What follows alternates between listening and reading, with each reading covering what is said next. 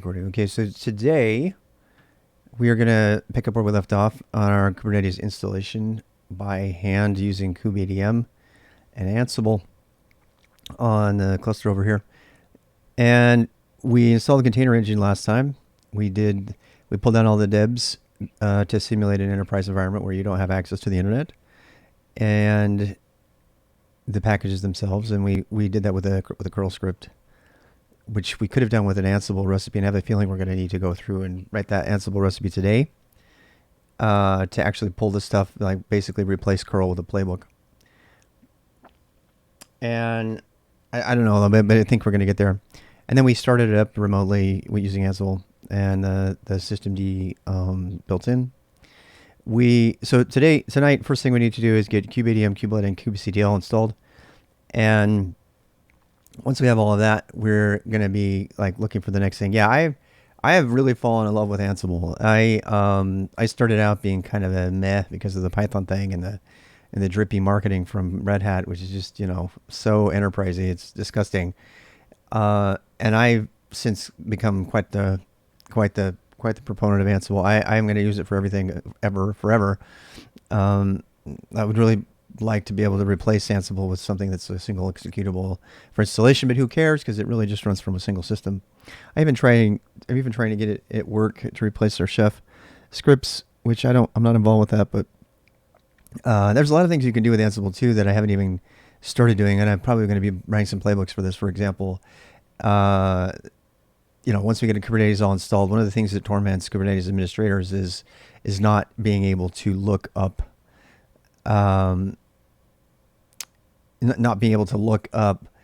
log information and stuff on the underlying host that's not accessible to Kubernetes itself, without doing some really, really fancy stuff that if you're running Creo, you probably can't even do, because anytime you're looking at the underlying host operating system through Kubernetes, you're violating kind of the black box nature of Kubernetes. So that stuff lends itself really easily and well to Ansible's jobs, to gather data, to do reports and stuff like that. So I will probably be doing a lot of that, and updating anything on the endpoints. You can't do that with Kubernetes, right? You have to.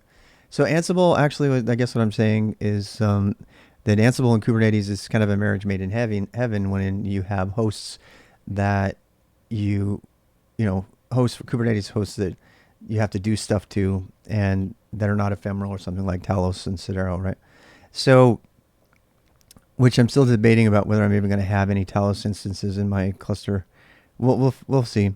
Anyway, so installing these is actually a pretty straightforward thing. We can just use the standard apt package built in from Ansible, which again, I've only been using Ansible a week. So I'm still an intense noob at that.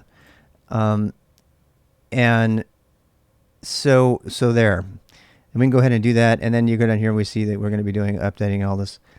And this gets kind of interesting because, this adding the Kubernetes apt repos, solution architect for Ansible. So you get marketing stuff. Oh yeah. Yeah.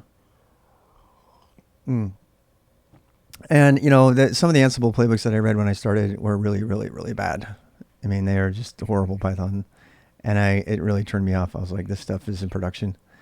But then again, I've written a bunch of playbooks, so I can write my own. And that's what I have done actually recently. So this installation procedure is kind of the standard way to do it. It's the equivalent of adding a PPA and saying, hey, I want to install all of this stuff. This isn't even the proper way to do that anymore. No, you're not supposed to do that. You'll get errors actually if you do this. Maybe this is the right way to do it. We should do this to one of the endpoints and decide, but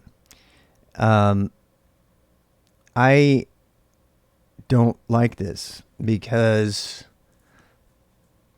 that's not the process. So it's actually a much harder process to figure out all the dependencies to install Debian packages by default. Yeah, we already did that. We did all the installation of CRI. That's done in the last video, and we have a nice, pretty playbook for that. Oh, that's something else. Yeah, let me see. Let me get back to where we were. Yeah, I was looking up a lot of stuff today. I found out today that modern Unix or Linux keeps environment variables safe, or they limited to user account, which I know is not always the truth. There was some debate about whether arguments, putting passwords in arguments to a command is always insecure. That's publicly available to anybody on the system.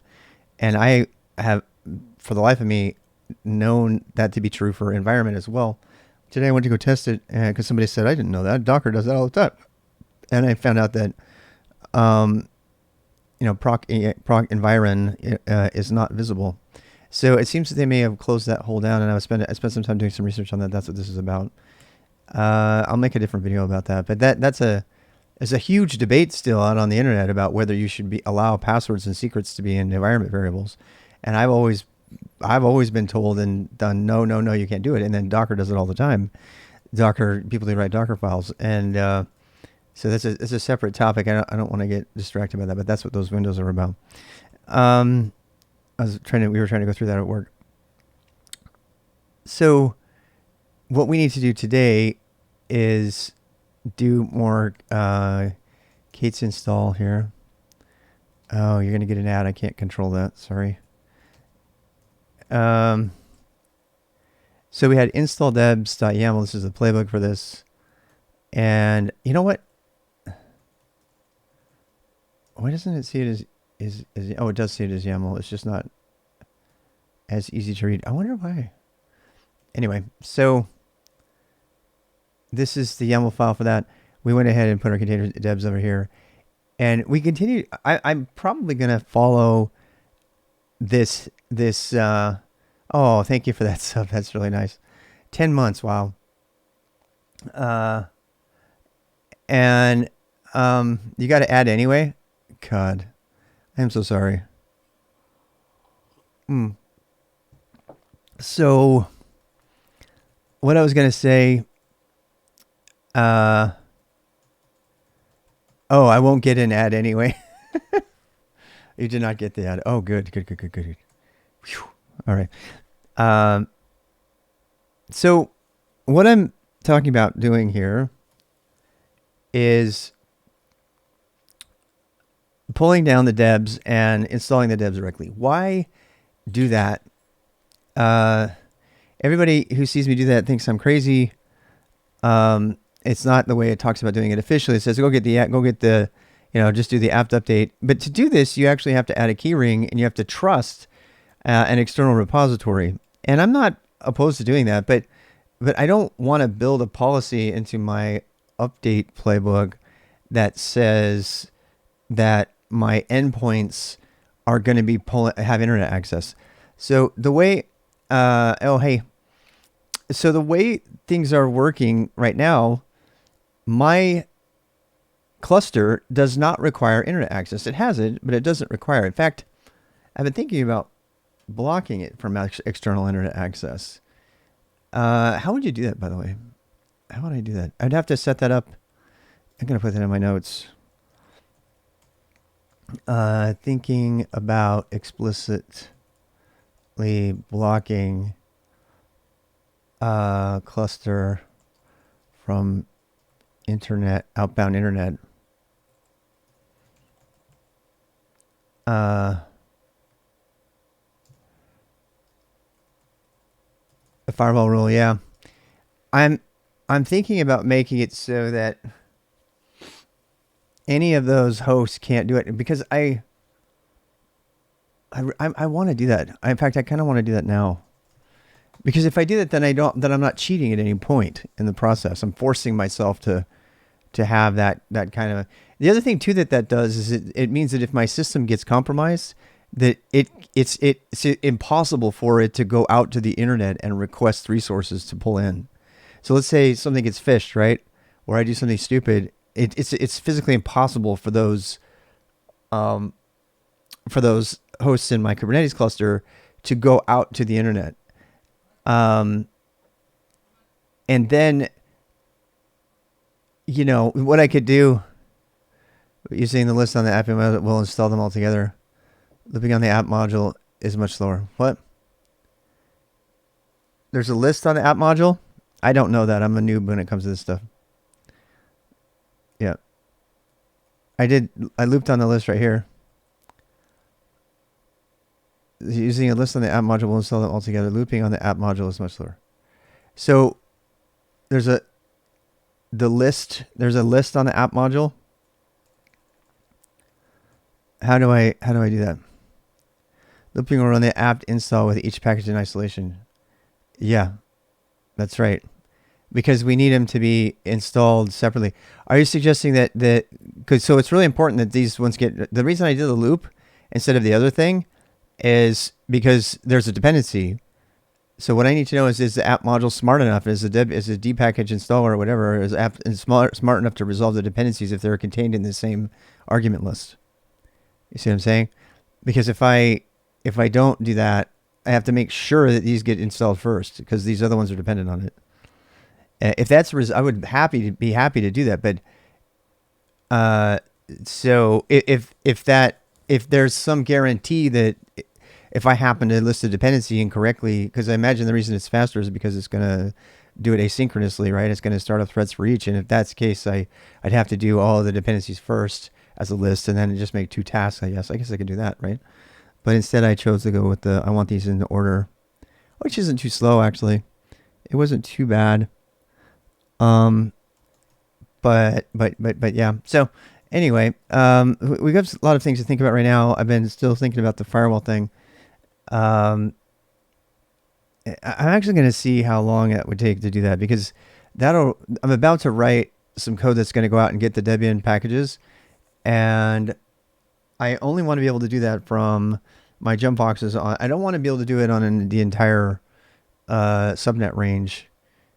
Now, I did not set up a subnet for all this. Probably should have done that. That would have been even better. Then I could have just blocked the entire subnet. But I don't know. Let's go see here. So how do I wonder if I could do it in OpenSense. How do I block all outbound traffic, internet in OpenSense for specific IP range? Block all traffic to from a specific external IP address. Nope. From a specific external. Nope. Block single device by IP address to the internet. What does this one say? I just asked many different ways for him. I want to block one device by IP on my LAN from accessing the internet. I've tried to follow a floating rule. Okay. The direction out is wrong. It's just good for me to get my internet stuff down. NAT pulls on all my rules and when.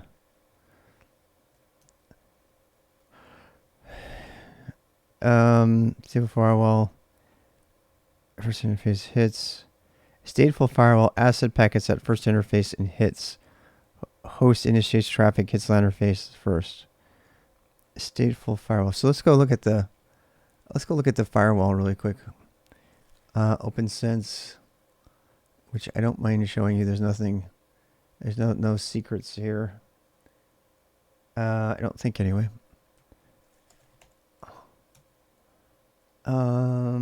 What is my password? I don't remember.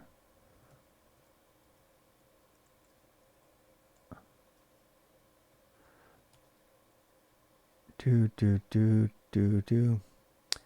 Oh, right. If you haven't seen it, pfSense thing.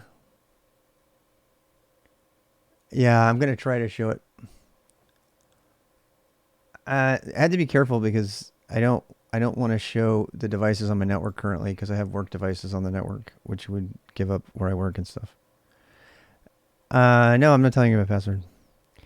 So I don't mind you knowing my IP address. That I don't care about. So, firewall. Let me see something. I gotta practice with my. I gotta practice something. All right, give me a second here. I'll be right back. I'm going to practice like going quickly back and forth between that and this. So we clicked on Firewall. All right, so we clicked on Firewall, and we have aliases, groups, rules, shaper. What the hell is that? I haven't looked at any of these things yet, so I'm gonna look at them before I show you. Pipes, queues, rules, status. I don't know anything about this. I have to read all about it. NAT, port forward, one-to-one, outbound. Are we doing NAT? I guess we're doing NAT. Right? So we've got this going on. Going out the WAN interface, destination, port 501, auto create rule for, okay. Automatic outbound NAT rule generation. No manual rules can be used. Yeah, I know what NAT is. Stop the subnet from leaving your WAN interface. Yeah, but it's not a specific subnet. No, it's not. It's an a range. I didn't use the subnet for it. I could have used the subnet for it, but I didn't. Because at the time I'm not convinced that I want to block it from outbound access, because I don't know, maybe it's not worth it. Because one of the things I want to do is I want to do internet scanning with it, right? And that would be a bunch of independent servers accessing internet. Maybe it's not worth doing this right now. Maybe. I mean, that's really one of the main things I want to do on this big monster over here. You know, this $30,000 rack system over here, is I actually want to have it continually internet scanning, pen testing. And that's of course going to need internet access, and I could certainly proxy that. But if I'm going to proxy that, then I lose some of the benefit of having each one have an independent. I mean, it's still, I'll have to go through the router anyway, but the other way I'd have to load balance it or something to do the recur. So I guess I've just rethought about that. Let's stick with a different decision here. Let's go ahead and not like explicitly deny it access, but decided not to explicitly block cluster from internet access.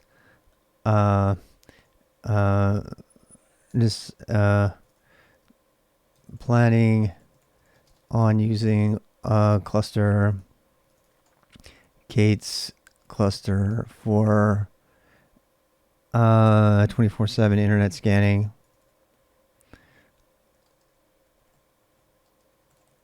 And stuff. So yeah. And so we'll just still we'll imagine enterprise and use debs for install. You know what though? This at some point this is going to break down. Hey, people from Morocco, how are you? Welcome. So I mean, here's the thing, right? So if I'm gonna no, because that's going to be in Kubernetes. And once it gets into Kubernetes, I'm going to be making containers that are going to have all this stuff installed premature, installed into them, and then the upgrades will be that way. So for all, okay. So I'm going to say, I'm going to make a rule. Nothing installed on hosts directly from internet. It's indirectly. Okay, so it's definitely indirectly, which is a real pain in the butt, but it's a good simulation of what you would do in real life. What that means is I'm not going to have to do any PPA additions, right? So my stuff, yeah, it's a huge pain, but yeah. I mean, there are advantages though, right? So one of the advantages is, and I probably will change my mind eventually, but one of the advantages is that I don't have my system is, well, I mean, I'm putting the debs. I said to do that. We need to have a container registry running locally. Yeah, I'm absolutely going to do that. Yeah, I'm absolutely planning on having a local container registry. That's what I'm going to set up Harbor for. First thing we do, the very first app that we're going to install is going to be Harbor, and we're going to set up, all the stuff that goes with that. And in fact, there's a list of, if you want to see the list of apps that we're going to be installing, that's in the README on rdbxrob slash, on GitHub, rdbxrob slash homelab. Here's the stack. So we have Ubuntu Server, which I know people like Red Hat, but I'm using Ubuntu. I thought about using libvirt and Firecracker for our KVM server, which we haven't even touched yet. We will have some Cedero and Talos, not much though. We're going to set up an external core DNS server. When we get there, we got Ansible, Isinga for monitoring, which is etcd, of course, external etcd. HA external, HA external. Hey, how's it going out the dev, man? And so Kubernetes and Creo, we got that on there. Actually, this goes first. Node feature discovery, NVIDIA feature discovery, NFS storage, SMB storage. Probably open. Was it OpenEBS? OpenEBS storage. So I mean, I have a lot of stuff to install here. I'm gonna look at this at least to see. Oh no, we're not gonna finish this by Christmas. But here's the crazy thing: Harbor and Tivi, Electron, Techno, all of this stuff, I have to manage this stuff every day. This is the stuff that I'm responsible for helping on my team to manage. I'm not just me, but you have to have all of this stuff installed, and we have to tweak it, manage it, and keep it up to date and up to the version. So the reason that I am setting up a home lab, try to practice all of this stuff using just a cloud provider. Forget it, right? Oh, nice. That's very fun. Archery's fun. So, and I'm probably going to buy GitHub Enterprise internally. I am going to set up an internal GitHub Enterprise server because I want to set up some GitOps as well. And I want it to be based on Enterprise, which is the thing that I've been coding. So this is a pretty big, stack. And, so there's a number of decisions to be made. Bottom line, I don't want to ever add a PPA to my hosts. The end. I would rather download the debs and do that. And for right now, because let's say that adding a PPA is a violation of the security policy of your host or something, right?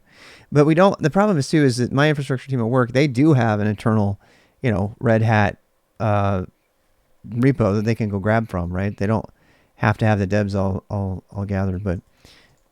So this might be the one that breaks my back though. This might be the one that's so hard that I'm like, screw it. I'm just gonna go grab it from the internet and add the PPA.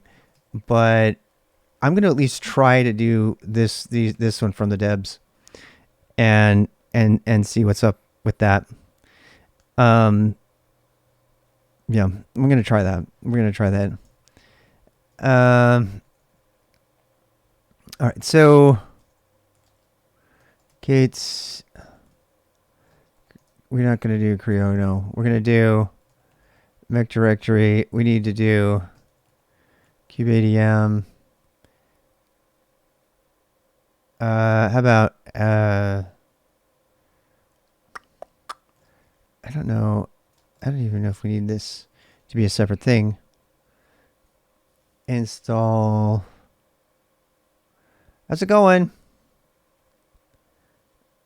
Yeah, I think I'm going to do this. I'm going to make install debs to be install Creo debs. Install debs to install Creo debs. And move pull debs to pull Creo debs. And I'm going to move all of this up.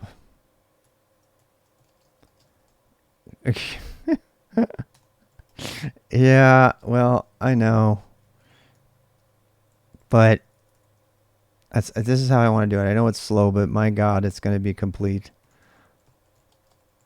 Yeah, people yeah, I'll know way more than the CKA exam by the end of this, and so will you if you keep watching. How about that?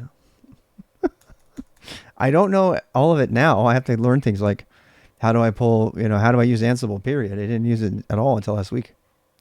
That's not an exaggeration. So yeah, and I have we need to do a git ignore on the debs. Yeah, we're gonna ignore everything in the debs dir. So I don't want to commit the debs to directory. I just want to be able to pull them.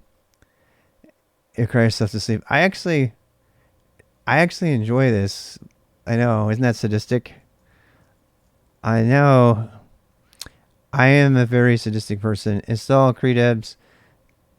Okay, so I want to make a YAML playbook that pulls all the debs for kubeadm, kubelet, and kubectl.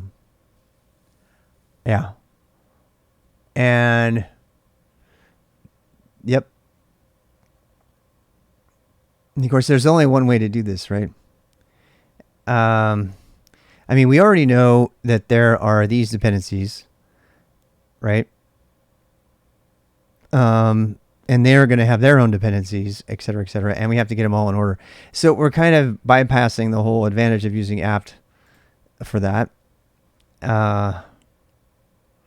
which is, I don't know. I mean, what's another way that I could do this if I were emulating an enterprise environment? I would have like a single strawman system, and I'd pull everything down and then just mirror that the or I'd use Cloud Init or something. I mean, you can't use Cloud Init because you can't talk to the internet. Download the Google public signing. Download the Google Cloud public signing key. No. Yeah. I am really fighting hard not to do it this way. Most people are going to want to do that, though. Most people are going to want to just go through that. It is a... I don't think... Can you mirror Ubuntu? Can you do that? I've been wanting to know about that. I think you can. I think you can mirror it. Hey, little sparrow. Welcome. Can I mirror Ubuntu repos internally? I think you can. I wonder if you have to pay. Unlike proprietary operating systems that come with Ubuntu has thousands of freely available software apps. Usually able to see free software. Yeah. I mean, because honestly, the only thing I'm doing is I want to model what I would be doing in the enterprise. Well, in the enterprise, we're using an internally vetted Red Hat repo for all of this stuff, which is guaranteed to not have problems in it, even though it probably does, right? Yeah, first you have to build a local repository mirror using apt mirror. Oh, I could do apt mirror and have an internal mirror. Oh, that's very appealing to me. Not to mention, can you imagine how fast it would be? All my installs will be like so freaking fast because they'll be off a local mirror. I'm going to do this. Dude, I've got like 50 machines. I can definitely do this. Yeah. Yeah. I'm definitely doing this. Okay. All right. I know you didn't sign in. You wanted to see kubeadm is like, step 4, mirror all of Ubuntu repositories so you can install kubeadm. That's how I do things. What kind of hardware? You have to go to Homelab. Go to my Homelab repo, rdbxrob/homelab on GitHub. Yeah, I've got it all listed there. You can go look. Yeah, you can go look. I'm gonna take a picture eventually, but yeah. So I am totally doing that.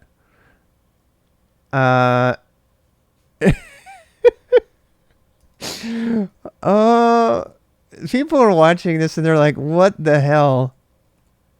Just in case you come up with any questions.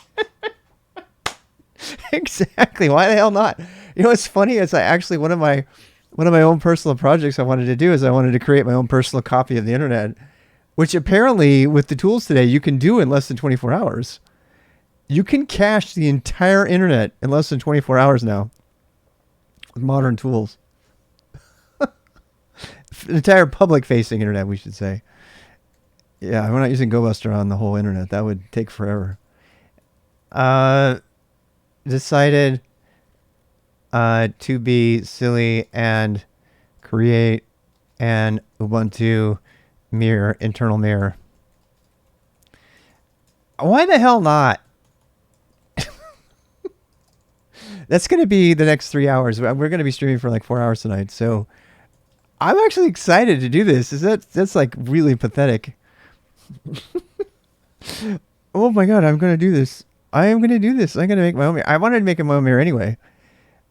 You know, hell, I can put it out there for other people to say, no. Bad idea, Rob. Bad idea, Rob. No, I want my own mirror. I want my own mirror, goddammit. You know what? I got enough machines here that it makes sense for me to do this, actually. Yeah, I mean, it's not time wasted. Honestly, I promise you. So, Zet create, the plot thickens. You say, create your own internal Ubuntu package repo mirror. And I'm going to write the steps. Yeah, I'm going to write the steps. How to mirror the entire software repository locally and create your own repository DVDs. I don't want to do that, but first you have to build a local repository mirror using appmirror. Sudo apt-get install appmirror. Huh. Where should we go do that? Who should get it? Obviously Trident should get it. No. Who has the most disk? Let's see if HP has disk space. Let's go check. -H. 431 gigabytes. No, and this is a server, so that would be a no. How about? I think Trident 1 probably has enough. Trident 1. I think he has enough. It doesn't have to be fast disk. I bought those control plane nodes with 256 gigabyte SSD because they're fast. Yeah, 3600 IOPS. That's how fast. Anyway, ooh, look, there's a foo here. What is foo? Oh no. Okay. Anyway, so GFSH. Yeah, we got a terabyte here. Wait, what? Yeah. No? Yeah. 96 gigabytes. What the hell? We don't have a partition allocated here for this. Yeah. The disk is not fully partitioned. I did that on purpose, actually, because I thought maybe SFFS was going to want its own partition, which I think it does. So I did not fully allocate the disk over here. That might be a good thing. It might also be a bad thing. I mean, it really depends on how much time it takes to mirror it. Thinking about my infrastructure. I'm thinking. All right. So if we look at our hosts, this is the host we have. That's my host file. Where's my inventory? Oh. Yeah. Oh, Cyber, thank you for the sub. So let's look at inventory.yaml. So here's my inventory. We have the tridents. We have the minis. I'm trying to decide where we should put all that data. I don't want to blow away all my SSD on that. So I think I probably need to make a partition on Trident 1 for it. Let's go read this and see how much it says. So we need to get app mirror, make a directory to store the repository which you are going to download from the internet. I now edit the app mirror config. Mirrors list set the base path to where you would like to download repository archive. Correct the following path to point to the folder you created earlier. Okay, set end threads. Put it in the front deb source. Size updates. See, I don't want proceeds. I want to just get Jammy. So that's another reason to do this, because I can keep my internal mirror in sync with the specific version of Ubuntu that I have. So it's actually not even that much stuff, right? Because it's just all this different one. For Ubuntu 12.04, it will download around 47 gigabytes of packages, which is nothing. Each for the i386 AMD versions, and that's just for one thing. After the downloads are complete, you need to separate archives and DVD files. I don't need to do that. So that's what I need. I need to know the total size there. Yeah. Scan the online archive. You'll be able to download the full repository to your local machine. For Deb 12.04, it will download around 47 gigabytes of packages. Yeah. Yeah. I wonder if it means I could remove my own packages. That would be weird. So, mirrors list. Now they go to the mirrors list. What are we going to mirror? So the base path. Here's a bunch of repos. That's not even that much space. I almost can fit that without even partitioning anything, so I can leave that for SFFS, because I don't want to. I want those to be consistent across the machines.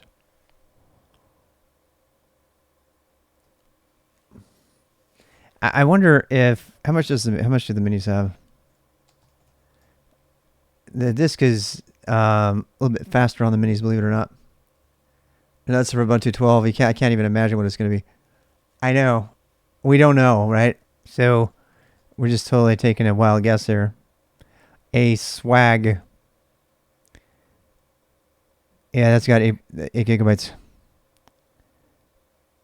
Wait, what? Oh, 85 gigabytes. 85 total gigabytes. That's it?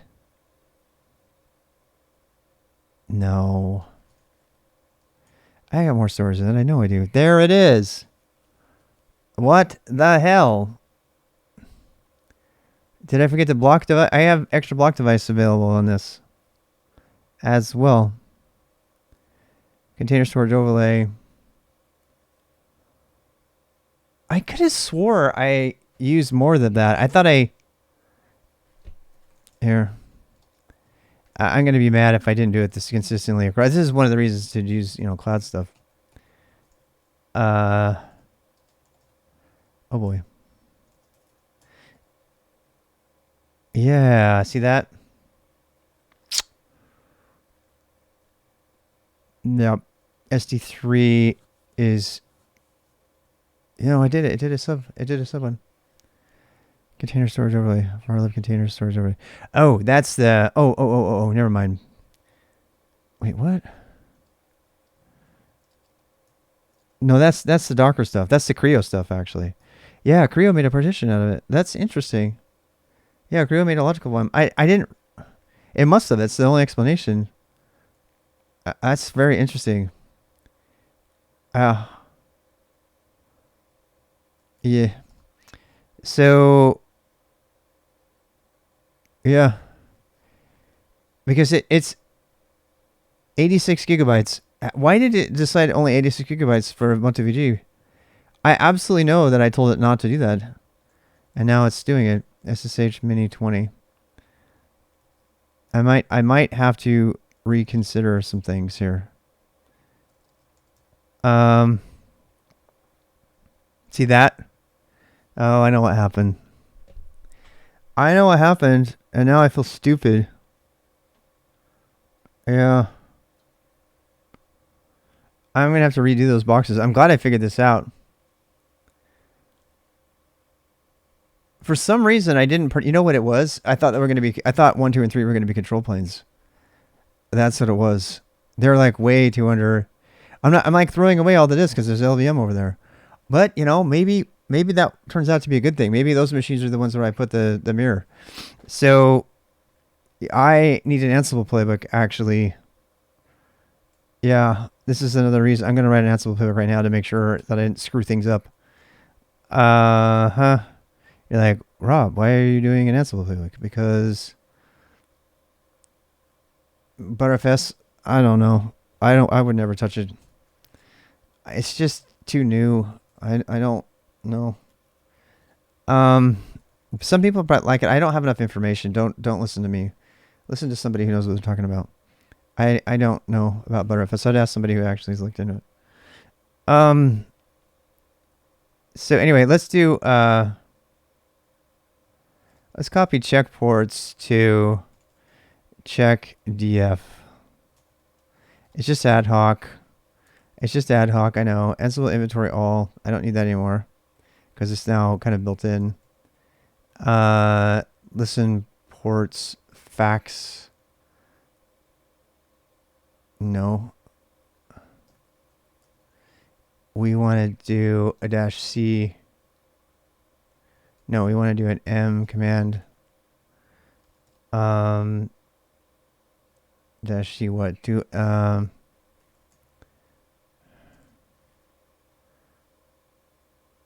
speed benchmarks dominate ZFS. It's a file system though. People are super paranoid about file systems. So I don't know. You know, people have different tolerances for that stuff. You know, if you want to use it, that's fine. I've been around long enough to use the ext4 before it was ready and stuff. It's fast, but it's not mature.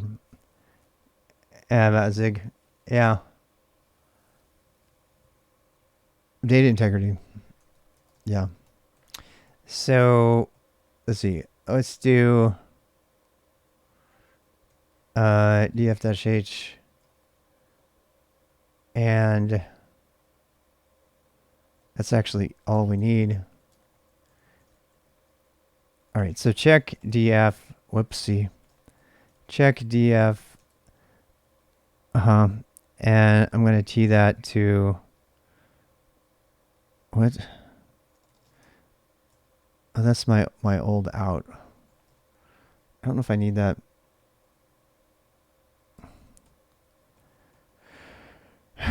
All right, check df. I think I screwed up. So let's do check df.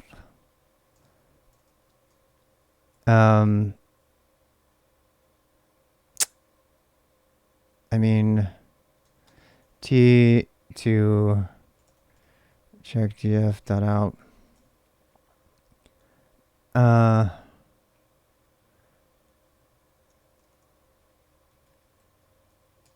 Okay, no inventory was parsed.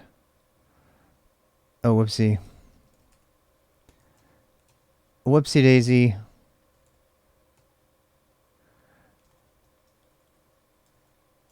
We can put all at the end, by the way, which always screwed me up.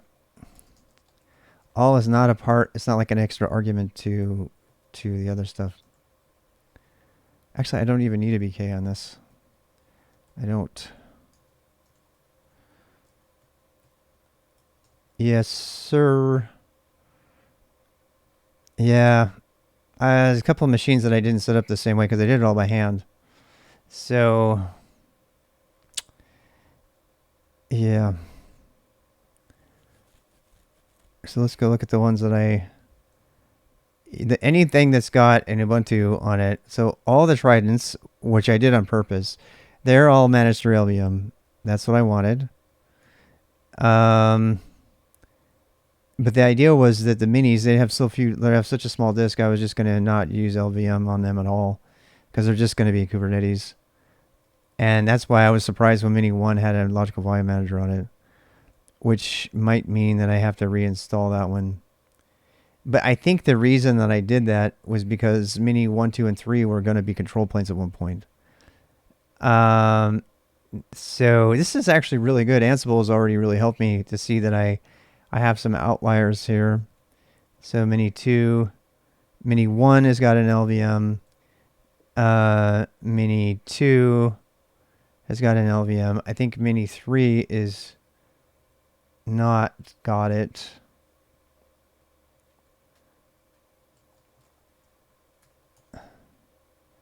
No, see, it's inconsistent. So I have to fix that. That means that I need to build mini 1 and 2 again. Yeah. Or not. Or I could leave mini 1 with an LVM on it and put mini 1 and 2 in a group and call it, mirrors, and then double those systems for more than just Kubernetes stuff.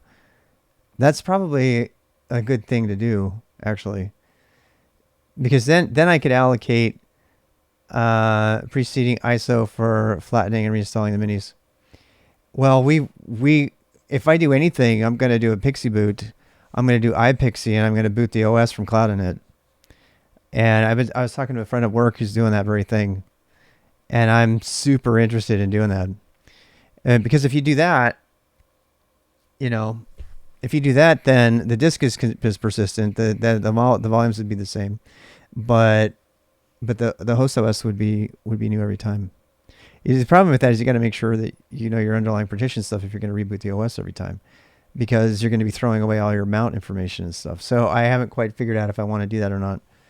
But that would be by far the easiest way to keep updated, OS wise. It kind of annoying because you do have to have everything working perfectly in order to do it. I found out recently that you can actually, if you have systems like my Mac Minis that don't support BootP, you can actually boot. You can run a really tiny, it's not a hypervisor, but you can run a tiny OS called iPixie on there and put that on, and that will do that. So when it boots up, it will bootstrap itself and look at BootP and go get and download the OS from TFTP or whatever. And I'm seriously thinking about that. But here's the thing, because these are all Kubernetes nodes, I can do that and I'm not going to impact anything. I just have to cordon off a node and deallocate it depending on OpenEBS. This is really going to depend a lot on what OpenEBS does. If OpenEBS has some kind of like stateful disk allocation and doesn't like cache disk writes across multiple nodes, then it's going to be harder to coordinate off because it would have to duplicate the entire block device. So OpenEBS is a storage solution that runs inside of Kubernetes. It's kind of like CephFS, but it runs inside of Kubernetes. So that's got me interested. So yeah, the idea of having two of these minis which have the fastest disk rates, they have the fastest IOPS besides. So when it comes to IOPS, disk speed, it's control plane nodes, which are, SSD, which I bought specifically for that purpose. I only paid $400 for 3 of them, by the way. And the next fastest are the minis, and the third fastest are the Tridents. Actually, that's not true. The VM server is not up for grabs. We haven't even started chopping up the VM server. The HP VM server that has got 20 core and 256 gigabyte RAM, its sole purpose is for bringing up and tearing down Kubernetes clusters all the time, bringing up VMs and Kubernetes clusters to test different things, to test migration and all of that kind of thing.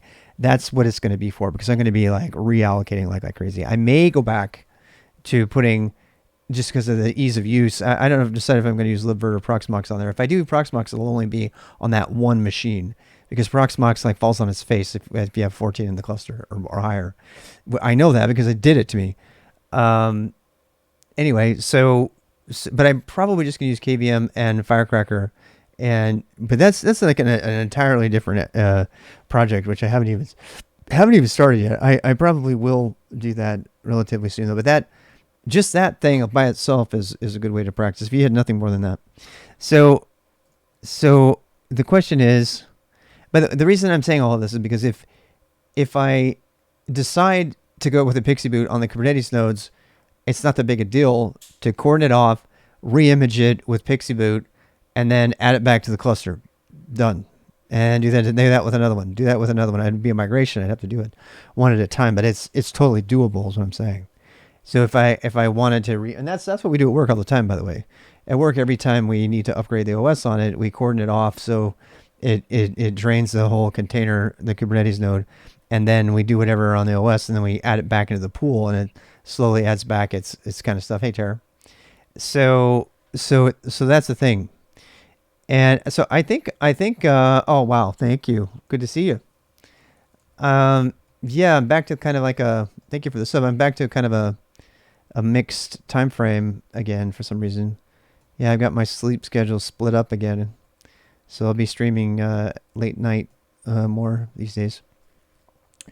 Anyway, so apparently I have two systems that use an LVM that both just saved 86 gig for the root file system, which, by the way, it does not need more than that. These are just going to be kubelets. Oh, yeah, morning for you? Yeah, it depends. I mean, people different times. But this means that I have about 400 gigabytes over here that are unallocated. So I think I'm going to make a decision here. I'm going to put it in my log. So discovered that Mini 1 and Mini 2 are LVM. So we'll use for mirrors. And I don't think we need to have two mirrors. So we need to allocate storage then. We need to allocate a partition just for the mirror. And I think we'll probably do the whole thing.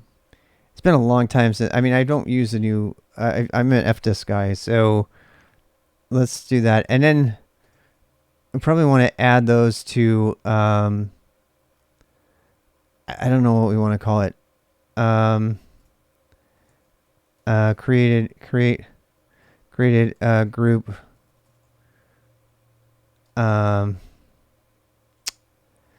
What do we want to call this? I mean, I could put my Git repos over there too, actually. Yeah. Group repos for Mini 1 and Mini 2. So I can put like Git stuff over there, which is cool because I can put my raw Git stuff over there, or I could install GitHub Enterprise on there. Yeah, I could probably get away with running GitHub Enterprise on there and it also being a kubelet. I wonder if I should keep it out of the kubelet thing though. You know, what I could do is I could just put a taint or toleration on it. I could put some annotations on it and say, no, this is one of the repos. So actually, if I did that, then I could write daemon sets and stuff that manage the underlying stuff as well. Yeah. That's. I mean, mixing your machines as a Kubernetes nodes is totally acceptable. It's just not common. So I'm gonna do that. So I'm gonna make a new group, and we'll call it. I'm going to call it repos. Place to host my repos. And children is Mini 1 and Mini 2. And you know, another thing I got to tell you about Ansible that I like, the whole entire concept of the inventory file. I just really like it. Maybe PS. I do not have any idea. I do not know about that. Snap is horrible.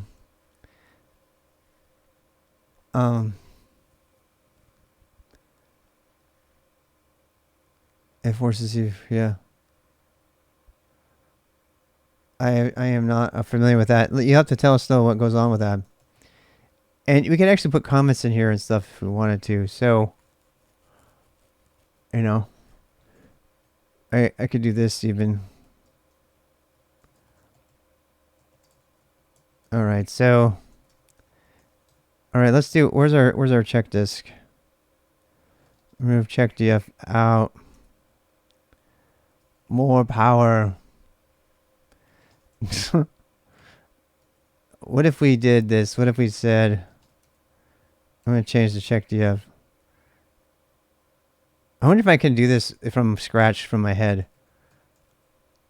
Children's missing the colon. You saw that? Look at you. You're so smart. Thank you, Knox. No.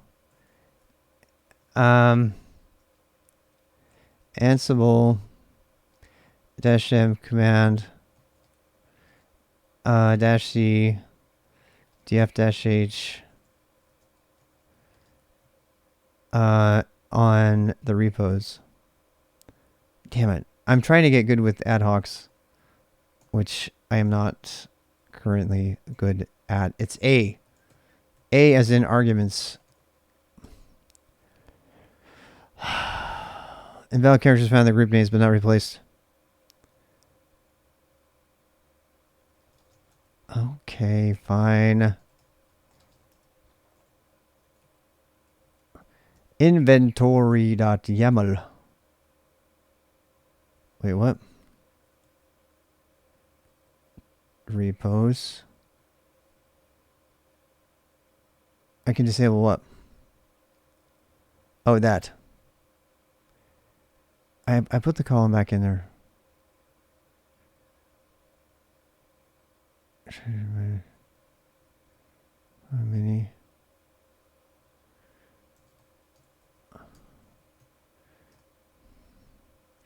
Were found in group names but not replaced. Use. Shit. It made you go for using playbook versus bash script. Oh man, that was old news. Yeah. Link callback plugin minimal to stud out. Just because I don't have to touch the Python, so I can care less about other stuff as long as it works. I don't like that I have to learn anything. No, I know you can't, but that's. I also can't repeat myself every time. So we're at an impasse. It's in the log. So it's good. It's like the first time I like installed the Debian and restarted systemctl in one command for the entire thing, I was sold. I was sold after that. Yeah. And all the ad hoc stuff is really amazing. Are they error handling junk so you can focus on just deploying? Yeah, I agree. Yes. It is, yep. Anyway, so I do have a problem here because characters in the group names but not replaced. Use view to say details. I don't think there are invalid characters in the group names.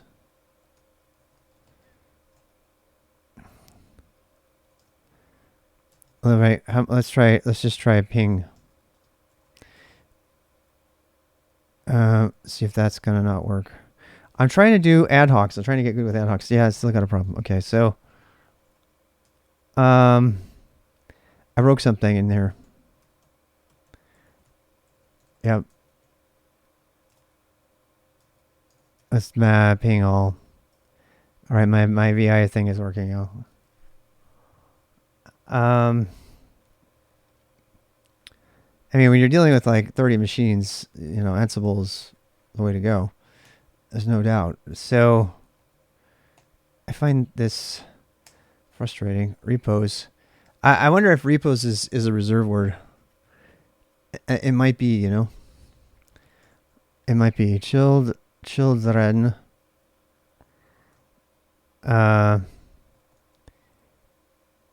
Mini 1. Mini 2. See if that works. Found both group and host with the same name. Oh. Oh, there's no children at all. No, we don't need children at all. Yeah. Yeah, I see now. I see now. No smash, nothing to do. A lot of people don't like the YAML syntax, but it's YAML. and it's got to be hosts there. Yes, okay, that's good. Alrighty, so I'm not an idiot. Okay, I am, but df-h on repos. So there we go. This is the reason I'm an Ansible fan. I can write an SSH command that runs on everything in one line, and the Ansible ad hoc totally won me over. And people might complain about not using ad hoc for other things. It totally freaking won me over. This is exactly what Python Fabric used to do, except for you had to write a fab file, and you don't have to do that anymore. So that is all by itself is, and if I want to build it into something bigger, I take that ad hoc and then stick it into a playlist and into a playbook, and we're good. A playlist. I said playlist. But you can't do that with your bash wraparound. Yeah.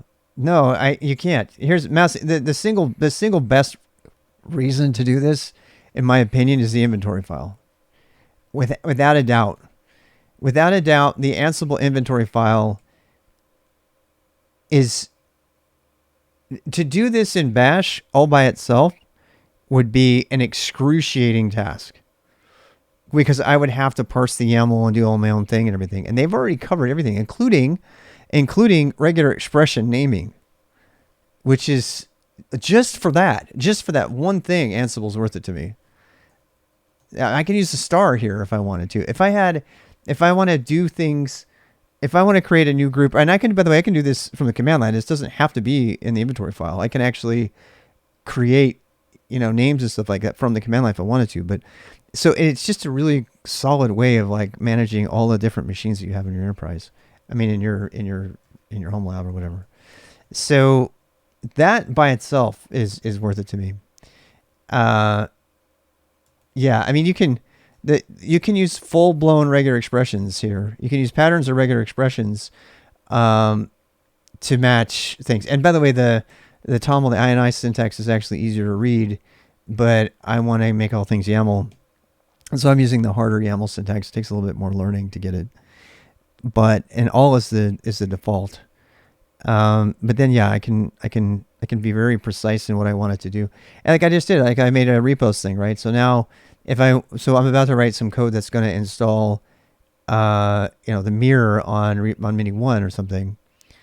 And the other thing too is you can make aliases, right? So like I could do, I love this. So I can say, instead of calling it repos, I could say to group variables and override them with, that's it. Get the wantless stuff working with the bash script you made. Yeah, the wantless thing, I don't know about that. I'm a huge Ansible convert. Yeah. Yep. I mean, look, my initial impressions of Ansible were tainted for obvious reasons, but when you start to get into using it, it starts to do stuff and save me tons of time. Then I'm like, okay, I can buy into this. Honestly, another thing too about Ansible that's really convinced me is it's opaque. It's kind of a black box. I don't care that it's implemented in Python. I don't have to have an opinion about what it's implemented in at all, because to be fair, they have successfully created an application where the implementation is completely invisible to you. I could I could rewrite all of Ansible and go, and it wouldn't matter. Of course, the playbooks, some of the lower level playbooks have a lot of Python in them and stuff, but I don't ever see that.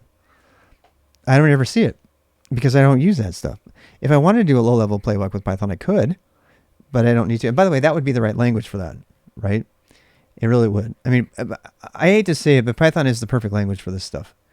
Because it doesn't have to be distributed. It's just running on, the admin's machine, et cetera, et cetera.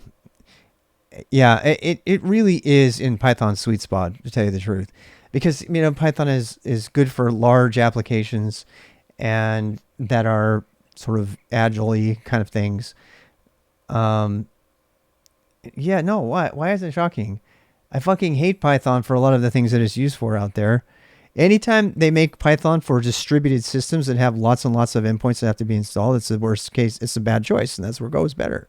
It's where you want to compile program, or Nim even.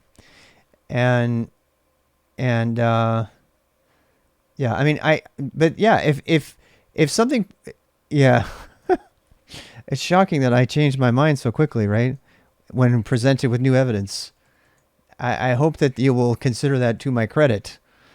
I've been attacked for that. People have said, "Dude, why are you flopping on your opinion all the time?" I'm like, because that's the scientific way. What's the GTD? I don't know what that is. Get something done. Get shit done. I don't know what that is. You can't use acronyms. I don't know. What does GTD mean? Get things done. Oh, yeah. Yeah, and the bottom line, Ansible gets stuff done. It helps you get stuff done. And that's why it was made. And I didn't have to do anything. I just did apt install Ansible. By the way, I'm on like an ancient version, apparently. Yeah, we were looking at this. And like 2.13. The current Ansible is like version 4. Which, you know, that kind of caught me off guard. And then doing Puppet. But more so the barrier to entry is much lower. Absolutely. Roasted function, I think that's what really won me over, is how easy it is to get started. You can just start doing ad hoc commands immediately. The hardest part is creating the inventory file. Once you have the inventory file's syntax down, I know that's not hard at all, right? So once you have the syntax of the inventory file down, everything else is really easy. I mean, really easy. It's like, oh, you mean I can just use Ansible instead of SSH to run this command on everything instead of just one? And instead of using a machine name, I can use a group name? I'm good to go. -m command, okay, fine. You know, and then it's just an extension of the shell at that point. Basically, it's just a fancier version of SSH, which is exactly what Ansible is. I'm using YAML inventories because I'm a YAML guy. Yeah, I don't want to mix my configuration file formats. Even though I made the Toml logo, I don't. Besides, it's not even Toml, it's INI. Which is really too bad because they missed a chance there. I think they actually used Toml, but I don't know. Listen to top version of Ansible with explanation. What's the current version of Ansible, by the way? What's the current version? Getting version. Test and the inventory as YAML doesn't make it consistent. That's why I did it. Well, not to mention the fact that I changed all the output to JSON. Did you see that? I thought it was 4. Oh, it's now called Ansible Core. Really? Interesting. Ansible Core. All right, well, whatever. Again, I don't need to know that.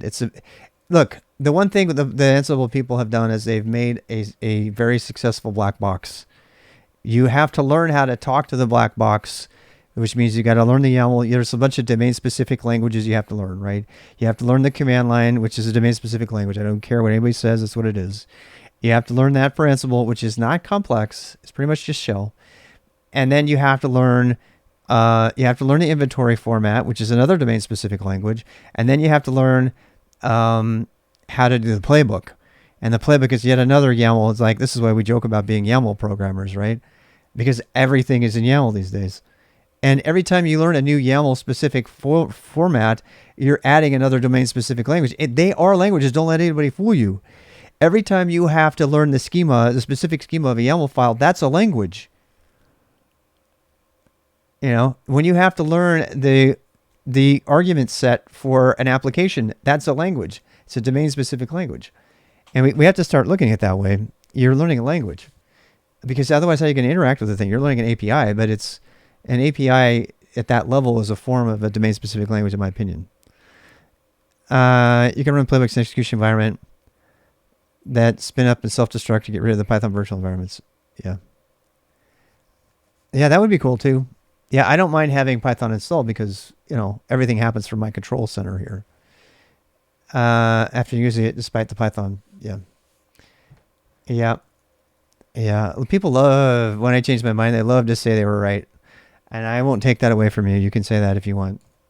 You can say that. As long as you say every time that you were wrong as well, because I do. That's what I do. If I was wrong about Ansible and judging it from Python, I'm telling you right now, I was wrong. Okay? But I'm asking my community to do the same. If you come across something and you're presented with new information that changes your opinion about it, and you're like, no, this is substantially good, you need to have the same flexibility when presented with new information, because that's the scientific method. The scientific method doesn't get dogmatic about something. That's the religious method, right? So, and by the way, that goes for Rust. So the more I've been considering Rust, we don't want to get into this, but the more I've been considering Rust, the more I've been considering it's the best WASM language, period, hands down. In my opinion, as of this moment, it stands to be the best WebAssembly language, period. So as WebAssembly grows, and it's perfectly suited because it's using the same models as JavaScript, and web developers already have it. So there's a reason that I'm kind of okay with front-end engineers learning Rust. Because for WebAssembly, if they do Rust in WebAssembly, that is one version of the future. Liking Stephen Colbert? Oh, I love Stephen Colbert. You kidding me? You're talking about me stopping liking a Dungeons and Dragons geek who has learned all of Elvish and who has created some of the most amazing satire about politics ever? How would I ever not like Stephen Colbert? You don't like him because he doesn't like Trump?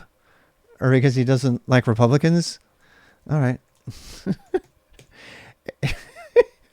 If you, with a straight face, can look me in the eye and say that you think that Mitch McConnell is a good human being, yeah, we're not going to talk about that anymore. It's like, I don't understand. Yeah, it's not so much about the party, it's about the actions of the people. All right, so yeah, let me see. Python for quick development. Yeah, for most of the quick development, I use Bash for that. I mean, Bash is so much faster than Python to write. So, but yeah, Python was the thing I used to do quick development in Perl before that. So, but Bash can do everything Python can do.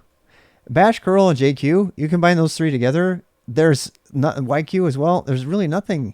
There's nothing that Python offers better, unless you're doing a machine learning job or something, which is another reason Python would be good. Anyway, let's make an Ubuntu mirror. So let's go back to that. That's what we started here doing. And I lost my reference to it, so let me go find it again. Data manipulation, yeah. And move it to another place in Python. Yeah, it is.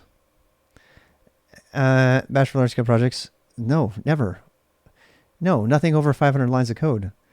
Bash is for doing things quickly. Large scale projects need to be in Go. Maybe Python.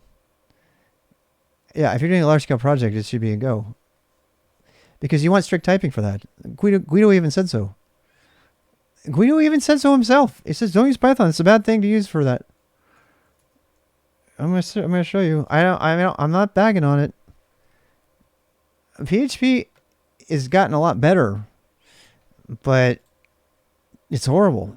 I can tell you personal horror stories. It cost us millions of dollars for picking PHP because of memory leaks. I had to rewrite. It took me a month and a half to rewrite all the PHP code that we wrote over a month and a half in Perl because it was so riddled with bad memory leaks and horrible mistakes. It was just disastrously bad. I have a personal experience with that. It literally cost us tens of thousands of dollars, if not close to $1 million for that. When we get drunk, maybe. Can you bash commands within Python? No, that would be horrible to do that. You calling bash from Python? Yuck.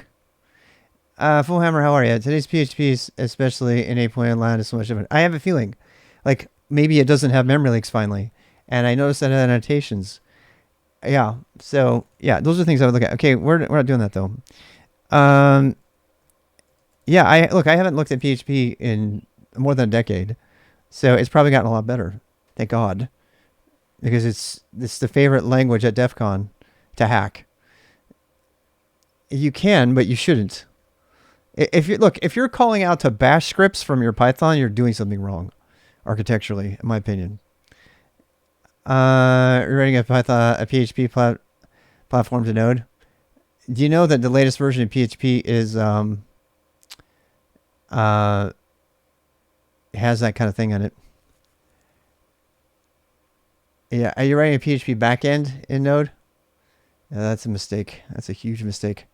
I would do it in Go and make it turn it into RESTful APIs and consume those APIs from front end JavaScript that you write in TypeScript and transpile. But yeah, I mean the industry is pretty much spoken on that point.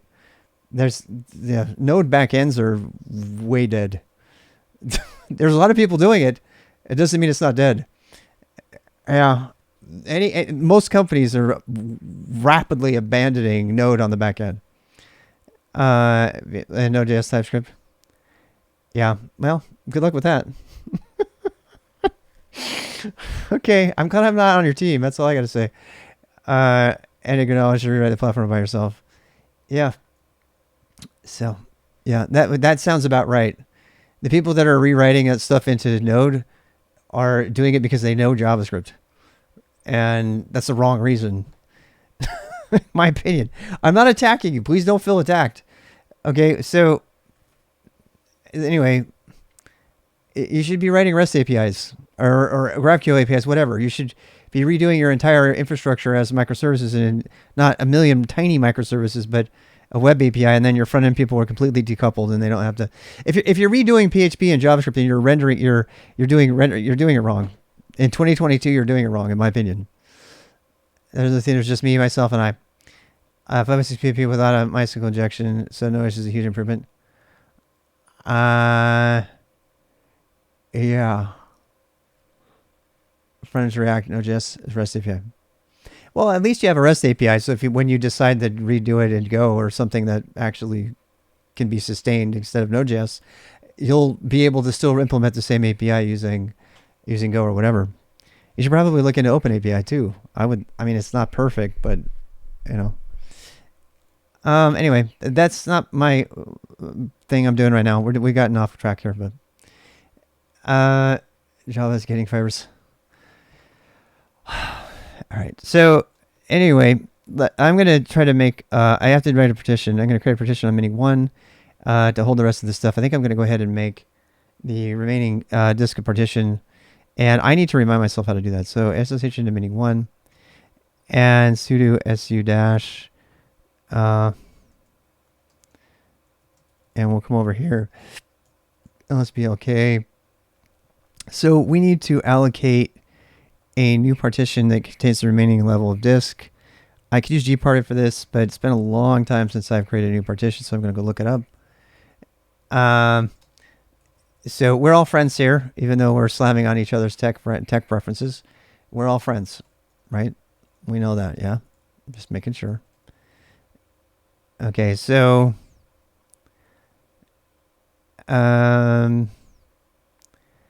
are we looking up here? We're looking up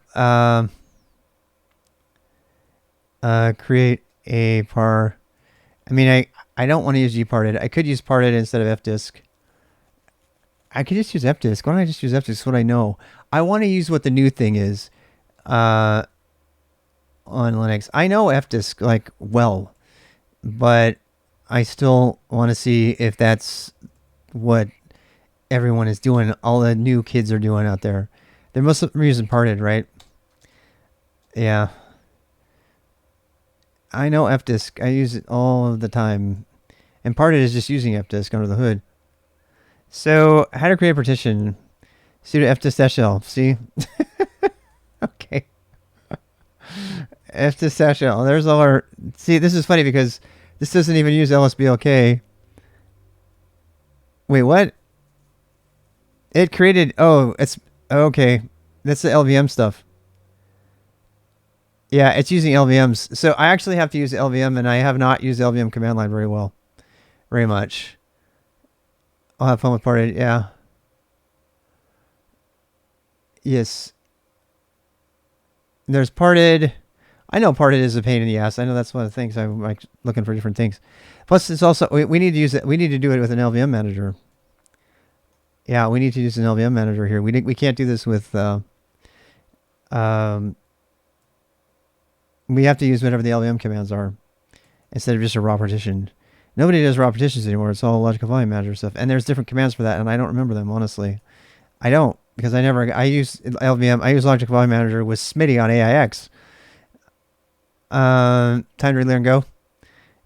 I mean, make your own decision, but you know, if you're looking for strict typing, why not go straight to a compiled, highly performant, you know, built from the ground up, strictly typed language instead of a tacked on strict types onto Node.js. That, by the way, Node is not concurrent. I'm sorry, it's not. Did I get that right? It's asynchronous but not concurrent. And Go is, and so you may end up wanting that at some point. If I would consider Gin, actually, I've been having a lot of success with Gin. You might want to look at that. You might want to look at the Gin framework, which comes with a lot of bells and whistles by default. It's nice and easy to use. It's like Express, but for Go. Anyway, so particularly for REST APIs, and if there is a Go Gin generator that we've been using at work, it's hacky, and you can overtake the templates, which we have done. But yeah, event loops are not concurrent. They're asynchronous. They're not concurrent. Okay, so you might be prompted to enter your password again to verify your studio privileges. Yes, no. We choose a disk from the partition using the command creating a partition command. And no, I don't want to do this. This is it's nothing to do with LVMs. All right, here we go. Once we get a partition, Linux says the default partition is Linux. However, we wish the partition type is Linux LVM partition. To change the ID for a partition, we will use the T. Now we get prompted to enter the hex code for desired partition ID. We don't remember the hex code for a partition type on top of your heads, so we will take a look at L to list all the hex codes. Partition type. We see that hex code 8E is a partition ID for Linux and LVM. Ooh, nice. Hence, we will enter the required hex code. Okay, so apparently LVMs are managed under fdisk as well. This is really good news. Finalize the changes. Is this really it? Well, now's the time to do it. If I break it, I'm not going to break. No one's going to die. -L. Yeah, lsblk is going to help me see that I have. So that is 1 gig. That's a gig. This LVM is 100 gig on the overlay, which is really interesting that it would mount it there. Why would it mount it there? To Node.js React? Might just relearn it for future projects. Well, what I would do is while you're writing it, I would write the Go stuff at the same time. Yeah. Look, you're not going to get any argument. Most people out in the industry, they're like, are they doing it right? If you go do a random internet search of what your backend should be, you're going to find Node.js stuff all over. What's that? LV create is the command you probably want. That's the command I don't know about, Kevin. I'll have to go look at that one. SystemD is being added to WSL. WSL2 or WSL? Did you see that Podman can be installed on Mac and Windows using QEMU and KVM? Yeah, that's probably why they're adding System 2 to WSL2. Yeah. So, VGS, PVS, LVS, and VGS. Man, LV create logical volume. Well, that seems like a very high level thing. Oh, look how easy it is to understand. A new logical volume in a volume group for standard LVs. This requires allocating logical extents to VG physical to this. Not enough free space. VG can be extended with other VVs. VG extend. We don't need a volume group extension because we've already done that, right?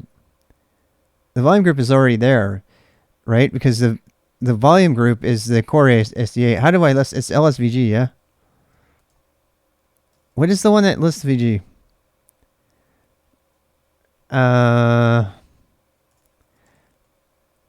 I don't remember. Yeah, this is a bad tutorial. That is a bad tutorial. Those 3 commands, list them. PVs, physical volumes, LVs, and VGS. Those are all part of the... All right, thank you for that.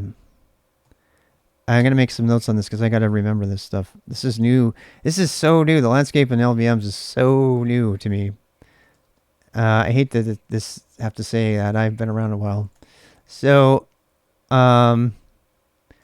working with logical volumes in 2022. Yeah, that part I knew.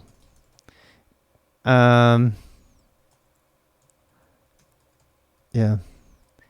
So yeah. Okay, so I mean, I could just do so we have PBS list physical volumes. We have LVS list logical volumes. And we have VGS list volume groups.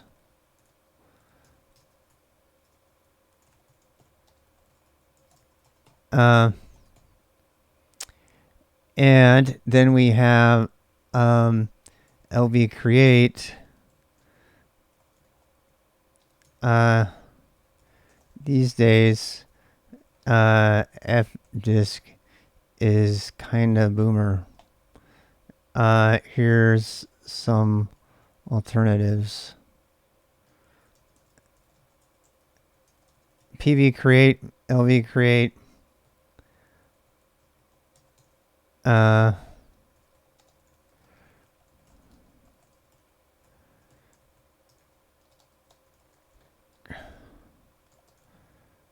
VG create is another one too, right? Or VLKID. What is that one? VLKID. VLK. It gives you locate print device. Okay. VLK ID. Yeah. Okay, print your block devices. LSBLK. List your block devices. I mean, that one I knew about. I use that one all the time, right?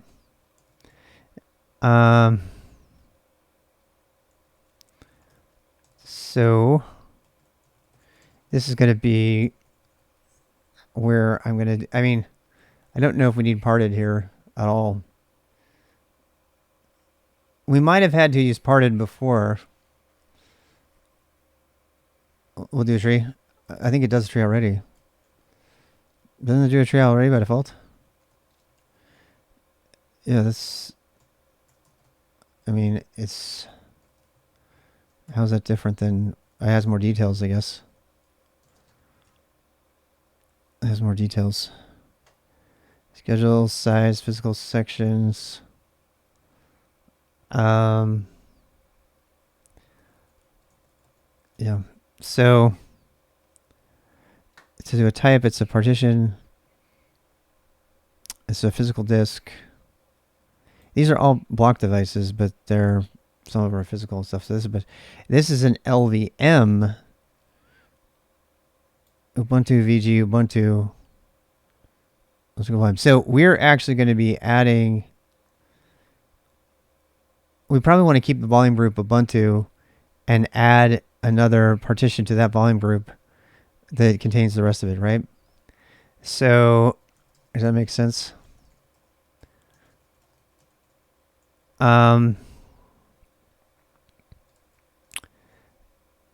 Yeah, LV create something. No command with matching status recognize. For more information, LV create dash. I should definitely look at the help on this. I should definitely look at the help. New LVM. Not WSL2. That makes sense. That makes sense. I'm kind of glad to hear that. You know why? Look, when you go look at the install Podman stuff, I went through. So, okay, a little bit of a side note here, okay? A buddy said, hey, you want to go install Podman desktop because it's like really awesome and it runs on Mac, Windows, and Linux. And I was like, I don't believe you. And it clicked on getting started, and to download it, you can download it and it automatically installs WSL, not WSL2. Yeah. Yes, I'm trying to find Podman Windows installer. So check out. They wrote a post about it, and I did it. I actually did it. It works. Yeah, I have it. I have it. In fact, let me show you. So was it F11? All right. So I have Podman now on Windows using WSL, not WSL2. Podman PS. Boom. Podman run it -- remove Ubuntu. Watch how cool this is. Is that not cool or what? That's running straight off. I'm using git bash as my terminal. That's running on Windows. That's running on Windows. Yeah. You want Arch? Fine. What is Arch? It's like something Arch. I think it's Arch Linux / Arch. I think. I don't remember it. What is it? Same with Kali. Kali's like Kali Linux Kali or something. Kali. Nope. That's not it. I can't remember. Let's do... Oh, I know. RBX Rob Workspace. Damn it. I think I have to do Docker Hub. I do too, but not WSL2. WSL2 is really broken. Like, really broken. And I know people disagree. We can agree to disagree. Fdisk for drives that have less than 2 terabytes. Why?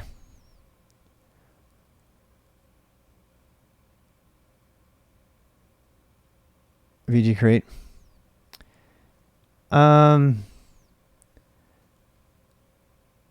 LV create. What are you saying?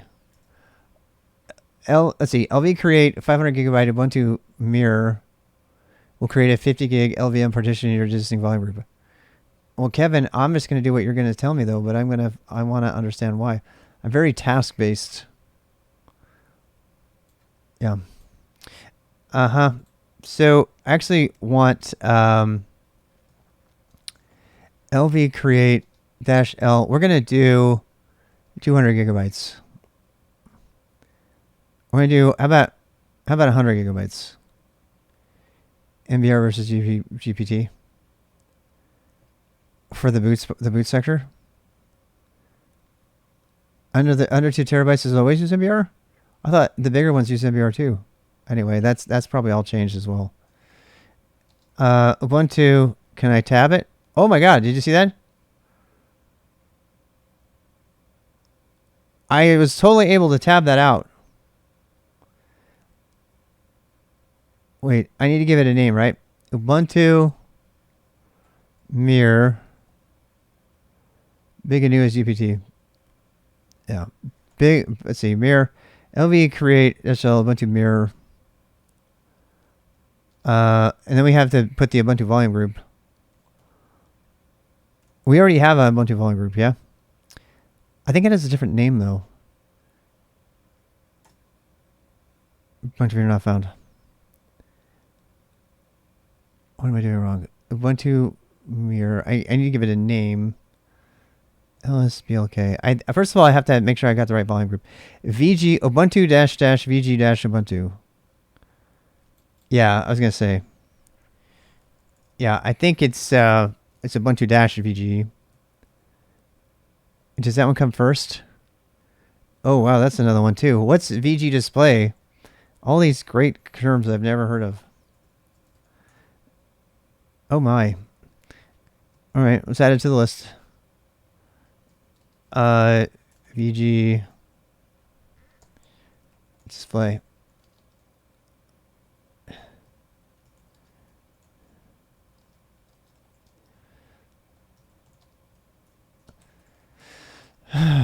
Okay, lots to catch up on. All right, so that volume group name, got it. The dash n for name. So this one is name, right? Ubuntu mirror. That'll be our new name. Okay. Booyah. Thank you, Kevin. Kevin gets rep. Yeah. Thank you for that. Backseating is allowed during this stuff because it gets me there faster. And I can document it, so I feel educated.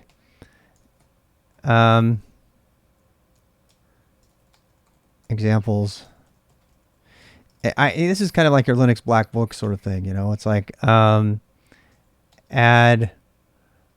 a 100 gigabyte of volume on a system with free disk in LVM to allocate. So that would be, I mean, honestly, when I first started Linux, that book I had like hundreds of commands in it because you just have to memorize them all. There's really no other way to do it. It really is like learning a language in that sense.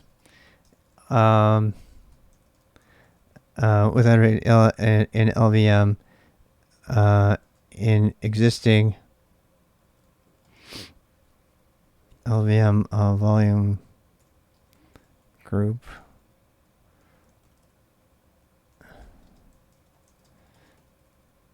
All right, and I can go edit this in my Zettelcast at any time. This is my notes. So I'm going to go save that note. I got what I wanted. Yeah, it is. It feels like learning a new language, though, right? So now we have it. We don't have a mount point, though, right? It is. And I can't wait to get back into LV display. That's going to give us two logical volumes. So now we have dev Ubuntu Meth, Ubuntu VG. I mean, that's the logical volume path, but it didn't mount it there, I assume. I still need, this is the mount point that I need to use, right? Yeah. I like that they hid the UUIDs from us finally. Thank God. We don't have to type out the UUIDs anymore. Graphically for CLI. CF disk. Oh, look at that fancy thing. What the hell is this? Let's desktop app for Kubernetes. Not yet. No, I haven't. To format the LVM and mount it. Well, yeah, that part I can do. I think I remember how to do that. Yep. And so we still have a bunch left over. Wait, what? Div SDA. It doesn't show my new stuff. That's interesting. It didn't show it because it's not mounted. That other tool didn't show it. You see this? Because I haven't got a device for it yet. I haven't created a block device yet for it. Or did I? Oh, it's SD3. It's SD3. Whoa, that's interesting to me. So it's a separate partition on the SDA3 device. Oh, wow.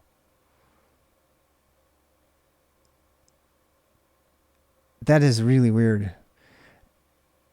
Because I'm so not used to like mounting things that don't have their own devices. Yeah. So that would mean, I mean, what does my mount table look like? Let's look. God, I fucking hate snaps. This is why I hate snaps. It like makes this thing so unreadable. Oh, okay, there we go. ext4, here we go. Reduce create the physical volume, LVs are created for you. Yeah, but I was just trying to figure out what I forgot about dev mapper. And dev mapper is the thing that handles the UUIDs. When they added UUIDs to volumes, I was like done. I was like, I'm out of here. I didn't care. They got so complicated after that. And then, of course, logical volumes, which need to be complicated. So, and then I forgot they added mapper back, so you can use actual names instead of UUIDs, right? So that's what's up in dev mapper. What do we see in dev mapper these days? Then ls dev mapper. Yep. Okay. That I'm good to go then. Now I have something to map. So I can map the stuff in dev mapper now, right? Yeah. All right. So yes, that's all. That's all I need to know. I need to know what to. So now I can format the dev mapper stuff, device by name. Yeah, and then I can mount that at another map point. So instead of using dev SDA3 like in the old days or dev whatever, I mean I go way back. We used to have dev HDA. Nobody remembers that, but I do. So anyway, so yeah, we need to format that disk and put something on there. So Ubuntu VG, so this is the volume group, and then Ubuntu -- mir. Now, did we do -- mir in our command? I don't remember doing that with 2 dashes. Why did it decide to put 2 dashes there? That's very odd. It like added extra dashes it didn't need to. That's interesting. I'm just wondering what's up with that. So anytime there was a dash in the name, it seems to have doubled the dash in the mount point. So anytime you see 2 dashes, that means the dash was in the name originally that way. So Ubuntu VG, which we saw before, is actually Ubuntu --VG Ubuntu -- mir. I think the reason they did that is so they can split on this single dash. That's fucked up. That's fucked up. I think I finally understand what is going on with those dashes, though. I probably need somebody to confirm that, but that looks like exact. That means when they made the dash is confusing. But you know what? That's the only explanation. So when they made DevMapper, they wanted to be able to split the volume group. They wanted to be able to split the volume group in the name reliably from this thing. And if you use dashes in the names, they're like, well, how do we know that dash is something that's not a delimiter in the name? And so then they said, well, just double it up. So the double dashes are actual dashes, and they're using a dash for escaping. That's what's happening. Oh my God, I finally get it. I finally get it. So if you take those dashes away and imagine that dash being a separate sort of delimiter, like, I don't know, a colon or something, then it'd be Ubuntu volume group, Ubuntu mirror, or .Ubuntu mirror, which would have been nicer than dashes, but whoever invented this was not thinking. Yeah. Okay. That has to be it. Anyway. You think it's an Ubuntu thing? I believe it is. No, it's a Debian thing. Yeah, it is. I'm pretty sure that's it, but that's the only explanation. Yeah. A single dash is for 2 things and an underscore for the other. Exactly. So it is an Ubuntu thing. It's not a Debian thing. Huh. Well, I don't know about that. It really depends on the tools. I mean, are all these tools that we just talked about, are they Ubuntu specific or are they Debian specific? That's a good question, right? It's hard to know that these days. Like, NetPlan is Ubuntu specific, not Debian specific. It's hard to know what tools you're learning and deciding whether they're Debian or they're Ubuntu or whatever. It's gotten harder and harder. That's why so many people just sell their soul and learn Red Hat and that's it. Because then there's not that many. Back in the day when we were learning Unix, we had to learn Solaris and AIX and Linux and, and there was differences between the PS commands, for example. But we didn't have to, and the way they dealt with volume mounting was completely different on each one too. Concepts are the same though. Canadian issue for canonical, yeah. Forget that. They're not. They've probably had that issue already. Yeah. So we need to format it. Yeah. You just want to mount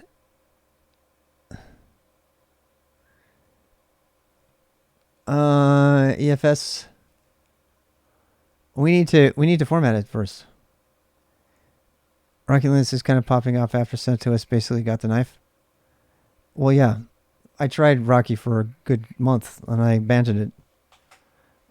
Yeah, I have no interest in it. It's not that I don't like the Rocky team. I just their installer is shit. It's horrible compared to Ubuntu's installer, and I had to do a bunch of installs.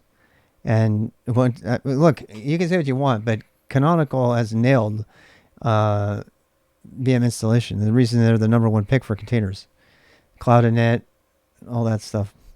So I decided to not do Red Hat in my enterprise. Also, I hate Red Hat. No, I don't hate them. Red Hat is the Linux. They're the Apple of the Linux world. And it doesn't matter. You have to use it. Podman is getting awesomer. Builda is there. Scopio. You know, pretty soon they're going to force you into using OpenShift. You watch. It's coming around the corner. They're going to say you can't use Podman unless you install OpenShift on your Kubernetes cluster. It's coming.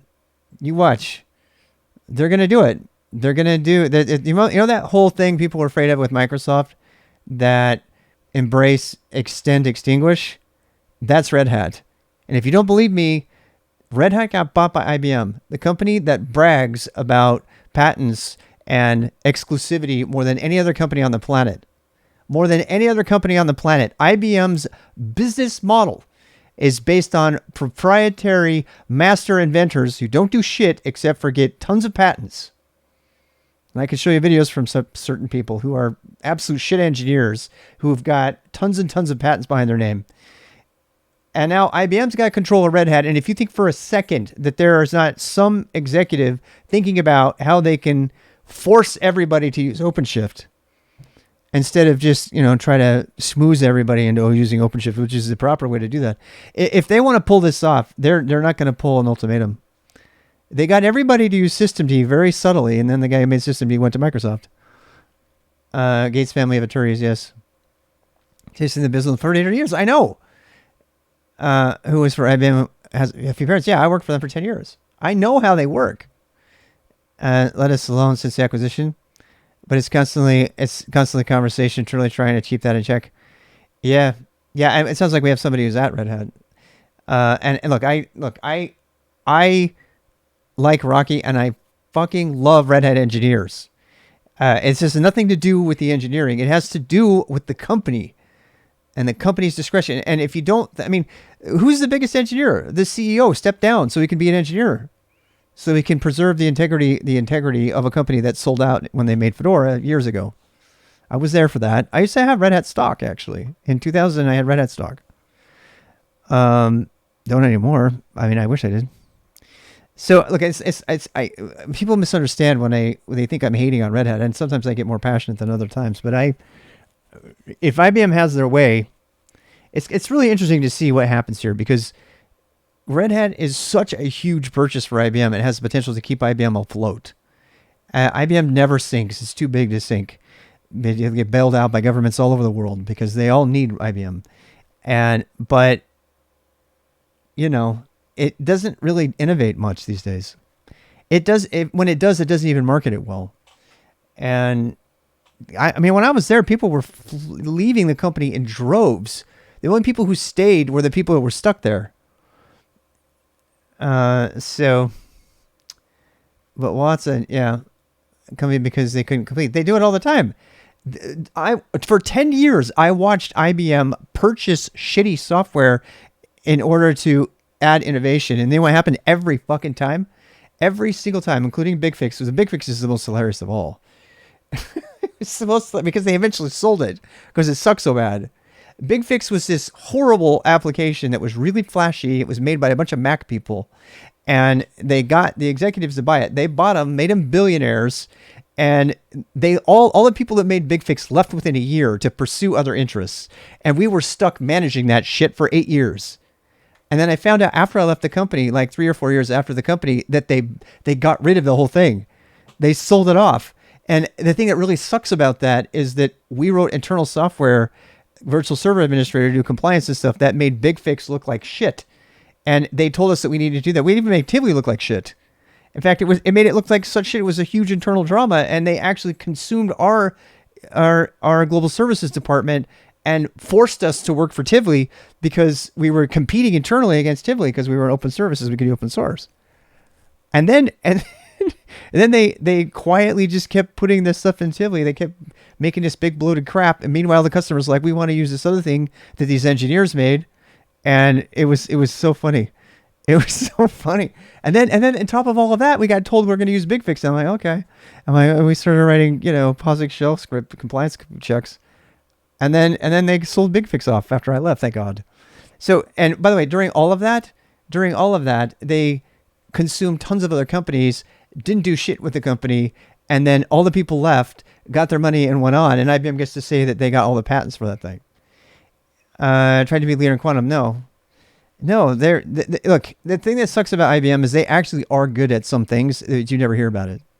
Because they don't know how to market at all. They end up marketing shit that doesn't make any difference. The only reason I even went to work there is because of the Peace, Love, and Linux campaign in 1998.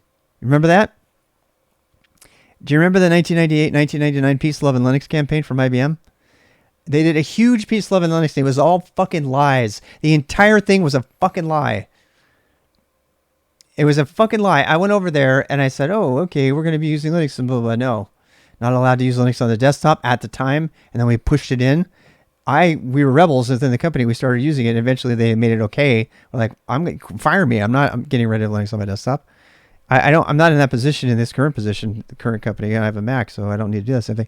It was a total lie. It was just all marketing. They were trying to get all the engineers over there, and then I was stuck because I had young kids. I had jumped ship already, and I couldn't leave, and so I was kind of stuck there making, And I mean, it was fun. It was fun. We had some good times. And IBM does do some good things. IBM invented logical volume managers. IBM invented virtual machines way before VMware.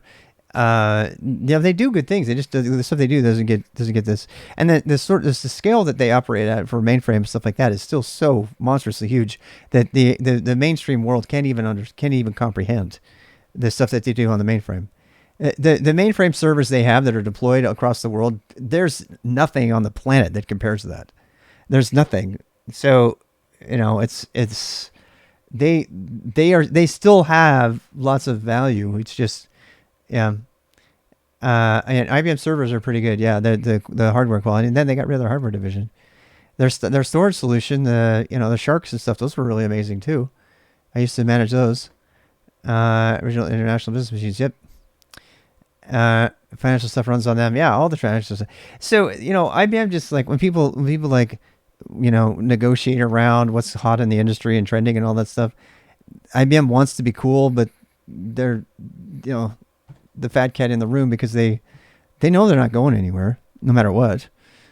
Dude, they literally have the financial and military industry by the balls.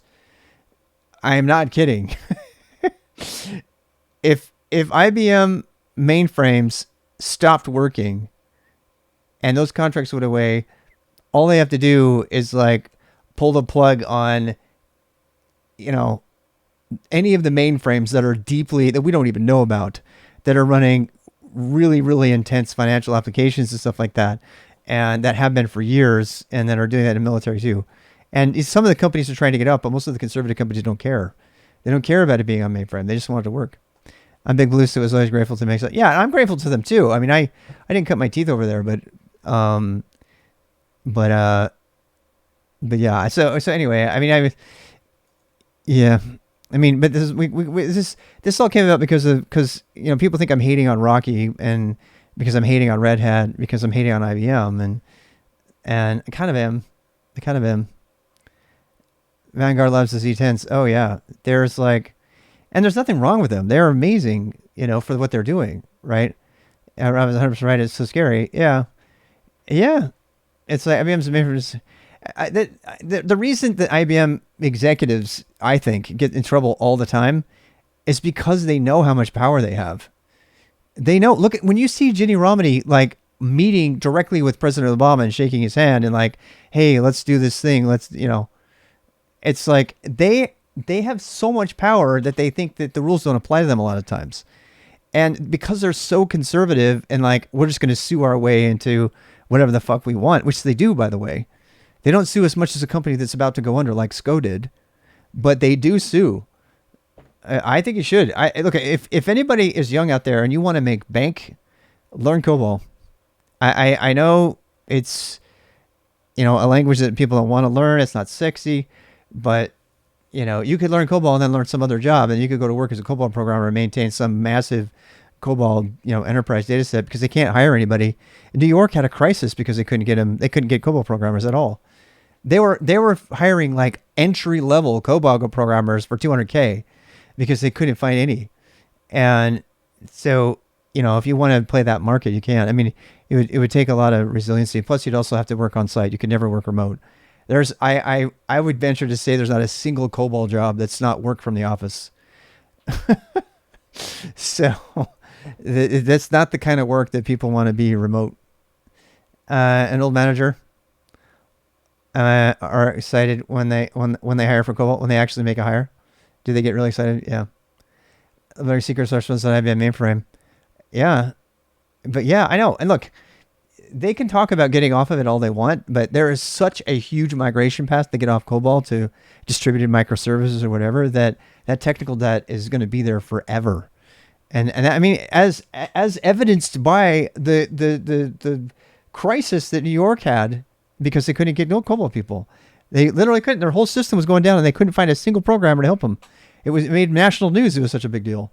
So, you know, I don't know. Taking the job. Oh, right. Tech Systems looking for COBOL devs. Not that I know of. Not through my recruiter. It'd probably be another recruiter. Yeah. Every day using new technologies. Yeah, I know. We all are.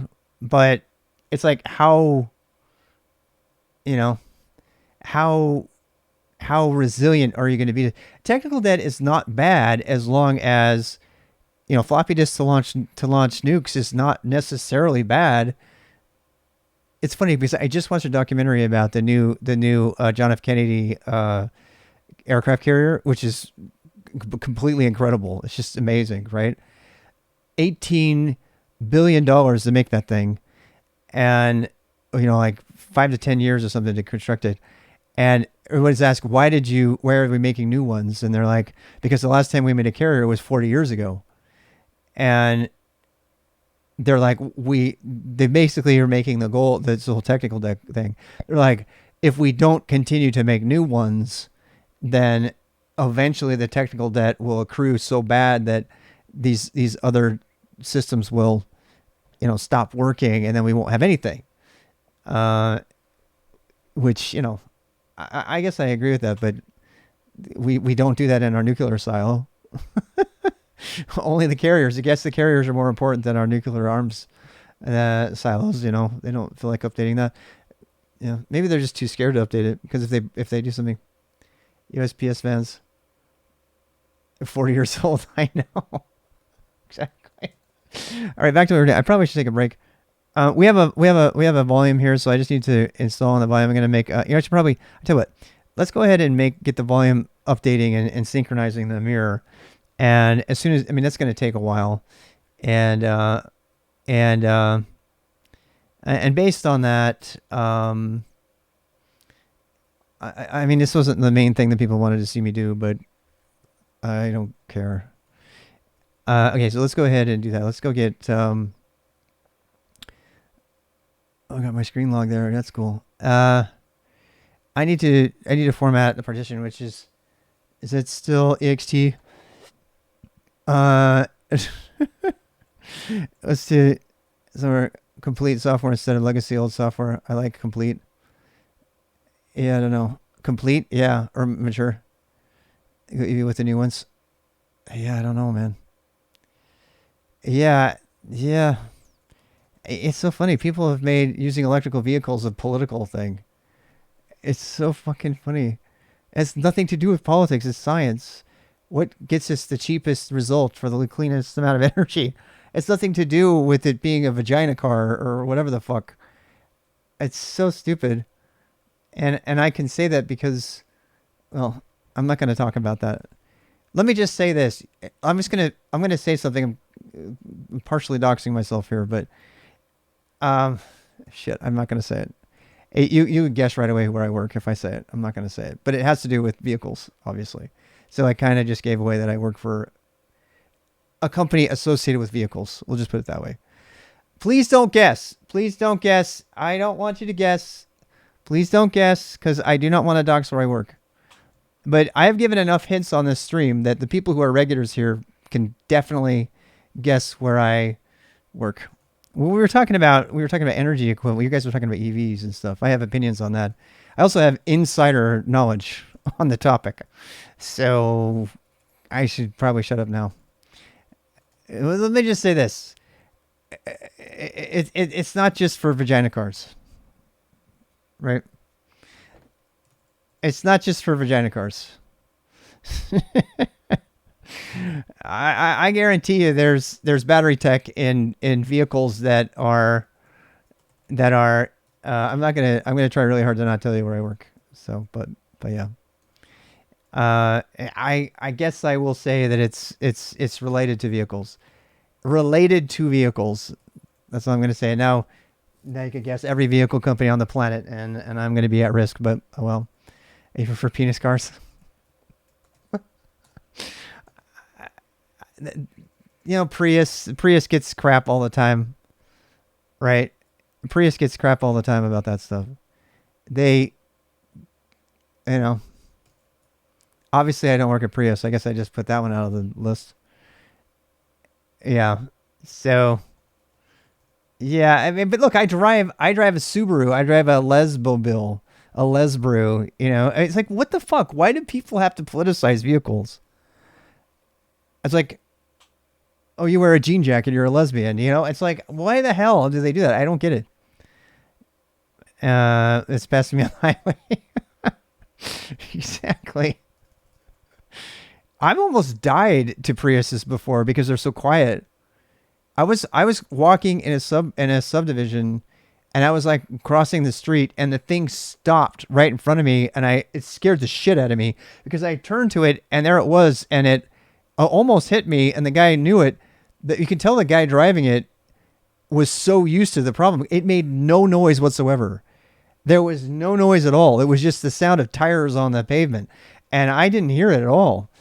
It was kind of scary. It was like, yeah, they're really quiet. I kind of like that, actually. Yeah. Cameron said because buying anything is zeros are on the backlog. Yes, I know. Everybody's backlogged. That's why I have a Subaru. I love my Subaru. It takes tons of gas, though. All right. So we are going to format a new LVM partition with ext3. And I'm pretty sure I can do ext3.fmt or fmt.ext3, but I don't. Yeah, it does have good test stats. And it's, yeah. What makes a Subaru? I don't know, man. I love my Subaru. How to format an LVM partition. LVM, I don't know how. I actually do know. I just want to make sure it's still current. It's usually, we would usually do fmt.ext3. We do that directly. Do we still do that these days? I guess the answer is probably no. Oh, we do. Makefs.ext3. Oh, that makes me happy. We still do the same thing. Something hasn't changed. LVM, said the old guy trying to keep up. LVM doesn't change the way you format a partition. Yay. Let's say you would have a volume group called group 1, logical volume, blah, blah. Make your dev group 1, volume group 1. No, that's not how you do it, but you can do makefs ext3. This is why I have a lab instead of breaking a machine at work. All right, so I'm kind of curious about this. ls dev. No, there's no groups there. We have to do dev mapper. Dev mapper. Is that an Ubuntu thing? Is mapper an Ubuntu thing? I have a feeling it is. Yeah. I got to make sure I format the right drive. So I should probably not talk. It's bad to have Twitch brain when you're formatting partitions, because you know I'll format the wrong one. I totally will. It's a new Het. How are you? Het's gonna laugh at me. You know how long it's been since I formatted a partition? My friend Het Tanis, who just raided. Boy, you missed all the fireworks. Yeah. Het, God. Het _ tennis. There we go. Mr. Het. LS dev and look for by ID, by name, by ID. I'm gonna use the mapper.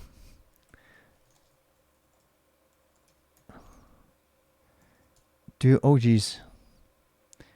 Ubuntu VG. So can we do that? LS here. Dev Ubuntu VG. Ubuntu. Oh, look at this. You use dev mapper? Do you use mapper instead of going direct? Do you know if mapper is a Debian thing? Or is it it's kind of I'm learning all of my LVM commands over again, and it seems that some of the commands and the naming conventions are Ubuntu and they're not canonical, but you're mostly Red Hat thing. So that's actually a good question because you've been on Red Hat all this time, right? It's on Red Hat. Okay, cool. Nice. So that's a Linux thing. And so yeah, we're gonna MakeFS. Good old ext3. I was alive when it came out. We were so jazzed about having a journal file system. Can I just tell you? We were so jazzed to have a journal file system. Because why? All right, it's a question for the old timers out there and the newbies. Why would you care about having a journal file system?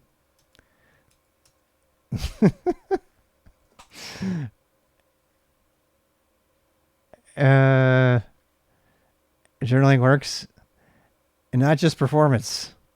The performance was definitely one of the reasons. Crash recovery, you betcha. Yeah, crash recovery. Dude, do you remember, does anybody here old enough to remember the days before journal file systems? Oh my gosh. Yes. I mean, that was like a full-time job, just keeping your disks from not going belly up. Oh, I'm just so grateful for journaling. And, ext3's been around a long time, so writing the inode tables, write to the journal, point inode to a new location after write finishes, yes. Yeah. And the crazy thing is that it was actually more performant too, which you think that would be overhead, right? That it would not do the thing. I mean, it's the equivalent of like pulling. Do you know how many USB sticks I've destroyed by pulling out of the system or just shutting the power off? I've done it at least 3 times in the last 2 months while I was doing minis over here. I had like really shitty like USB sticks, and I put like, I'd etch them with like, Red Hat or Ubuntu or whatever. And I put them in and I would just hit the power and assume that the disk would still be intact, even though it hadn't gotten very far along, right? And they just wouldn't even see the USB stick anymore. Or FAT32. Yeah. I actually put my data on NTFS format now just because it's journals. Directory structure recovery. Yeah. NTFS for sure. Yeah. I still have crappy thumb drives. And my thumb drive. So the other day this happened. And I was like, why isn't my Ubuntu installer working anymore, right? And I re-image a new USB stick, or actually take the same USB stick and I re-image that one, and then it worked. So something about hitting the power while in the middle of trying to install, from a USB stick actually tanked the USB completely. It made it so it wouldn't even see it as a USB device, and it was really weird. I mean, it was really weird. I wonder if it was like a power surge or something. Yeah. Yes. SD cards do that too. Yeah, they do. Yeah, you can't don't pull out. Right. OSB, okay. All right, so we now have a mirror that we can probably mount because we have a file system. And I can just go ahead and mount it just for fun, but Yeah, make a joke there if you want to. Make directory mnt mount var mapper. No, dev mapper. ext3 versus 4. I don't know. Maybe I should use the ext4. What's the difference? Maybe didn't know about it. I did not know about it. What did it do differently? I mean, 4 is fine. 3 is the one I know. Okay, 4 it is. 4 it is. It's more better. It's the new improved. Okay, fine. You convinced me. I'm just old. I'm just old. I have to update my technical debt. Contains an ext file system created. Yes. Would you like to continue? Yes, please. Write barriers by default. More journaling, easier to recover. I am sold. I am very sold. This is why I'm not into Btrfs. I've lived through bad file systems before, and I'm super hard to convince to use something new. The number's higher, so it's better. But brings large file systems support. Oh, that's a huge reason right there. Improve resistance, fragmentation, high performance. Yeah. Just large file system support all by itself. Yeah. Yep.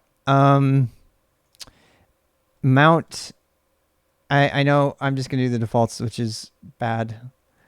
I want to just see if it mounts. So mapper, Ubuntu, VG, mirror to MNT, Ubuntu mono. Yay, I can say MNT, LS. Hey, there's my lost and found. Hey, it worketh. And it mounted it as root, so. All right, now you're on ZFS for anything new. Yeah, everybody's been talking about ZFS, but I don't know. I'm an old fart. I don't know. I don't know if I want it or not. I could be convinced. That's why I have a lab, right? So ZFS versus ext4 BellumFS. Best file system for Linux. The ZFS and ext4 have demonstrable performance. Linux file system ext4 is specifically developed for Linux kernel, whereas ZFS may have some teething problems if it is the root file system on Linux. ext4 has less functionality, but often makes it faster. Sold. I already did the VG. Yeah, it added it already. I mean, I assume it did. See? Oh, maybe it didn't. Oh, we were on the wrong system. Duh. Derp. Yeah. It went to VG. Yeah, we did that must because we did LV create earlier. You want to see? We did LV create, Ubuntu VG, Ubuntu mirror. So actually, thanks to Kevin for that command. We're making our own. Making our own CephFS.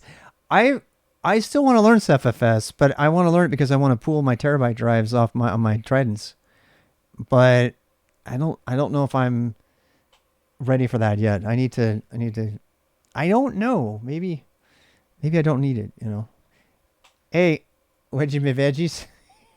What a name. No one wants to learn CephFS? Do we not?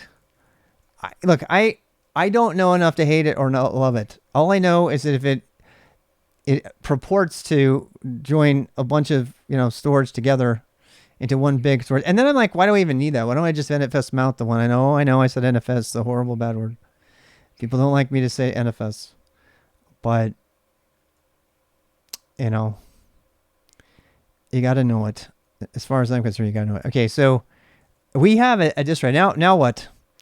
We need to mount it. Now I want it to mount so that it always mounts. And I need to figure out how to do that. If I add it to the mount table, does that persist? is only used under S. I did not know that.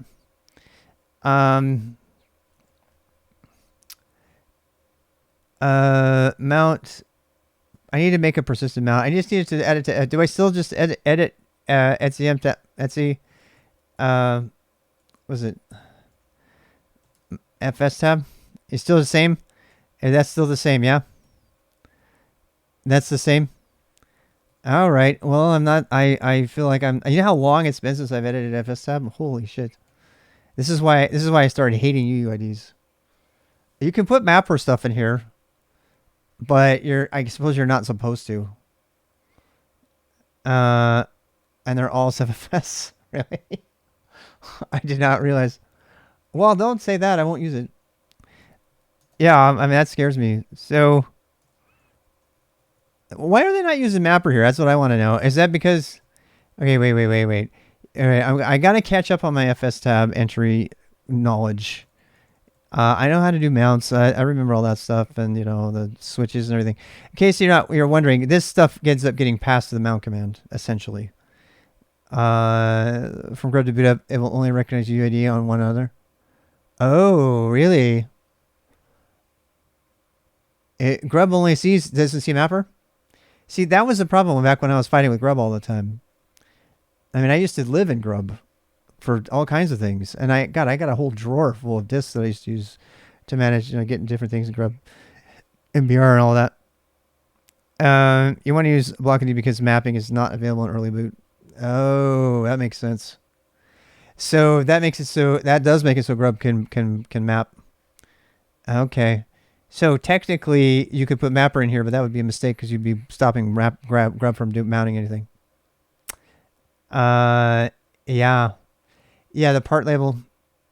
Yeah. Interesting. This is good information for me because I honestly, as soon as UIDs got added to this stuff, I started moving away from it. I was like, I am not going to fuck with partitions anymore. I am just going to accept the defaults and go from there. And I mean, you gotta understand, I grew up in the time when we had to partition all of our hard drives before we could even install. And I cannot tell you the pain and suffering that has been saved since then. Does anybody remember doing this? Does anybody remember this? When you could boot up and then you would have the hard drive and you would spend like, 20 minutes with another machine so you could read all the information about how to use fdisk, and you would make all your partitions and you would partition all your hard drives and then you would install Linux. There is no guarantee order of device enumeration. Oh. Use Windows back then. Yeah. Anyway, so I mean, it was a pain, and that was when I was good with disk stuff, and that that was back when an ext2 was old and ext3 was the new hotkit on the block, and Btrfs wasn't even like a dream, that kind of thing. There was another one that was popular that kind of died out at the same time. I can't remember what it was. What was it? There was another popular OS back then, RiserFS, and that didn't go anywhere. Whatever happened to RiserFS? I mean, it was like, oh, RiserFS is so... It's kind of like butter today. A general purpose journaling file system initially designed and implemented by a team. Whatever happened to RiserFS? It did not rise. Is this the guy who killed his wife? This is the... I totally forgot about that. RiserFS came up. I heard about that, but I didn't know it was related to this. Hans Raja was arrested in 2017 for murdering his wife. Grub shit. So what? It's good. It's a good file system. Into anything outside of the boot. Grub shit. Have to inspect so the boot just load the kernel. Yeah, agreed. Actually, used Raja for a little bit. Never understood in what way. I tried it for a bit. It caused some turmoil in my marriage, so I don't. I still don't understand why a piece of software would fall out of favor just because somebody was murdered. Red rum, red rum, red rum. The ghost of red rum. It's like inside of Riser. If you use Riser, it will permeate your psyche, and you will start to kill people. That included a handful of Riser tech. Red rum. So ButterFS is I had a feeling ButterFS was Riser. Riser was all about backups and stuff like that, if I remember. Riser 4 was promising, but its design was very different from the other file systems. The kernel maintainers didn't like the idea of adding that much code that was not shareable into the file system and wanted something cleaner. It was patched with easy seclusion of the kernel. Then Riser had to deal with the consequences of his crime, and the project was mostly abandoned afterwards. Damn. Were that Hans Reiser and Christoph Wedig and the VFS maintainer couldn't get along with each other. That doesn't surprise me. The people who do kernel level programming are so fucking smart, they have zero social skills. And they're murderers, apparently, sometimes. On occasion, they're murderers. Or they kill themselves, and that's sad to say, but Temple OS comes to mind. I don't know what it is about people that live on the edge. Igni is one of these guys. He's a totally nice guy, but he's so reclusive, and by most estimations, weird. The guy who made YAML, who is apparently he's a good dude though. He's just, these people live on the fringe. I remember at IBM, the IBM particularly catered to these type of people. They knew how to feed them properly and keep them happy and stuff, so they would keep working. But they did not fit well in society. A lot of them. And I know that's horrible to say. That's my observation. And there's an unusually large number of those people compared to other people in other industries that I've observed. I've been a techie most of my life, but still, compared to Nike, for example, right? When I was at Nike, everybody got along with everybody except for the IT people, and they put them, off campus, far, far away, so they wouldn't bring down the rest of the cool people. I hate that that's true. The guy, look, the first company I worked for, FiberNet, oopsie, the guy that worked there was falsifying hate mail against the company so that he could grandstand it. And I caught him by looking up the IP addresses of the originators in front of everybody. I was like, because he was making a huge stink. He was coming in, look what they're saying about us. He was like getting all dramatic and everything. And he had everybody look. And he had everybody go around the computer. We were all freaking out over this drama. And we're looking at the thing, and I was a noob, and I opened up the my message headers, and I went, wait, this shows the originator is our IP address. That means it came from within this company. And everybody went dead silent. Nobody said anything about it at all. And we just went about our business, and everybody walked away. It was the most cringe moment I have ever had. In a professional IT environment. Because it was really clear. I mean, this guy was crazy. I mean, he was brilliant, but he was also crazy. And a lot of people had problems with him working in the company but he was just so brilliant. But he was, and I'm crazy too, but hopefully in a different way. I'm not going to kill my wife anyway. At least I hope not. I mean, I want to believe I wouldn't. Turn on a VPN. He didn't even have a VPN. He used to go off on cookies too. Oh my God. He was like, cookies are the devil, blah, blah, blah. Because they had just come out. This was years ago. This was 96, I want to say. Framing with forged headers. I know. It was so weird. It was really, really weird. You know what I think surprised him the most was that I'm the kind of guy who really, really digs into things to understand them, and that included mail. And I had written fb.pl. I don't think he was planning on the fact that I had gotten really intimate with mail protocols because I had written fb.pl to handle form mail processing from the web. So I had gone through SMTP and gotten an understanding of it, even though I had a Mac and I used simple text to code Perl that I FTP'd up to Unix servers, That was my process. So by every indication, I was just this Mac dweeb who had, web guy who had no knowledge whatsoever of how mail works or anything like that. So I think the guy wasn't counting on that. And I just opened up the thing in front of everybody. And the fact that I did that probably really surprised him, actually. Because he's like, oh shit, our director of sales knows how to look up mail headers. And I mean, it was really obvious at that point. And nobody wanted to question him. We just wanted to ignore it. Nobody wanted to know the truth. I mean, I knew the truth immediately. There's only one explanation for that. But the other directors who were less technical, they didn't, you could tell that they didn't want to know. The CFO and the CEO, I was the director of sales, and they didn't want to know. They're like, no, we're not going to push this any further. Let's just move on.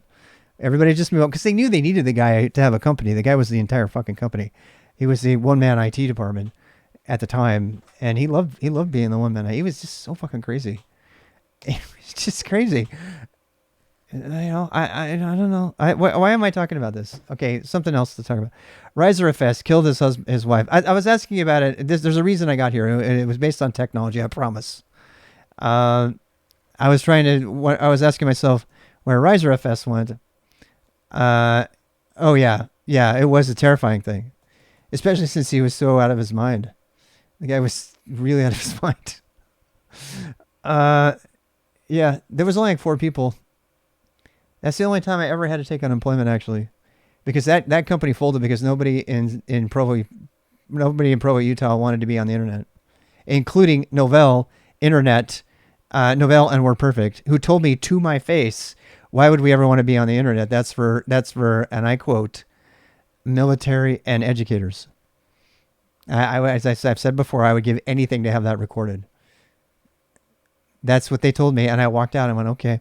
I was trying to sell them a T1 or a frame relay line, and they didn't want an internet connection.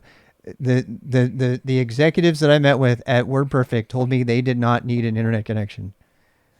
To my face. And I came home, and the company was suffering because we couldn't get anybody in the area to get involved with the internet. They didn't want to get on the internet. We were like, why do you not want to be on the internet as a business? It's a major, major thing. And they're like, no, we don't want it. And oh God, yeah, Novell too. Yeah, and then we seriously, our company FiberNet went down because nobody wanted websites and stuff. They thought it was too. They thought it was too edgy. It was too weird. Nobody wanted it. They didn't seriously. And I used to get so mad because I had a baby. My wife was my first wife. We would sit on the patio. I'll never forget sitting on the patio, looking down in the nighttime, just trying to plan our future because we had a couch. I had a Mac that I had made a cardboard boxes desk out of. I'm not even kidding, because I was so poor, and I spent all my money on this Mac so that I could learn this skill, because I was trying to retrain for having been a Russian major, which I couldn't do as a job anymore anyway. And I told her, I said, look, this internet, these URLs with HTTP that you see me using, one day these things are going to be everywhere. You will have an email address that you use everywhere. You got to understand, email was new in 94, 95. Just using Adora was a huge thing.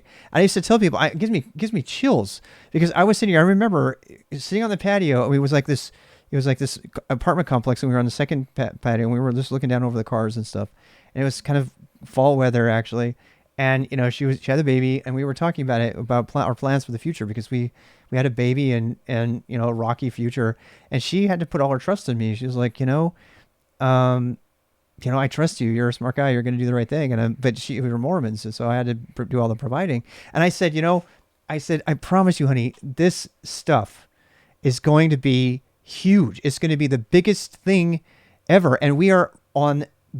I mean, the wave isn't even visible that we're going to be catching yet here. So the problem here is it wasn't even URLs and AOL keyword. Yeah, they had no idea what it was. And I was on CompuServe at the time.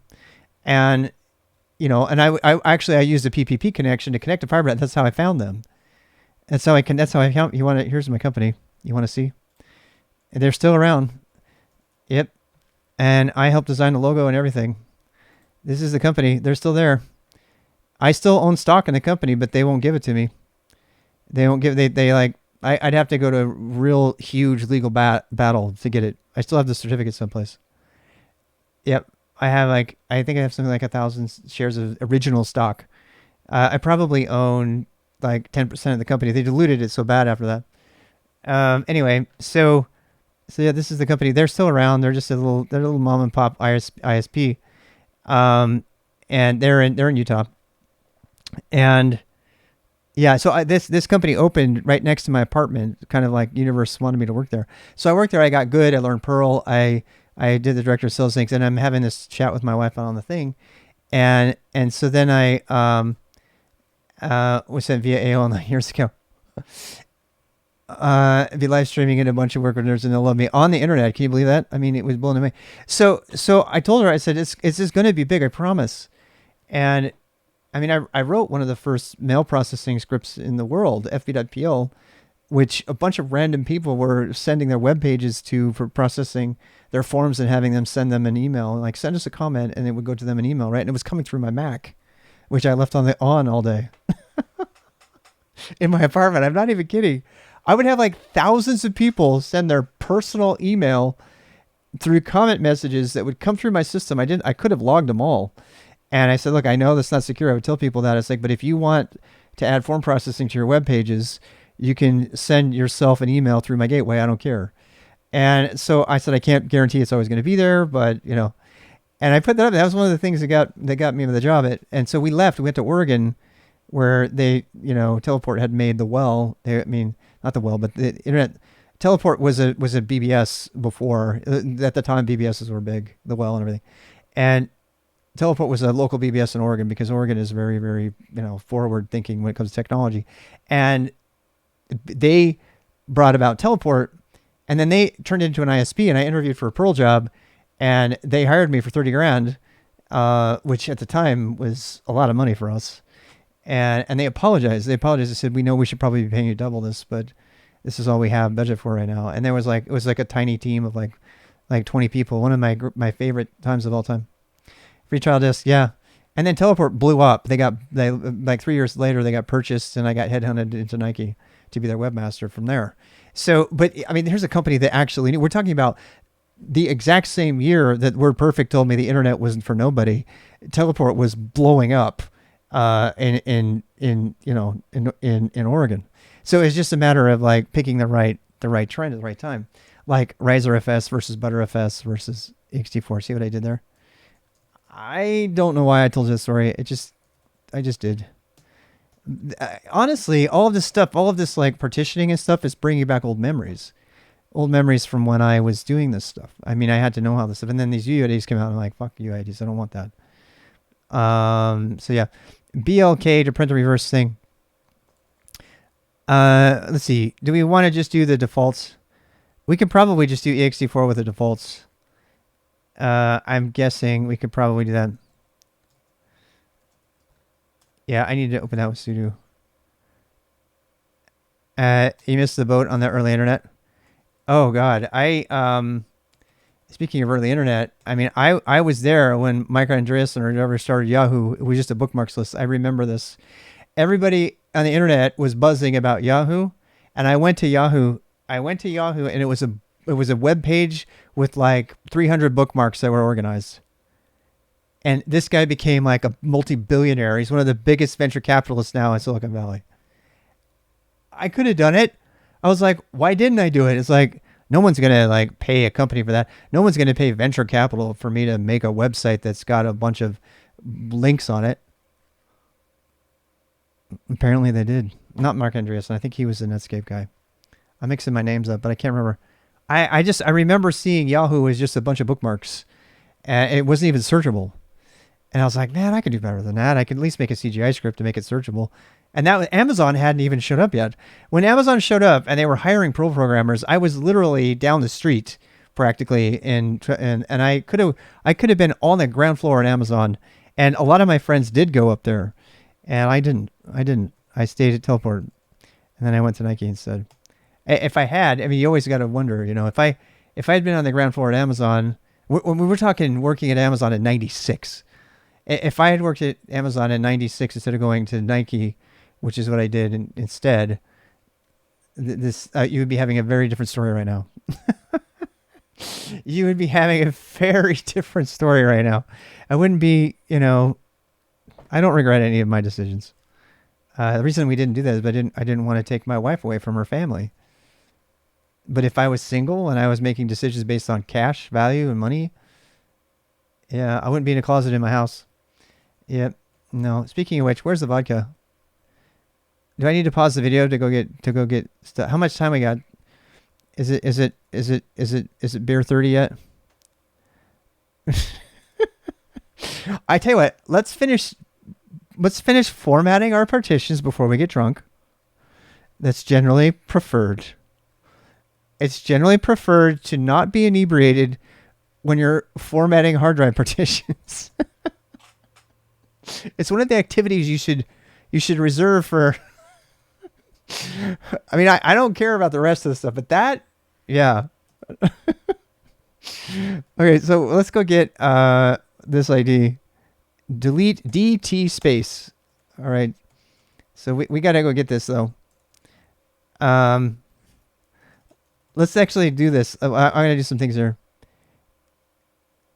Dev disk. What? Well, I want them to be consistent. I don't know.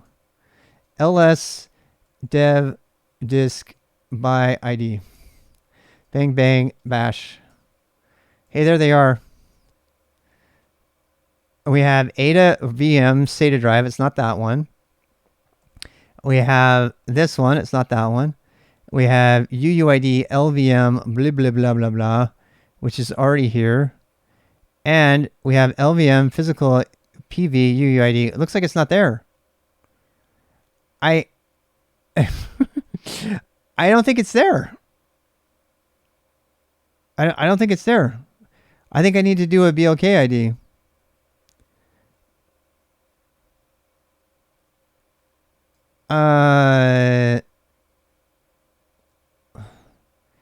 I don't think we have one, to tell you the truth. I don't know this. I'm going to go check SSH Mini 1. LSBK ID. LS, what is it? LSBLK. And then LS BK ID. Burger King ID. I don't know why I got Burger King on the brain. BLK. BLT. BLK. I'm making mnemonic devices. Dev mapper. Mirror. Oh, there it is right there. You love me saying, well, yeah. Block ID because I have to remember it. Why it says type ext3, it's not. I thought we made it type ext4. Oh, never mind. It's like sector 2 type equals ext3. This is like something different. We did ext4 already on the thing. Oh. But I don't see it by UID. It's not. How come it's not in here? It should be by UID, by whatever the fuck. UID. LS. Maybe VG is different. Yeah, I don't know. I mean, I know we can just use UID equals in the mount file in the FS tab, right? We don't even have to have the path. But I kind of want to do the path.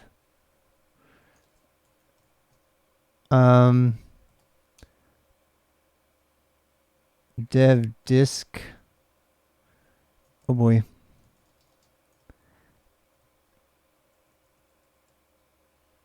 Hey, look, another follower. Thank you.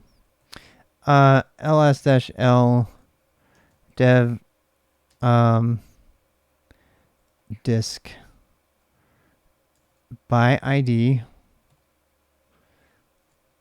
by part UUID. How about that? Oh, wait, what?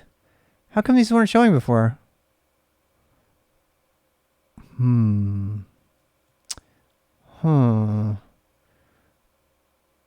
It didn't get them all. My thing didn't get them all, so I just need to find it. Apple hard drive, no. DM name, Ubuntu VG mirror.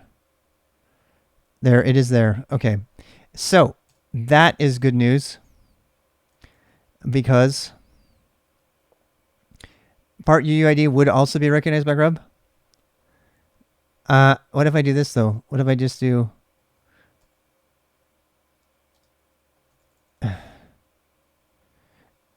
Cause I mean, wasn't there already one here? Look.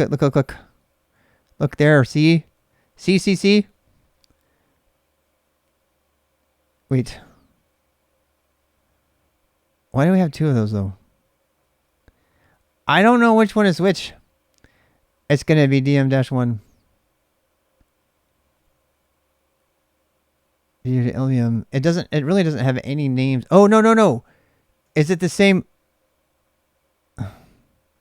What is this? What is this here? I know there's two.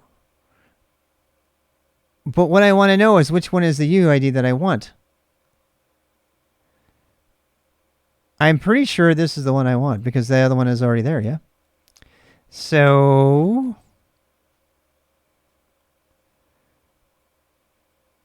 a couple letters different for sure, yeah. I know, but I want to be sure that that's the right one is what I'm saying. I mean, there's only two and I already have one. So I guess that kind of is enough. Ooh. But look, this one is UID LVM TKLA. That's not even one of them. I know I'm being pedantic. I want to understand this before I do it. Deb just by UUID. Isn't that what we were just doing? Did we just do it by ID and not UUID? Did I do the wrong one? Oh, UUID. You're absolutely right. Okay, well, let's look here. There we go. UUID SDA2. All right, LSBLK. LSBLK. So I have a feeling the DMs are not SDA3. Interesting. BLK. I mean, that's the one that we've been doing, yeah. Okay, so. Oh, look at that. Yeah, but how does this translate into an fdisk entry? I know that you can put UID equals, right? But I kind of want to do the dev / thing. So, I guess, okay. So then we can translate this into, so it is SDA2. You know what I'm saying? So like, so this is the UUID and this is the part UUID. So actually the one we want is just SDA3, I'm pretty sure. Right? Mapper Ubuntu LV. We don't have a map for this. Yeah. I don't, why don't I have a map for my other one? Or do I? And I just didn't see it. Oh. Thank you. And it's type ext4. Thank God. Okay. So, there's the UID. And I'm guessing, okay, so that's, that ends with what? 11C4. All right. So let's do the ls by UUID. And we'll grep 11C4. I have to share my last years of pain. Yeah. And then we can get rid of all the other pain. Okay, there we go. So DM-1 it is. Now, the difference is that in the FS tab, this has it by ID, but I could have done by UUID just like that last one does by UUID. Yeah, and I think I'm going to do by UUID. I can use any of those things, right? So I could do by UUID, and then I can just do the actual ID and be done with it. Yeah. If I want to keep with the whole dev convention, I know I can just put UUID equals. I thought. I mean, am I wrong? Am I crazy? Did I not once upon a time see that? I think somebody actually mentioned it today. I could have swore they used to be able to do this. UUID equals and then that. Is that still supported? Apparently it is. You know? I mean, the only difference is that this shows you what you could mount in your mount command, but that's what this is if you want to do. This should also work, right? I feel like this is simpler. Why don't people do that anymore? Why do they do it like this? Has it been deprecated or something? I honestly don't know. That's what I remember seeing. I think so too. I like it better. I mean, that's what I'm used to seeing actually. So they got some kind of like extra commenty things here. So let's do that. So let's say this is we don't want to mount it on / for God's sake. No, where are we going to mount it? I didn't mount anything on root.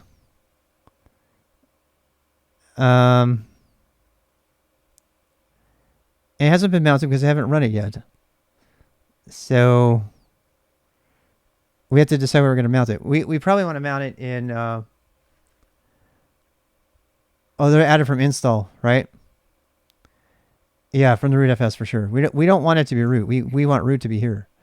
I still want the root partition to have 86 gig or whatever it has in it because that would break everything. We want to name it something. Mirror. I guess. We name it mirror. I guess I could name it Ubuntu-mirror.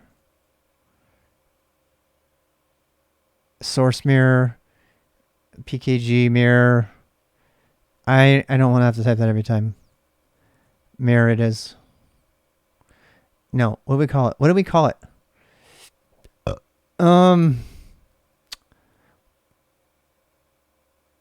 Repo. Yeah.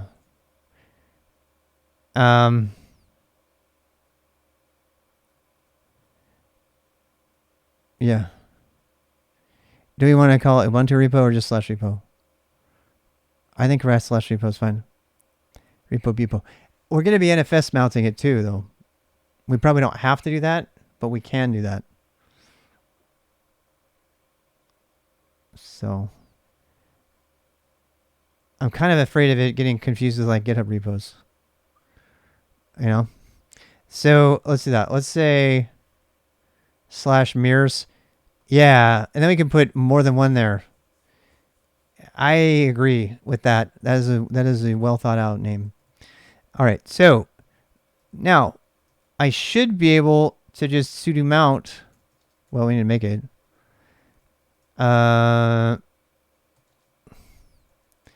What's the permission on the mount point?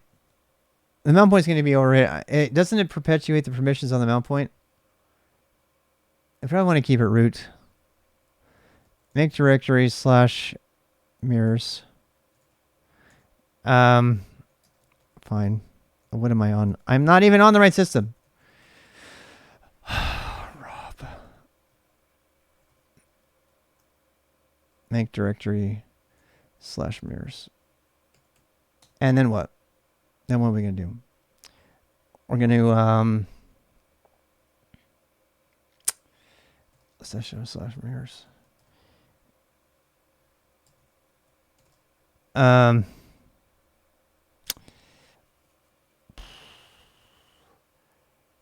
Defaults no fail. Yeah, I forgot about that. That's a great idea. That is a great idea. It's been a while. Oh wow, it has the backup version of fstab. That's interesting. Why the hell is it doing that? 64 defaults. No. Where did my mirrors go? Please tell me I didn't just add it to my Anton machine. I did. I did. I did. Because I was like, ooh, look at the pretty colors. Oh my God. I'm on the wrong system, people. I'm on the wrong system. Wait. Because I think it's actually right. I am a horrible admin. I'm just going to say it. All right, so back here. I told you I shut the mail server down once being on the wrong machine. I thought I was turning my laptop off for the day. That happened in 1998, I want to say. No, 2001. The colors kept changing. Me too. That's why I was like, where did my colors go? So this needs to go away. You can just go away. This is what I thought I was going back and forth between, and I was not. I was not going back and forth between those two things. It's a little scary because I'm in FS tab. All right, here we go. As root. Twitch brain. Did I not say it? I think I'm not drinking yet.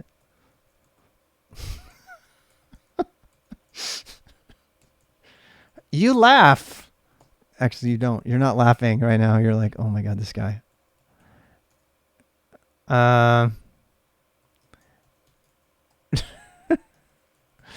Mirrors/mirrors. Yeah. I mean, I assume that's the right ID. So let's go look. Is that like the same? Yeah, 11C4. It is. It is the same. That part I got right. Whew. It's because you're talking. Yeah, C4. That's why I have so much admonition for people who do real serious things on Twitch. I'm trying to see something here. Make directory/mirrors. Oh, hey, I made it on the right system. I don't suck completely. All right. Well, how about this then? Oh. Hold up a minute. D-H. Looky there. I have a mirror partition. And there was much rejoicing. And now I can get it like copying over while I take a break and go eat something. And drink. What time?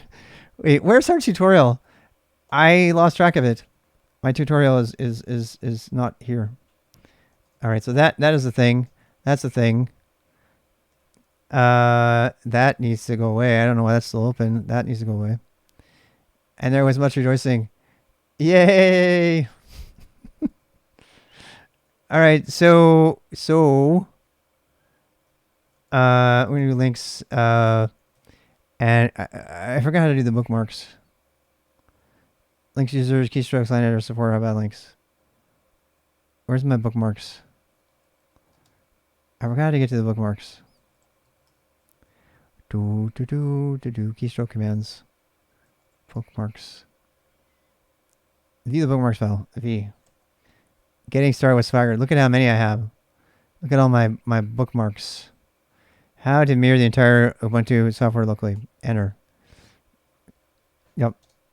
All right, here we go. Unlike proprietary. Blah, blah, blah, blah. Sudo apt-get install app mirror. That is something I shall do from the command line. And a new TMX select tab. Okay, links. And a new TMX select. That's what I'm doing right now. Yes, sir. SSH menu 1. Sudo su dash.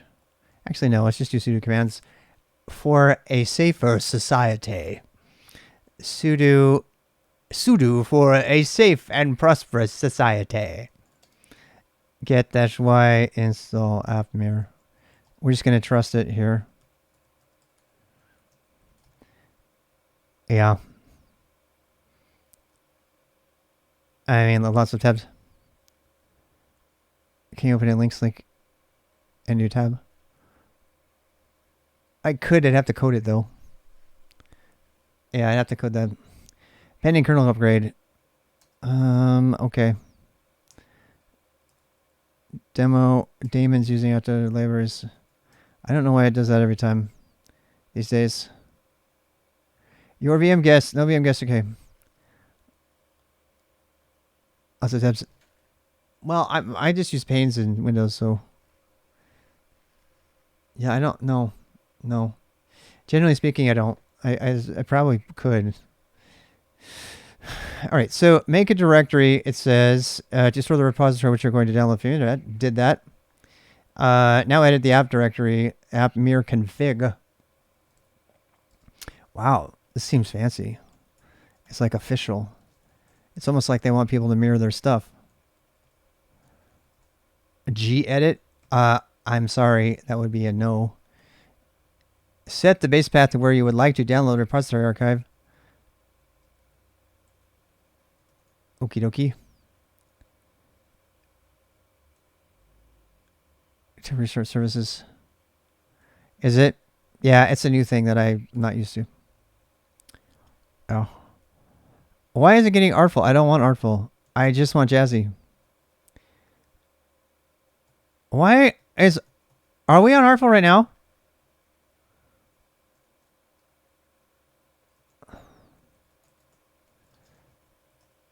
I think we're on jazzy, are we not?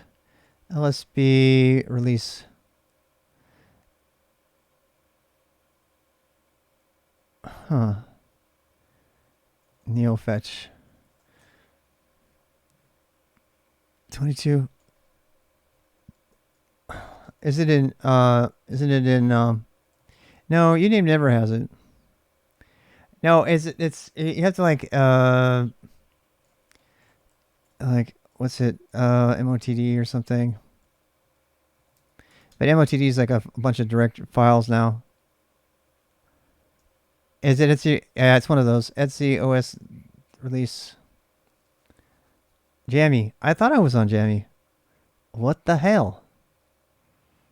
What the hell? There's no Jammy. There's only Artful. Does that mean that I installed an old version back here? Or is this just a sample?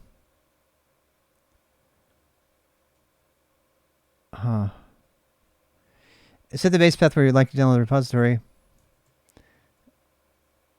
Set base path, blah, blah, blah. All right, set base path to...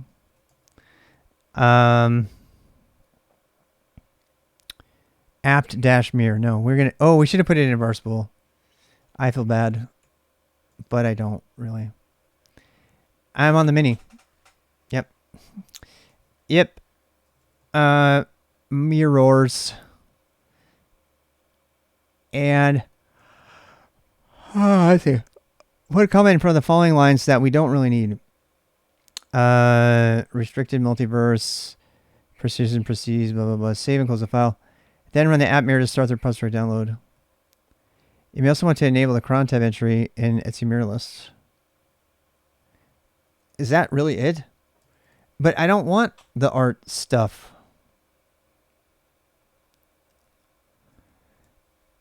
I don't... Why is this stuff even there?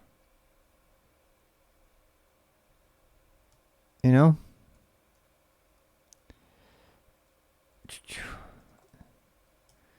Comment that stuff out. Oh, I don't have a comment command over here. Yep. So I have to do the old-fashioned VI method. I know. That's what I want to get. Just swap out for Jammy.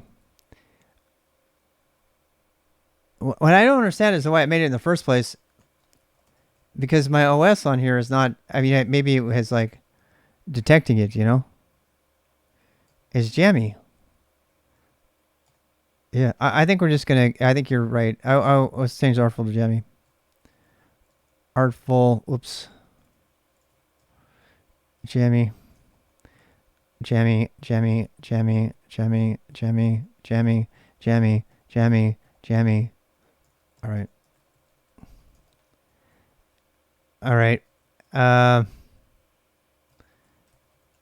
Yeah, sources, I mean, that's where they're supposed to do it, right? List curtain.old. Yeah, there's nothing here. Etsy app sources list. Deb, Jammy, Jammy, Jammy, Jammy, Jammy. Jammy, Jammy, a jammy. Something about installing that appless thing has got artful stuck in it. It's got to be the tool that did that. That apt mirror tool has got artful in it for some reason. I do not know why. It has to be because I'm guessing that file was created by that. And we're still on the mini, just to be checked. Okay, and then it says sudo app mirror. Is that really all there is to it? Holy shit. It's probably just an rsync. Has artful. Yeah, that's what I was going to say. I think that's what I was kind of trying to say. Apt mirror. And time for a drink. Oh. And 20 threads. That is the weirdest progress I've ever seen. But I accept it. Avoiding non-free. I mean, I could. I don't care about non-free. The only reason I'm doing this is because I want to simulate an enterprise environment that is, so my workflow is the same as if I had a vetted internal repo. And most people would have Red Hat for that. They would use, the internal Yum subscription stuff they pay, a pretty penny for. If you subscribe to Canonical, you know what's interesting? I don't even think you would have to. Did it say 256 gigabytes? Where'd you see that? God damn it. I gotta cancel that. It's only 100, yeah. We knew it was gonna be big. It only needed 50 before. Do I really need all of those things? I don't think I do. Wait. The repos cost? Oh, God, I don't know. How much for Red Hat package sub? It's like if you have to ask, you can't afford it. It's one of those things where they say, "Call us to see the price." They won't tell you straight up.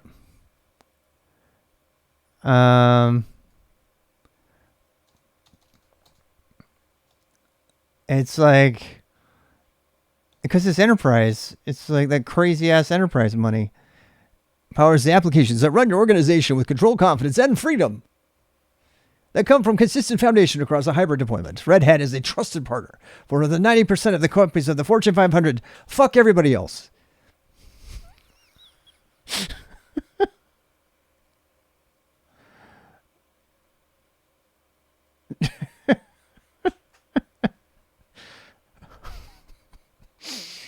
If you work at Red Hat, I'm not attacking you. Don't feel attacked. I'm attacking your company.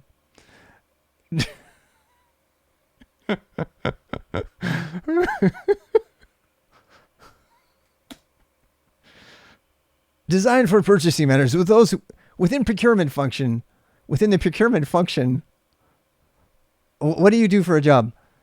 I'm a purchasing manager within the procurement function of our enterprise. What do you do?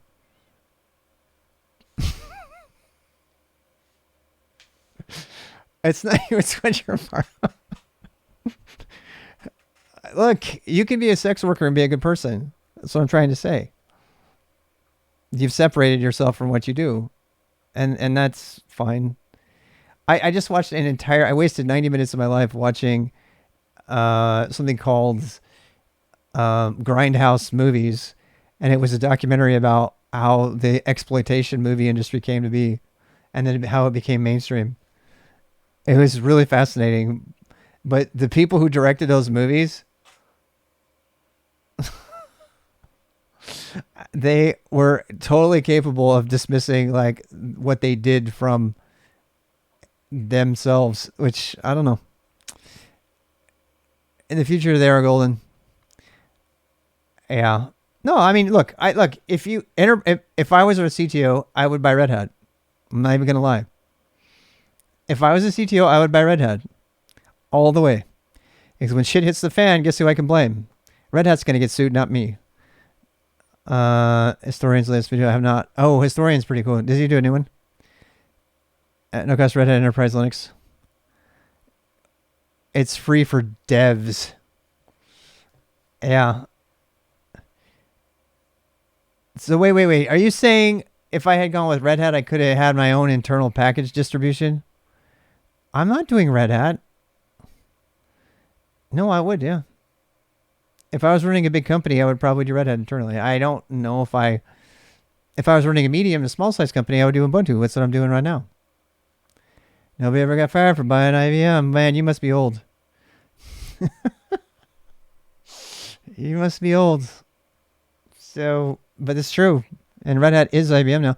There were jokes about IBM changing its name to Red Hat officially. I don't know how far from the truth they were. And that would be interesting. It's time for the purchasing manager. Okay, whatever. We don't care. I don't care. I'm not doing it. I'm supporting Canonical for as long as I can until it falls on its face. That nasty old logo. Oh my God, I know. Why is Red Hat good for Linux? David, have you not heard me complaining about how much I hate Red Hat because they're bad for Linux? They're the Apple of Linux. It doesn't matter if I'm an enterprise, I could give a shit about that. If I'm an enterprise, I want my stuff to run and I want my shareholders to be happy. And Red Hat caters. That's why they buy Microsoft. Microsoft is shit. People buy it. People have been making Microsoft shops since the dawn of time. Why? Why? Because they cater to the enterprise. They cater to the enterprise. Yeah, David, you'll be happy to know that I deliberately in my home lab went with Ubuntu because I believe in what Canonical, even though they're an enterprise too. Shuttleworth is a money-grubbing asshole just like the rest of them. Mark, I love you. You know, you've done good things for our world, thank God. Mostly because you wanted to make money. But doesn't everybody? Yeah. Well, that's what I've been saying, David. So I'm kind of trying to say that I'm not a complete anti-Red Hat bigot. You know, we have people from Red Hat in the stream right now who work there, who work hard there, and who do great things for the world, and who have given us Podman on the desktop to counter Docker Desktop's bait and fucking switch, where they gave it away for free and decided, nope, psych, we're going to charge you if you're an enterprise, which includes me because I work for the enterprise. So all of a sudden I can't use Docker Desktop. Thank God Podman made their thing. Why Ubuntu and not Debian? Because drivers, bottom line. Anybody who's tried to install Debian on a modern computer and have it actually work will tell you why. Debian is so adamant about not doing the proprietary Stallman thing.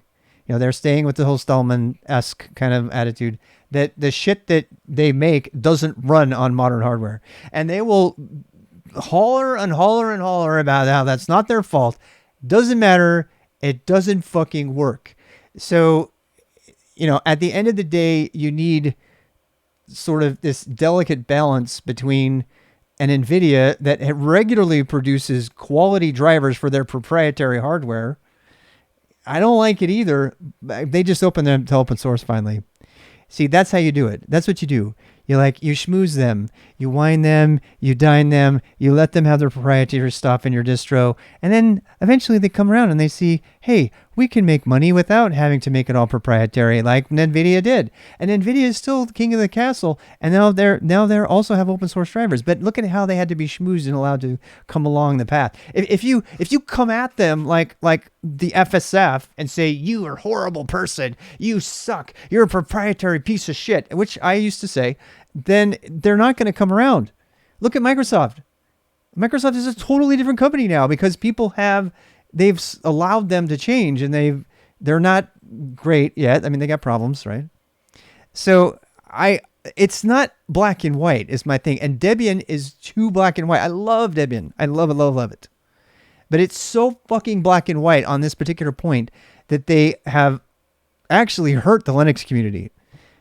And I find that, you know, this is why I like Torvalds so much, because Torvalds is one of these guys who walks the middle line between proprietary and not. This is why he's so anti-GPLv3. Debian will fucking scream at you and rip your head off if you say anything bad about GPLv3. And I think GPLv3 is disastrously bad and unethical. And so does Linus Torvalds. So that's why I don't use Debian.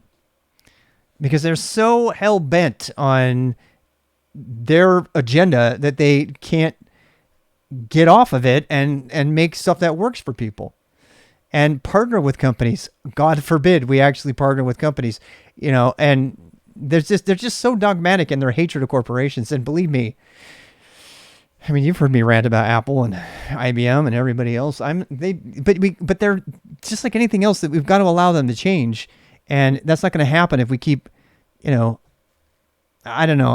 I'm older now. When I was younger, I was not that guy. I'm working with a guy who's much younger than me, and he's still very much, up in arms about that kind of thing. He would think I'm crazy for saying this, and that's fine. That's young me used to think that, but I don't feel that way anymore. I feel like it needs to be a process, that it's shades of gray, that it's not black and white, and it's very hard for me to adapt to that because I'm very much a black and white guy. I always have been. Anyway, NVIDIA hasn't fully open sourced. No, I know they haven't, not completely, but NVIDIA is a company. They're out to make money. You know what? You can thank NVIDIA for every game you play. I mean, this is the other thing too, that this attitude that permeates the FOSS community, that like somehow people making money producing software and stuff is actually evil.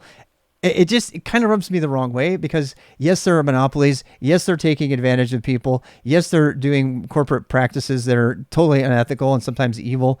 But you know what? A lot of the shit that you have because of that. Like every fucking game that you play is because NVIDIA has been so competitive. They have crazy gobs of money and resources to pay to get the best engineers on the planet so that they can make the best possible video cards for your Twitch needs. And you can like call them the evil all you want, but then every time you open up whatever fucking game you play on an NVIDIA thing, and you say, oh, I don't use NVIDIA, I use AMD for everything. AMD is no different. AMD is no fucking different. It's a company. So stop demonizing companies for building shit that you use every fucking day. We need to help them grow to be citizens. And as long as you live in a capitalist society, that's not the rule. Look, I'm going to get shit for this. I know I am, because it, it's more of a centrist attitude about this stuff. And I am more of a centrist when it comes to these things. I use a fucking power, Apple. I hate it. I hate Apple, but they make great stuff. So, did he leave? He's not going to talk anymore. Yeah. There are a lot of young people that are like that though. And oh, he's still there. Okay, good. Look, I'm not, David, don't feel attacked. Don't feel attacked. I'm not speaking directly to you. I'm speaking to everybody about why, but I want everybody to understand, is QCA done for? I don't know. If we're going to do QCA, it's going to have to be, ad hoc, and then we pretty much just did a QCA right here. So anyway, let's keep going. Let's go back to this. The mirrors, we got our mirrors list running. Look, I have ads. You don't like them, sub. It's not my fault. Don't blame me. It says ads start in 58 minutes and 50 seconds. I don't make the rules. Speaking of like shit that companies do to make money, it's perfectly within Twitch's right to do whatever they want to make money until somebody makes a competitor. You block origin. There's tons of ways to get around it. Yeah. You like to hear it. Yeah. Get turbo. I think we could probably reduce this somewhat by, I really just want Jammy main. Why would I want any of these other ones? I definitely don't want propose. That's out. Backports is out. Am I left up so I'm good? Yeah. I don't think we need the SRC files, personally. That's actually a huge thing. We do need security, but I don't think we need backports. I don't think we need... we don't need propose. That's already not there. I don't think we need the SRCs at all. I think those might have been the big ones, actually. Yeah, I think they might have been. Let's see what happens. Yeah, let's run it again and see what happens. Does it give us any 520 threads? Downloading 64 depths, 20 threads. I'll do a calculation, and then we can go increase the partition size if we have to. Oh man, still huge. 100. So we need 200 gigabytes. You worked on 8 through 10 operating systems. Nice. Yeah, and so yeah, you get it, right? What do you think of the whole Linux adoption over there?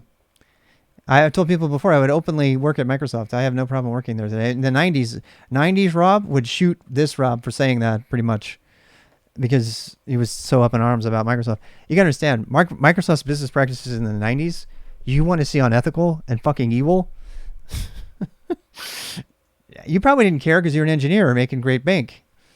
And that's fine to a degree. I've had to sell my soul too to work for corporate America.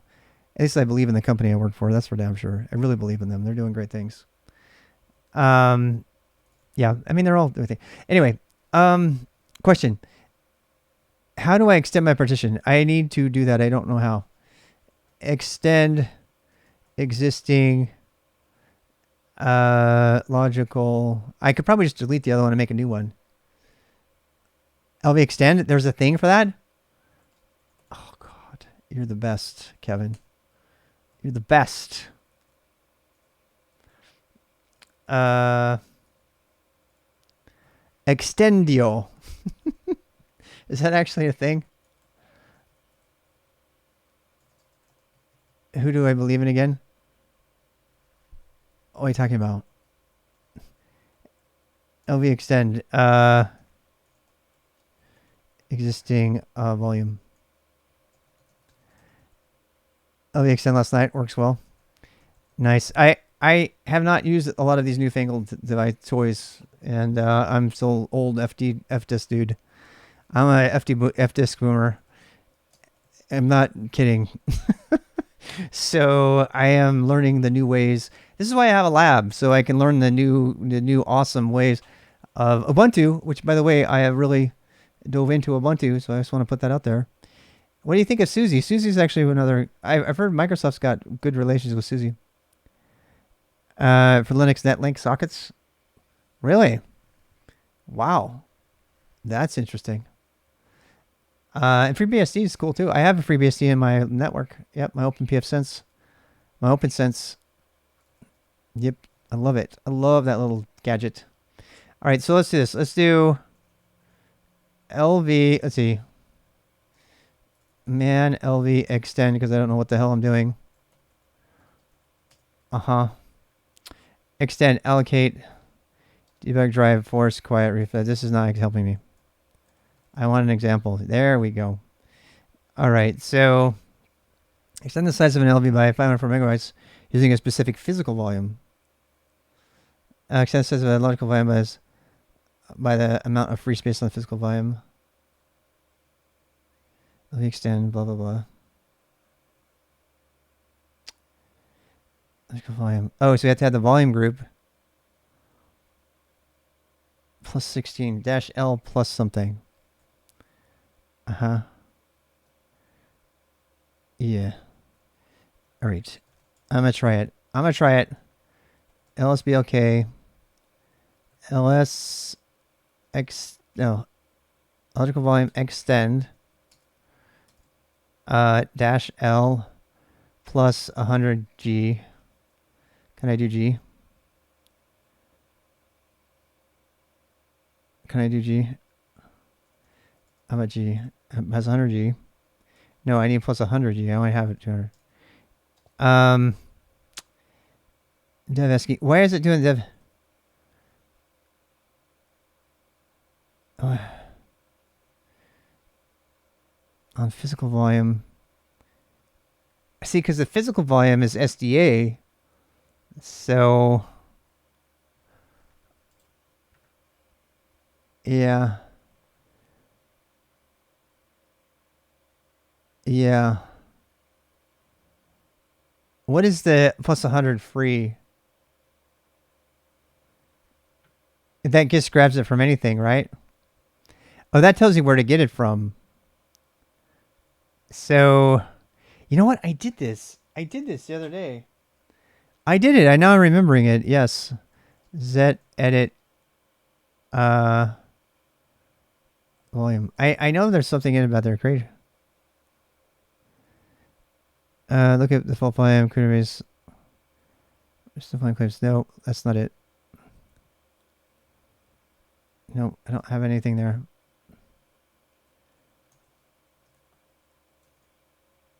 Okay.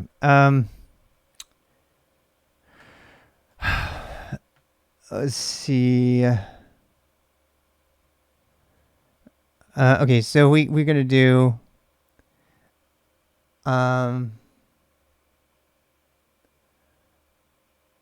LV extend minus RL 100 gigabyte Ubuntu mirror, I think. We want to unmount first. That should extend the file system too. Yes, I think you're right. Sudo umount / mirrors.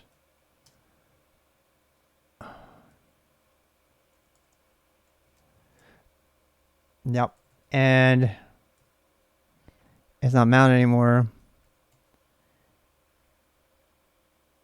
Yeah. If we did free, it would just add it until the free. So it would like add all the free space. We don't want that. Yeah. LV sudo LV extend. Does -r remount it? Or resize? And LV extend. I want to understand. LVM. You type LVM. To extend the LV. I think that is one way to do it. I think you can just extend it though. Can you do online and resize and regrowing? Yeah, when growing it can.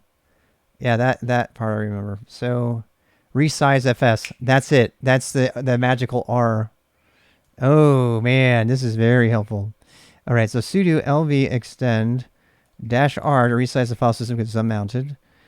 And then we want the -l for 100 giggies. 100 giggies. And then we just need to tell it what when we want. And now, if we can't find Ubuntu mirror, then we'll try something else. Specify logical volume path. I think we're going to have to do dev mapper, right? Yeah. LV resize command. I don't know. I think that's built in. It's not Ubuntu mirror. It's Ubuntu mirror. Yeah. Oh, I feel like it's working. Oh, it's fisking. It's fisking. I know Fisk. Hi, Fisk. I like you. You're from the old days. The old days of fisking. I feel like I'm not completely obsolete. Because I remember Fisk and Fdisk. I do. Okay, so hey, we're gonna mount it now. Mount. Your eyes are bleeding. Wait, did I do it wrong? Oh, did it make it 100 gigabytes? Look. It said, I'm sorry, it's already 100 gigabytes. I have no idea what you want to do. Wow. Lesson learned.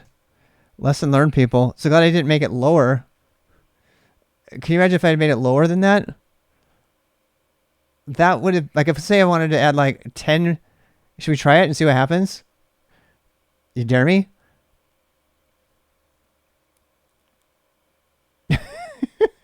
You dare me to put like 10 gigabytes and have it try to make it smaller and like destroy the file system that's on there? Damn. That would be like one really horrible way to put yourself out. You triple dog down me? All right, here we go. 10 gigabytes. So we were trying to resize and add. Let's pretend like we're trying to add. Let's pretend we're trying to add 10 gigabytes, but we forgot the plus. Let's Graberts. We just have to get up to date. Yeah, but Pixie Boot's still a thing. I mean, there's still things that people need from us. I guarantee you. Yeah, I want to break this on purpose because I can. All right, here we go. Uh-oh. Oh, it blocked me. Damn. Oh, well, now you know. Now you know. It's like, no. It says LV extend for a reason. Dumbass. And it wouldn't let me do it. I am very happy to find that out. I feel like I'm safer as a human being. You got a stupid person safe. Me too, Jay. Okay, we want another 100 gigs, give or take. Ready, go. Oh, it seems happier. It's resizing. There's no wives being murdered. What? Riser Oh, damn. I thought I saw a Riser FS there, and I thought about murder instantly. It'll be extended to be like, do you know who I am? Do you know me? Do you know who I am? Do you read my name? Read my name. It's like downloading RAM. Okay, so LSBLK, bacon, lettuce, and ketchup. Dash H. How about that? No. All right, fine. It's already H'd. Shh. We can't talk. We're still suitable for work. We're still going on YouTube. Hopefully. I mean, let's be real. I'm never suitable for work. I try. I do. I really try. SDA3, LV mirror, varlib containers, storage overlay. I want to say that it worked. I think we have success. I know now we can finally do it. Like, wait, isn't this stream about installing Kubernetes? Because it really looks like you're making an entire mirror of Ubuntu Debian Jammy package. Yeah, that's what I'm doing. Mirrors. Oh, wait for it. 2% of 183 gigabytes has been used. Well, why the fuck is it using 3.8 gig? What's in there? Oh, it already started making it. Why do I get the impression that's a bad idea? Mirror. That's funny because there's like stuff already there and it didn't complain. We're removing all that. Oh God. There. How's that? Now for the main event. The main event, my friends. Sudo apt mirror. Wait. It's just indexes. Yeah. Yes. Yeah. Very happy. Very happy. Happy, happy, happy. You know what? It didn't even check my disk utilization. You'd think that the tool would be smart enough to say, let's see how much free space you have on this device before we go download 158 gigabytes of data. And you only have 100. It was not smart enough to do that. I feel a PR coming on. It could have easily checked that. So why didn't it? It could have said, hey, stupid, you don't have enough space. Instead, it's like, oh no, I'll start downloading. Yeah, maybe you can add space while I'm downloading. So, yeah, I don't want to give away too much space. Is the big gripe I have with APT? Yeah. Yeah, me too. The last APT release of this thing was 2017. Damn. I mean it's probably one of those things that is it owned by Red Hat? I mean, where's the source code? You haven't asked Ubuntu post on that. Really? Look at you go. It's almost like you care. People who care. The more you know. Wait, I should probably read the rest of this before I delete it. Uh-oh. After all the downloads are complete, you'll need to separate archives into DBZ-sized directories. No, I don't. I don't want to make DVDs of everything. Why would you do that? This is not 2005. Check the available space. I know. That's like a stupid, easy thing to do. And it's not doing it. I have a DVD player again, finally. I think it's a burner. I hope it is. Yeah, in my HP server, I was like, hey, this has a CD in it. It's a DVD. I was like, cool. Make the point and be done with it. And we're not installing Ruby. Fuck no. I love Ruby though. It's kind of sad that Ruby didn't go anywhere. The truth is, OOP didn't go anywhere. Not that kind of OOP. Any language that lets you dynamically take over and inject into any mutator just by adding a function and have it silently do its thing is never going to be performant ever. So Ruby was kind of cursed, but that was okay. 20 threads, downloading using 20 threads. It's using 20 threads. Wow. Hey, my lights are blinking. Yeah, you want to see? Do you want to see my blinking lights? I'm gonna show you. Wait. Where's close up? I can't find it. Oh, here it is. Okay, here we go. We're going for a trip. We're going for a field trip.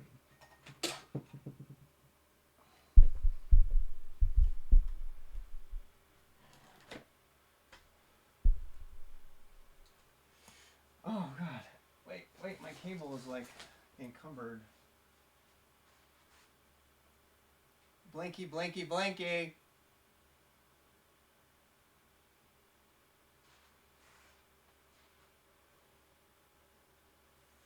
Fish.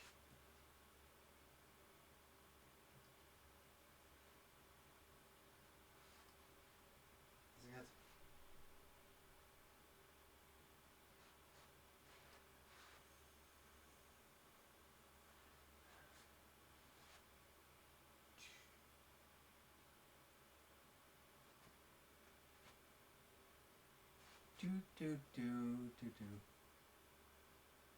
It's a Unix system.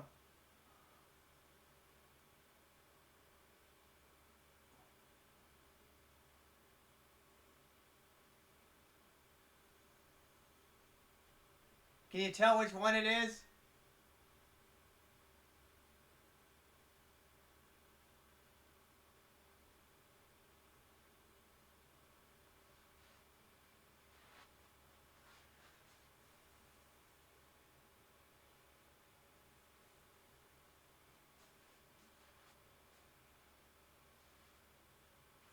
All right, that's all you get to see.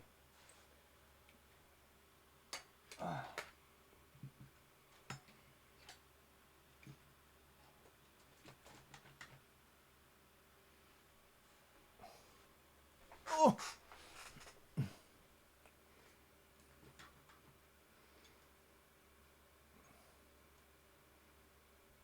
There.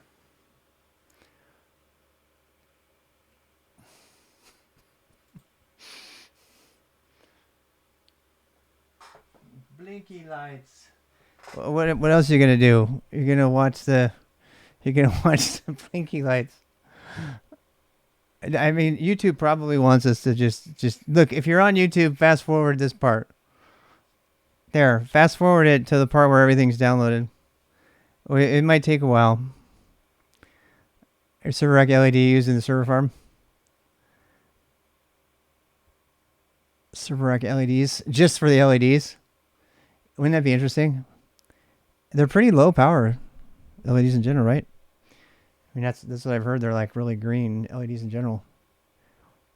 Yeah. Yeah, it's pretty interesting. It's the Christmas forest. It is kind of. Okay, it's time to drink or something. So, if you're on YouTube, I'm going to pause you for a bit so you don't have to suffer through this. Okay, I'm also going to put some music on.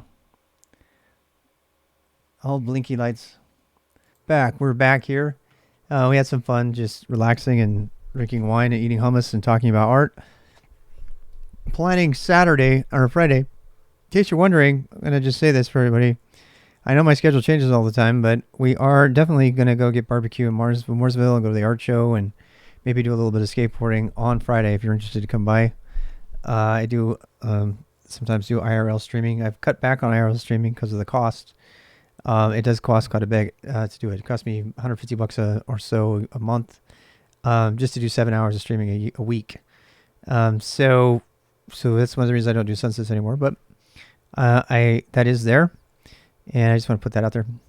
Okay, so next, interesting design for SBC. Oh, does he?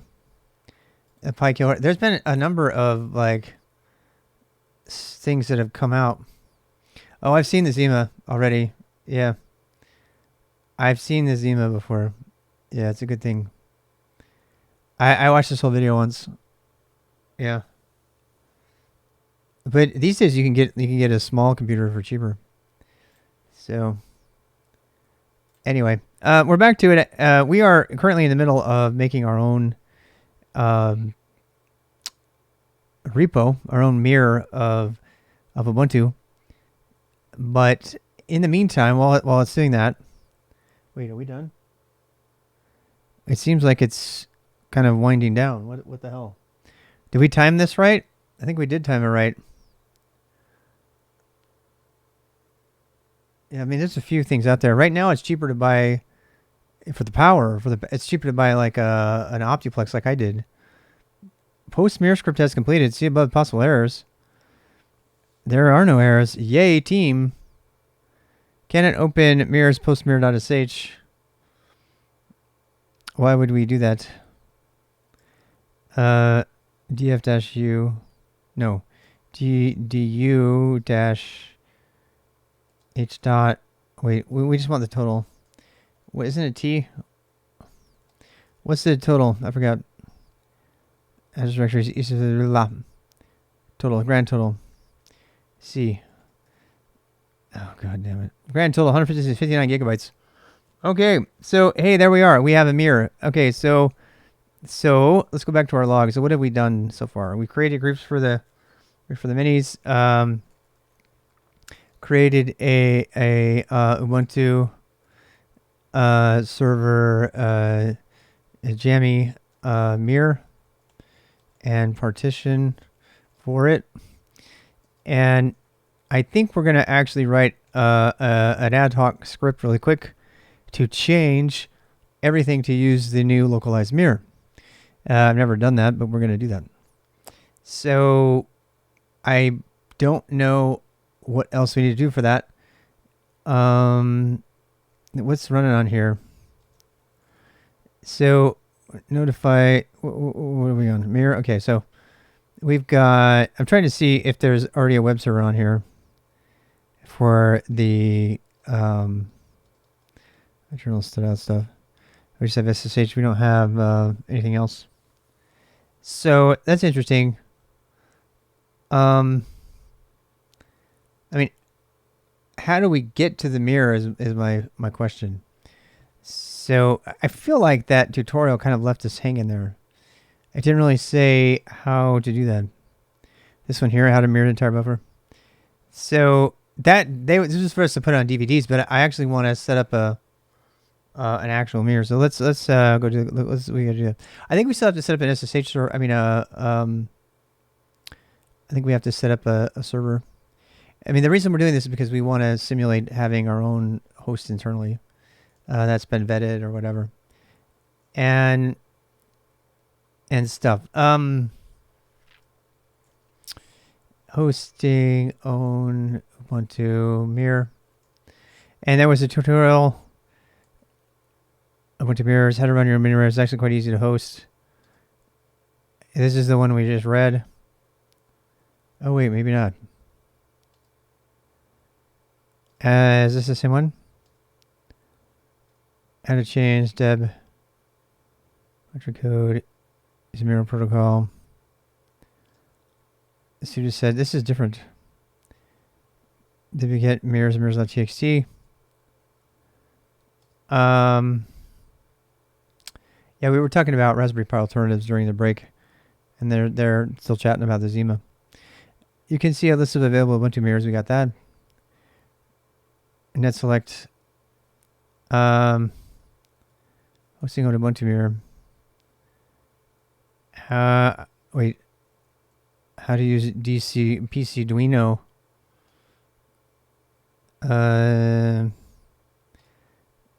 Storage, we did that. We did that. We did all of that. And this is SFS tab. Add a manual drive, we did that. We did that. So we have a mounted hard drive, we did that. That's why we need to figure out a way to host those packages and others to download. Everything is prepared except that we need to install a web server like nginx. Sudo apt-get, install nginx. We have an Ansible role. Installing automatically check that out. Written here, it contains the actual steps I mentioned here. Performance. What does this role do? Let's go up and just grab this.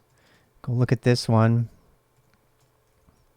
So we're going to clone that. clone. I just want to look at it. What?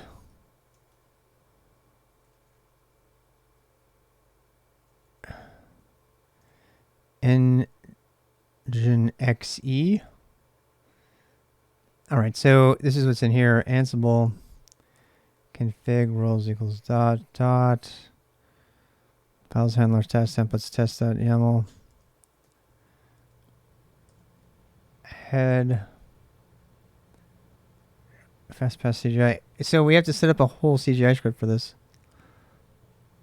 I don't want to do that. Access logs. Setup site. So I guess we have to set up an actual HTTP site if we're going to do it. List of hashes define additional configuration. Nginx configs proxy. Damn, I really don't want to do this. I don't. I guess if we're going to do... Okay, so. Fine, I'll do that later. We're going to move past that. We're not going to do that. We got that thing. It's downloaded, so you know we can do that. We basically the reason I did that is so that we could decided to skip the nginx setup for repo mirror for now. Because I want to get to the installation part. So this is basically giving me permission to just use Ansible playbooks that use apt. And the system's apt is going to be changed to use the localized internal mirror. But for now, it's going to use the external mirrors, which is fine. And as far as we're concerned, the playbooks are going to be the same. And they'll simulate the idea that I have that I'm supporting an internal mirror, which to me is kind of what I would set up if I was an enterprise. And is it free? Ubuntu server mirrors are free. I mean, can I set up an Ubuntu mirror for free? I think you can. I don't think you can do that with Red Hat. Use multipass mirrors. Best Ubuntu episodes, how to find. So do we have to pay for that, by the way? I'm really curious to see, because Red Hat charges for that. You can't do that with Red Hat.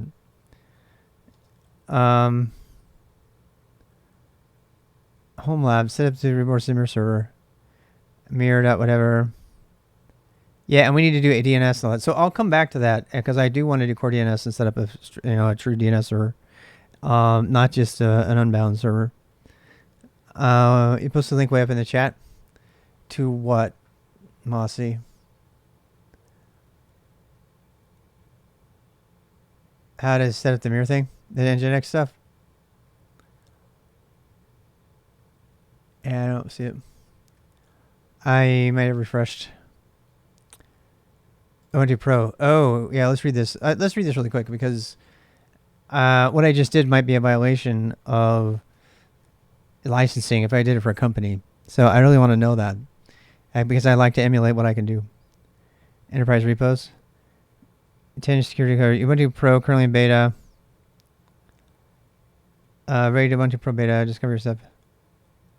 Oh, so what I want to know is, have I broken the law by mirroring the repos? A subscription for open source software security. Security CVEs. Packages are secured. Jeff Bezos. That's funny. Anyone can use Ubuntu Pro for free on up to 5 machines or 50 if you want.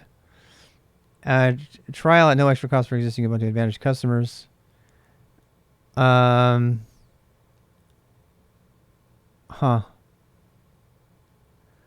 Anyway, so I guess the question, the question I have is, can you do this? Like, am I in violation of the law if I do it for a company that way? Like, let's say I was going to work for a small company, school or something. If I create an on-site mirror, have I broken the law? I don't know that. Is it legal to create and Ubuntu Server mirror repo. How to create a bunch of server mirrors. Nobody talks about the legality. They don't care. Ubuntu distributions. Oh. How to create a local mirror with its mirror. It doesn't seem like anybody's talking about it. It's not the kind of thing people want to bring up. Sorry, I'm totally. Well, I haven't. I'm coding. Landscape documentation. Set up local repos. App mirrors. Ubuntu. How to create local app repo mirror. No. Nobody's going to talk about the legality of it. It's like it's not a popular topic. So, but you know, I actually care. So, whatever. It's there. All right. So, I'm going to exit this one. I don't care about it anymore. Well, yeah, but it's supposed to be open source software. So that's what I don't understand. You know? So I am definitely confuzzled on that particular point. All right. So...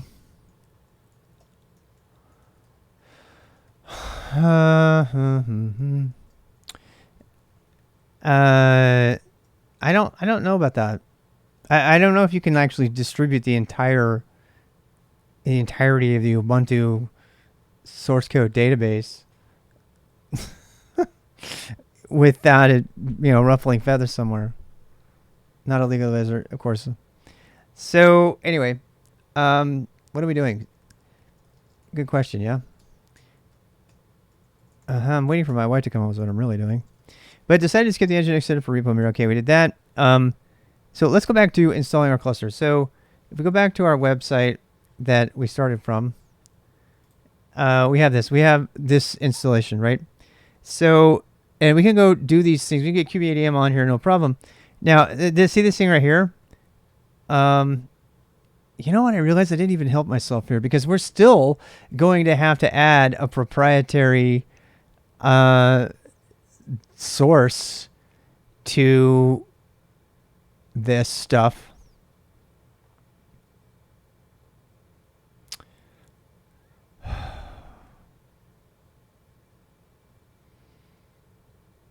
I don't know. I wish LBG was here.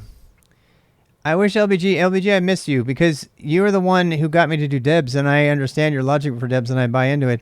So now I'm like, but the problem of doing the debs is you have to actually find the exact deb versions. You could do your own mirror of this as well, right? Go make your own spin. Rsync mirror community, yeah. Become an official mirror. Yeah. So I guess they don't mind official mirrors. But doesn't that violate their professional enterprise support stuff then? But I mean, even more importantly, why am I not just downloading the stuff off of here, right? But see, there's a real part of me that I need to ask at work because I'm pretty sure we don't do this. Their costs down. Let's keep their bandwidth costs down. Yes. As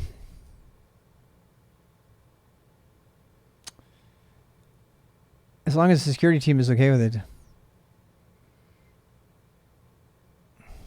The problem is I don't know if they are. I don't think they are. You know how hard it is to separate what's okay with the security team and what everybody has done forever in our company? It's like, where's more alcohol? It's to each package. Yeah.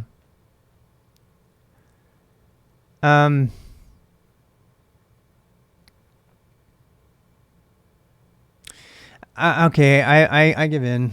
I give in.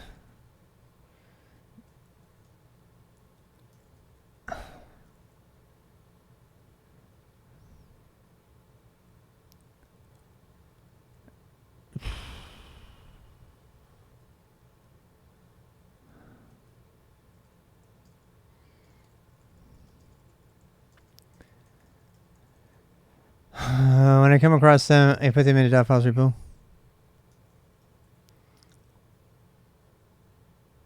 Yeah. Well, what's the difference between their paid stuff and the other stuff?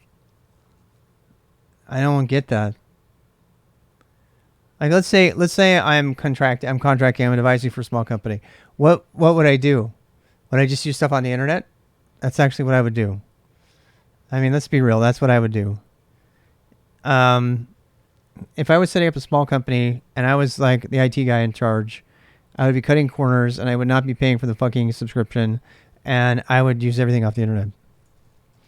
So, yeah. Yeah. I decided to pretend consulting for small, mid-size company. That's what I'm doing. And a small, mid-sized company is not going to be using Red Hat, I'll tell you that right now. Most of the smaller, mid-sized companies, frankly, are going to be straight up in the cloud and pay those prices as they come. But let's say they had a bunch of hardware, they were gifted a bunch of hardware, and they had stuff they didn't want to do internally, or they want to do machine learning. They can't do that in the cloud, it's too fucking expensive. So if that, okay, so based on that, I guess we're okay grabbing APTs straight off the internet. The problem with that is that we're assuming that my Kubernetes cluster has internet access. And I mean, there's too many pretend things here. So for example, if I'm running a small to mid-sized company, do I make them go through a SOX proxy for everything? Do I make them use HTTPS for everything? I mean, I would do that, right? Do I do a zero trust configuration kind of situation and say, look, we're going to leverage as much internet access as we can. We're not going to trust anybody in this company because nobody has a fucking clue, and we don't have a tech IT department, HR department to train you not to get phished. So we plan on the fact that everybody's going to get phished at some point, and we build an entire infrastructure around that. So the reason I'm doing this, the reason I'm being so uptight about how I go about these decisions is these are decisions that I want to codify for myself in small to medium-sized business consulting. Like this $30,000 30-node rack that I have is, the size of a small to mid-sized company. What would I do if I wanted to get a company and they wanted on-prem, they wanted to do machine learning, and they didn't have a lot of money and they were just getting started and blah, blah, blah. You'd probably tell them, hey, go find an accelerator someplace and get all that venture capital and then blow it all on swag. But, so I'm really hung up on these decisions. It's the whole point of doing a lab. And the point of it isn't to get Kubernetes running right away. That's not the point of it. The point of it for me is to set up the proper expectations for how I would run an IT shop, a small IT shop, if I was a 1, 2, 5 person business, because that's the consultancy that I can actually leave with. If I ever wanted to not work for the company I'm working for right now, that's what I would do. I would start up a small company and we would go set up IT shops on-prem for people, and I would want to know about that. I would hire a network engineering team, 1 or 2 people there, and we would do the rest. Just use Universe. Yeah. Well, Universe is the one that's just out there, right? Opposed to called main officially supports software, restricted support software is not available under complete free license. Universe community maintained, not officially supported software, and multiverse software is not free. Is that what's in the that's what's in the whatever. What is it? Sources. What is it? Source link. It's in the sources list. Yeah, I don't remember where it is though. Apps sources list. So Universe. Okay, so yeah, Universe is community maintained but not officially supported. So that means if Universe stuff blows up, that's your own fault, right? It's been vetted, kind of. It's not Arch, we'll say. NV software from this repository is entirely unsupported by the Ubuntu team. Multiverse. Software from this repository has been tested extensively as that contained in the main release, although it includes newer versions. This is the reason that enterprises pick an APT-based distro instead of the AUR, which is just the fucking Wild West. Metaverse, yeah. So, yeah. Yeah, okay, so based on that, then, I mean, let's be real. If that's the case, if I'm doing a small to mid-sized business, I'm going to say you need to have HTTP proxy, which, by the way, you can do, but you know that, right? God, I probably should have set up a SOX proxy, although they're a pain in the ass. They're such a pain in the ass. Yeah.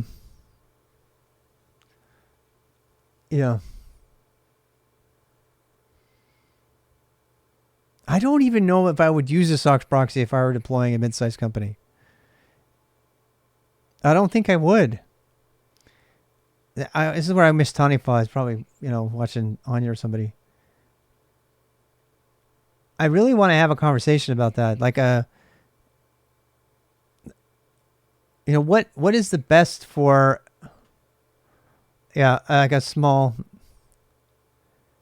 and an MITM proxy? Oh, fuck no. But, but this is a big, I mean, look, some of the YouTubers out there are going to like yawn and leave right now, and that's fine. But this is at the crux of what I'm trying to do. What do I think is the best thing to deploy for a small to mid-sized company?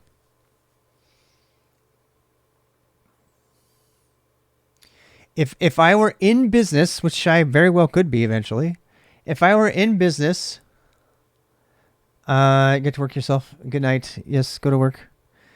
If I were in business, besides working for the enterprise, so part of this is understanding the enterprise and deploying to the enterprise, hey, Jalafi. But a lot of it isn't, A lot of this is like more about me in a small to medium-sized business. So some of the enterprise stuff is going to come over there, but that's more about the Kubernetes deployment. Like, I don't really need Istio, but I'm going to deploy it because I support it at work, right? I would never put Istio on a small to medium-sized business. It's like stupid. But, I mean, most small to mid-sized businesses, I put them on Azure or something anyway, But let's assume that you have a small to mid-sized business, you want your own on-prem. Then what would you do? Would you be pulling stuff without a SOX proxy? Would you be completely open to the internet? I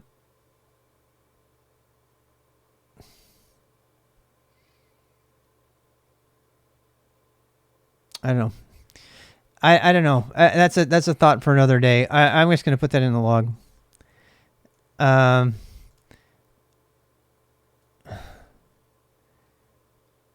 rest of the design. Well, with machine learning would be the primary driver. You can't do machine learning in the cloud for cheap. Not big stuff. So so decided on pretend scenario.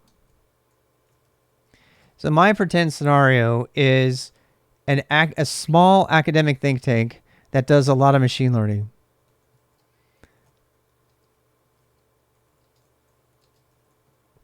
That would have models that use like huge, terabytes,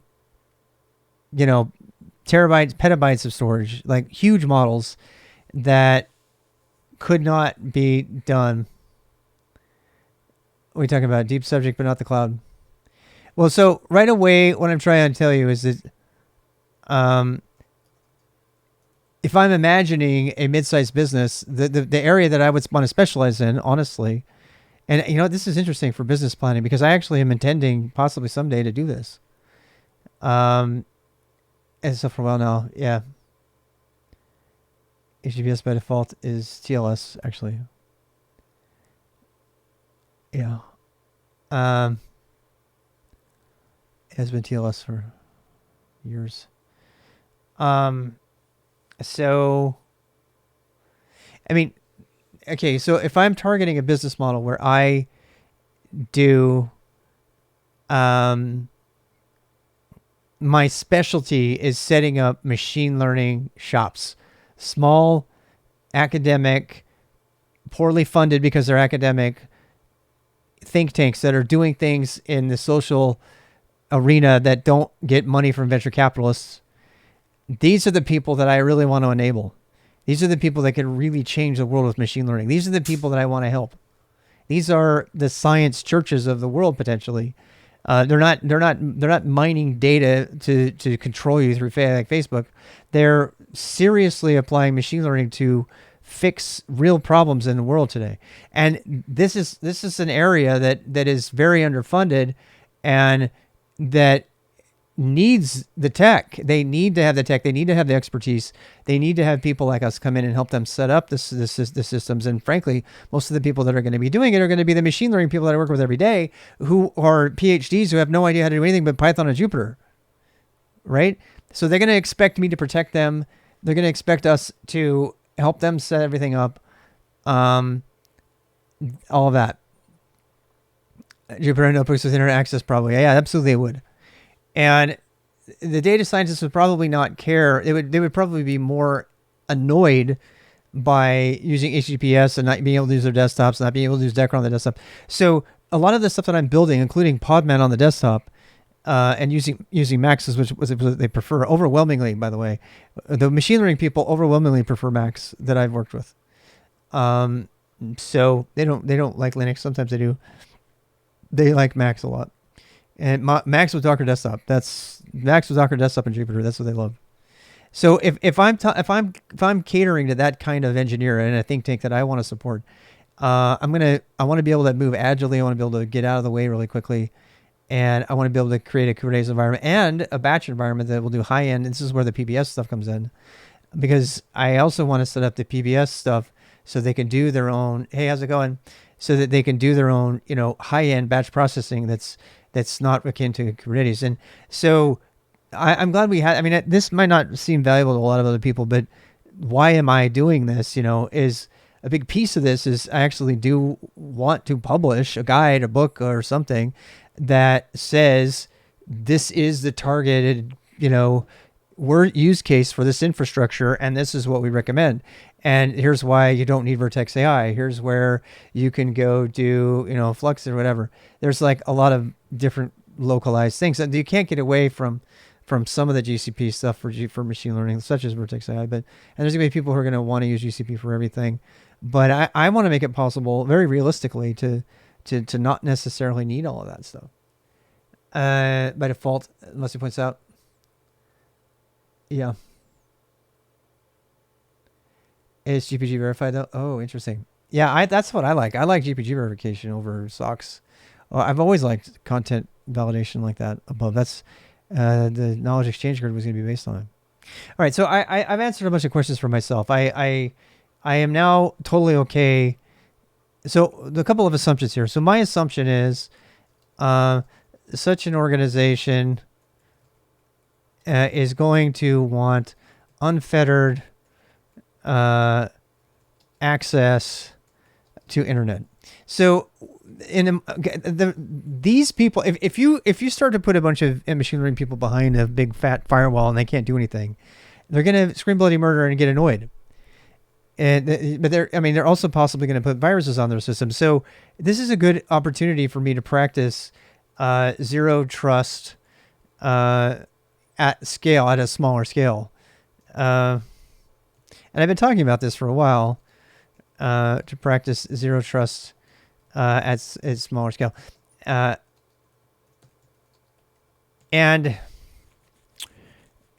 it's a, what do I want to call this?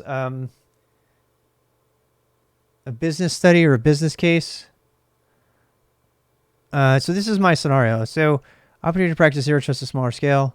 Debian, yes. Okay. So basically a host firewall. Yeah.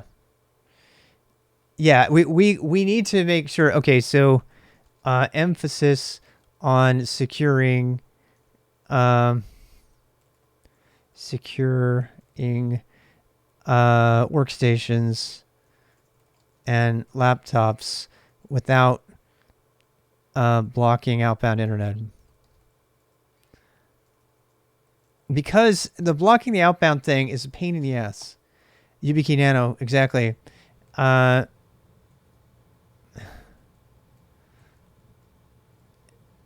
so yeah, secure workstations, laptops without blocking out on access. So we want them to have unfettered access to the internet, outbound access. UFW enable, yeah. And or if they get phished, then we have to deal with it, right? But you have to do that anyway. That just means you never trust anybody. And we build a system like that. And so the first step, by the way, in the really exhaustively long, governmental recommendation about zero trust architectures is knowing your infrastructure and the roles of the people in your infrastructure. And so if I'm doing a home lab and I want to have it be a model for education for myself and for things that I want to participate, even if they don't completely sync with my enterprise job currently, then I am going to pretend that's the company I'm building. Who knows? That might be the company I actually build, or at least a consultancy about how to support companies that run in that space. And God, I mean, I could start my own company supporting that specific type of empowerment. I'm sure there's plenty of work. I'm sure there is. I bet you I could start a contracting firm easily, and a small consultancy, and just go around independently and hire a couple of like really, really good top-notch people and just set people up and maintain their systems for them as kind of a one-man IT show. The academic crowds that would want that shit don't have the money to go to IBM or wherever, to go get that kind of thing. They should be filtered outbound. What are you talking about? You think you should filter outbound access? You just need UPS. Run models on your rack. Oh, I'm going to run models on my rack. Are you kidding me? There's a bunch of models I'm going to start running. This is probably a year or two away. I am planning on running some serious models on the rack over here. I'm going to get good with it. It's a long ways away, but I definitely want to do that. Yeah. Blocking outbound by default. Zero Trust blocks outbound by default. Really? Are you sure? That doesn't sound right to me.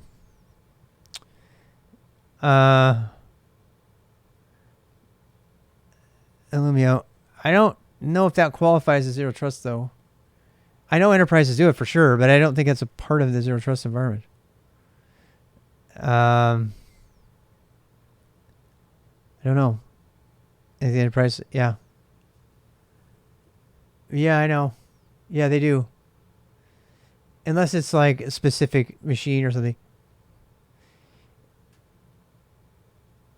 I mean, the reason I don't know if that's true is because, to my understanding, Zero Trust does not have a boundary at all. The boundary is the laptop. The boundary is the device. The boundary is the application on the device. That's the boundary. Yeah. So we'd have to go look at that. There's a lot of confusion about Zero Trust. Period. That's why that study exists, and we have people in the stream who contributed to that study. They're not here right now, but yeah. So I would be kind of interested to. I think this is a good way for me to kind of get my head around what Zero Trust actually means, and do. And I tried it before, and it bogged us down a lot. We didn't get any Kubernetes done, but we are setting up IT architecture here, so we're kind of doing it with some form of paradigm by default, and I don't want to just default to the old ways. This is really what comes down to: do I block apt or not? And I don't think we do. Social security means that no one is trusted by default from inside or outside the network. Verification is required from everyone trying to gain access to the resources on the network. Yeah, that's Zero Trust in a nutshell. Yeah. I guess you're talking about to gain access to the internet, period, would be a request, and we'd have to ensure that was okay. Yeah, I don't know, though. I mean, that's really... External resources is the question, right? I see what you're saying. Having a flat network and authenticating user peers using strong crypto. That's what I interpret it to mean. So my interpretation of zero trust means that you can use the internet for your network. Period. And people do. And the more they become more zero trust, it's like Slack does this, Microsoft does this. I don't even need a VPN connection to do most of my work because it's all in the zero trust part of our environment. I can log in and use Slack anytime because I'm authenticating directly to Slack. In some sense, it's kind of scary because some other organization has GitHub Enterprise, same thing. GitHub Enterprise, people don't know this. GitHub Enterprise does not store that stuff on internal servers. As far as I know, it stores it on GitHub Prem. And they, it's, I don't know. I need to look at, I don't know for sure, but that's what I understand. And it was quite an eye opener when I heard that. That's why I want to confirm it. I only initially heard it. I haven't done any research on my own. So like when you store something in GitHub Enterprise, you think, oh, hey, no, it's like soft inside is a dead model though. Yeah. Inside tasks, that should be a little bit of that's the thing. The zero trust stuff puts most of the authentication into the application's hands, so you can act, and everything else is the network becomes like really free form at that point. It's like nobody cares about the network. How do people do internet research? Is that a public network? GitHub Enterprise is usually self-hosted. Do they have an option? I'm actually thinking about subscribing for GitHub Enterprise so I can set up a home.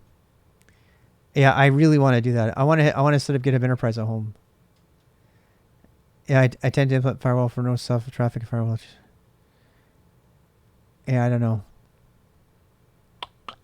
Yeah, mixed feelings about that one. So anyway, yeah. So how much time do I got before my wife comes home? Where the hell is she? It's like 1 o'clock. She's still not home. Hope she's okay. She gets in her thing all the time. She's probably like really into it. Or she's asleep in the other room. Let me check.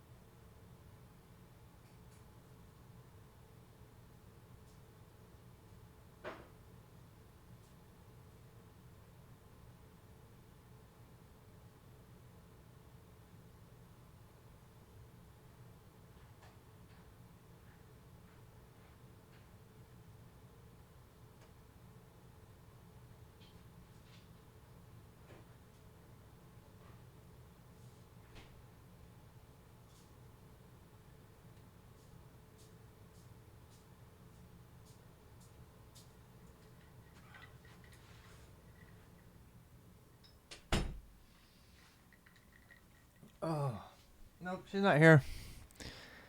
She's not here.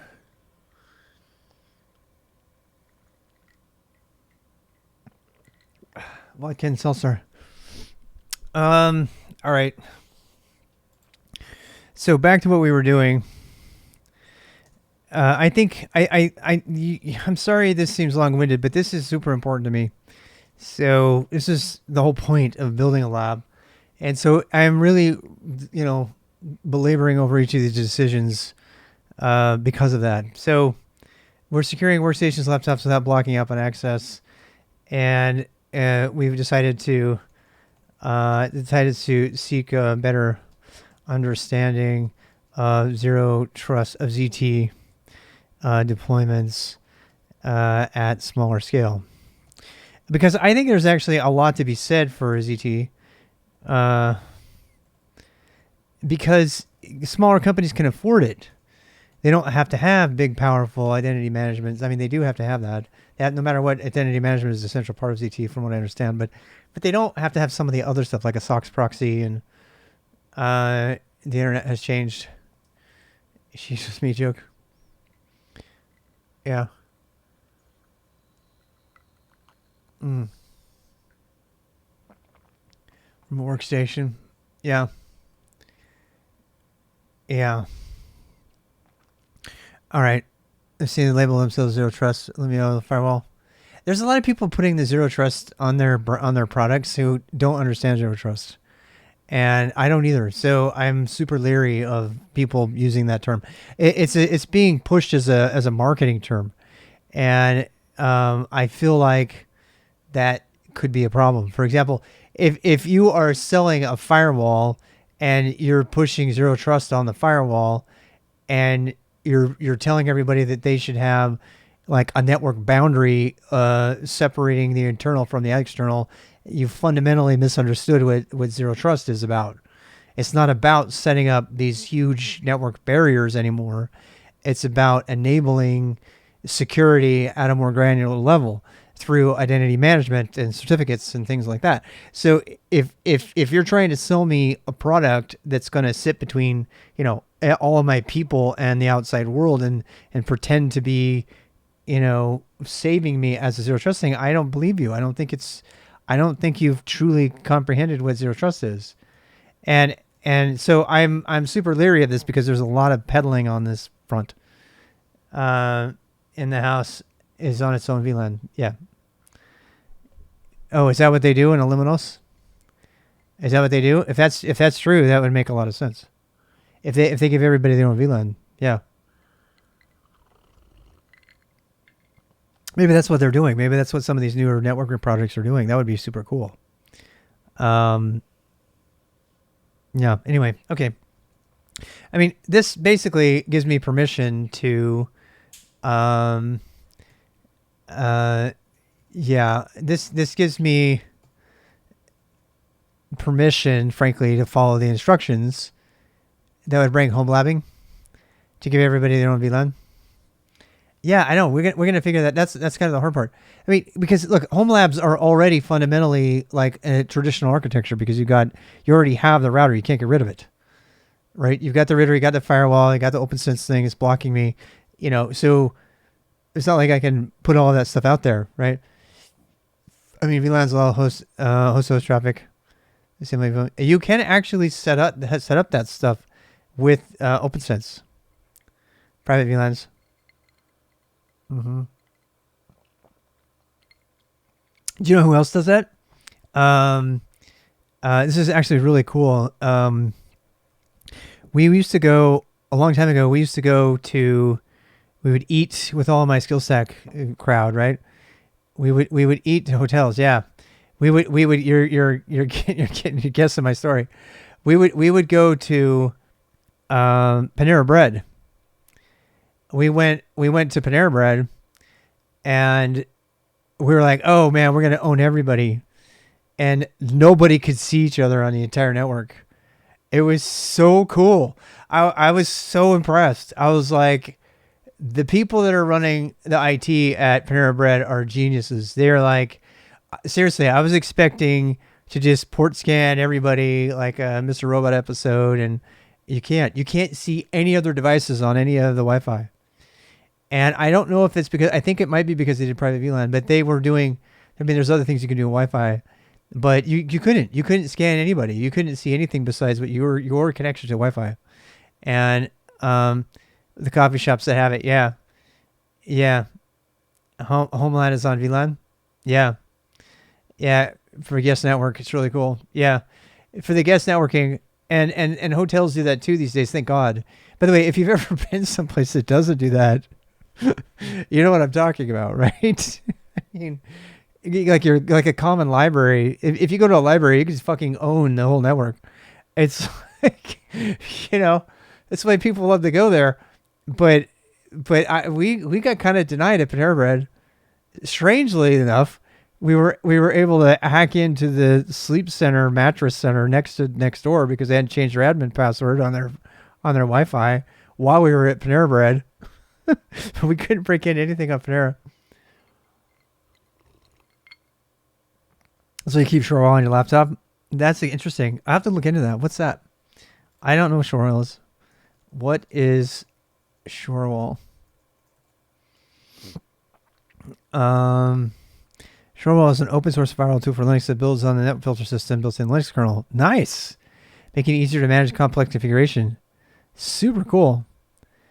So you run that on your laptop, and you're probably not running a VM. You're probably running it on your laptop itself, right? What is what alias? Conrad, what are you asking? My question mark? My question mark is an alias for searching for links. No, it's not an alias. It's a query. Here, I'll show you. I talk about this all the time. There's lots of videos on it, but so type here. I'll do it for you really quick. Alias to duck, vic duck. Because there's entire 4-hour videos on it on the Boost if you want to learn how to do that. It sounds like you're new, Conrad. Welcome. Go watch the Boost. We cover all of this stuff in excruciating detail. You might want to fast forward through some of it, but or look through the notes before you dive into a video. It's all separate VLANs. eBPF playing in space at all? I don't think it does. Yeah, but we did Conrad, we did a, if you want to jump ahead to the search thing, we did an entire day that's just links. That's it. It's links and duck and how to search and W3M and everything. It was 4 hours of that. It's just all that stuff in very much detail. So, Firewall developer retired. Really? Oh, that's too bad. F tables. Yeah. All right. So back to Kubernetes land. So all of that really long-winded blah blah blah says, hey, guess what? We can do what the installation docs say. I mean, if the Kubernetes installation docs tell you to do apt, then I assume that they expect that your enterprise is going to have access to apt get stuff, which, by the way, you can run through a SOX proxy. That's what we have at work. At work, we do it on occasion, but I feel like sometimes I feel like it's a violation. All right, so we're going to just use, we're going to figure out how to do this. Download the Google Public Signing Key, add it to Kubernetes apt repo, and then go get it all. Okay, so let's see if we can put this all into an Ansible playbook. This stuff right here, I imagine we can. Let's do that. That should go pretty quickly. Let's copy install debs to install. We're not going to install from debs. We're just going to do install kubeadm.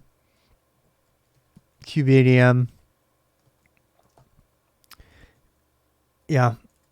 And kubeadm, kubelet, and ctl. Yeah. Actually, this stuff has already been done already. I know there's already rules for this, but I want to do it because I want to get good with Ansible. So install Kate's node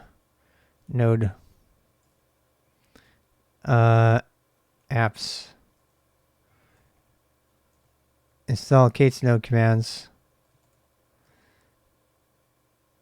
Install, what do we want to say? Setup node. Install Kate's node. So let's try that. Oopsie. move install kubeadm. Install ksnow.yaml. Okay, so we're not going to do debs anymore. We'll get rid of the var section. Install kubeadm, kubelet, and kubectl. Those are the things you have to have on the system. Host Kate's nodes. 31 for everyone. See, that's the kind of joke that nobody would get except for us.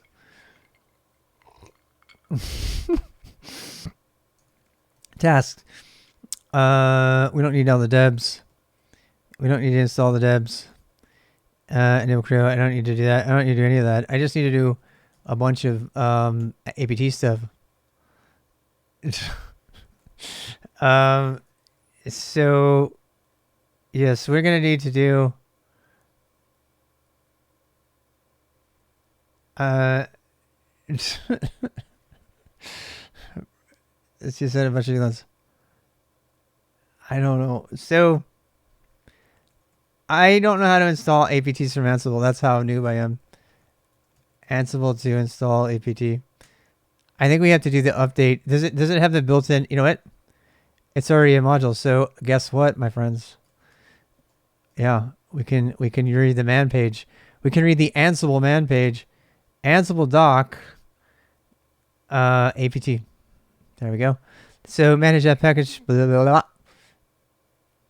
blah. Allow changes to the package. Allows changes.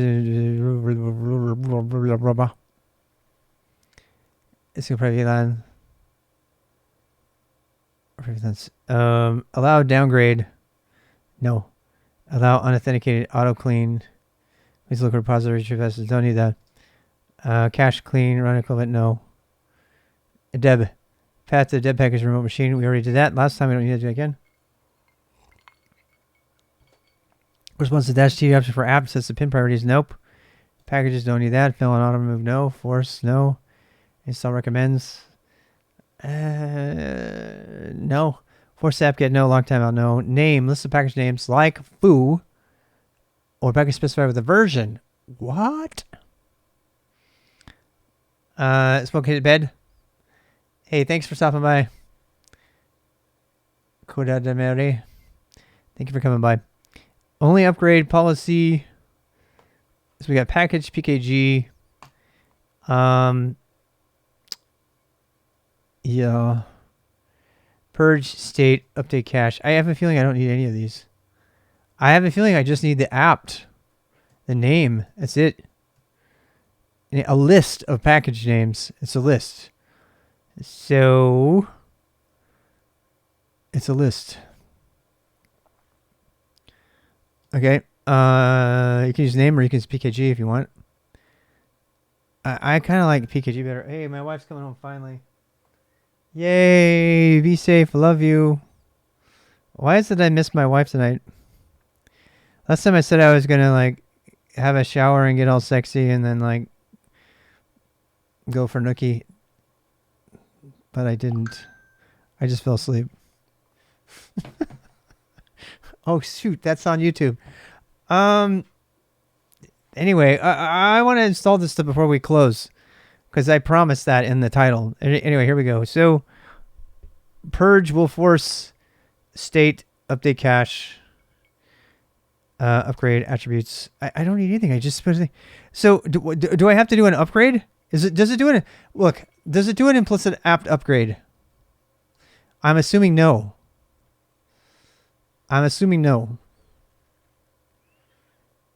Examples: install HTTP cache state present. What does that mean? Application equals yes. Oh, there it is. Update repositories cache and then install it from the cache. Yes, that's what we need to do. Update cache equals yes. Which we don't always need to do with everything. Hey, Matt. Methuselah. Hell. Another Satan worshiper I see. Welcome to the crowd. Yeah. All right. So tasks. Our first task shall be an APT. So we're going to say Ansible built-in apt.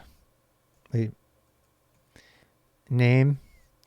The name is the same as the other one.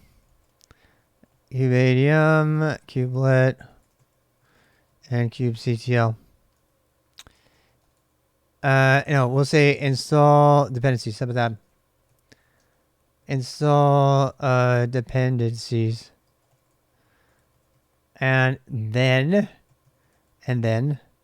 we'll say Ansible built-in, which you're supposed to do. Everybody told me that last time. You're supposed to type the whole thing, otherwise people get mad at you for naming conflicts. And then what?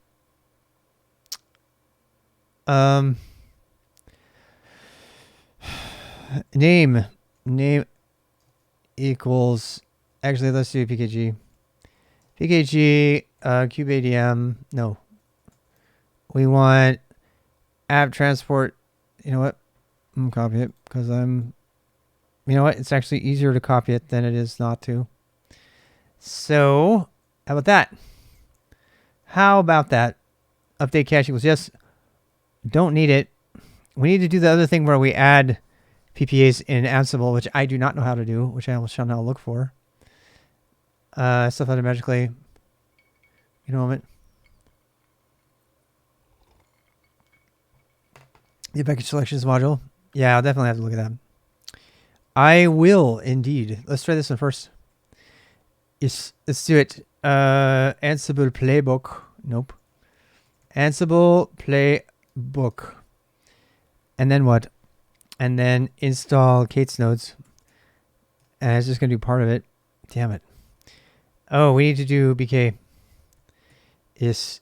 We need to do BK. BK broiler. BK broiler. Become yes.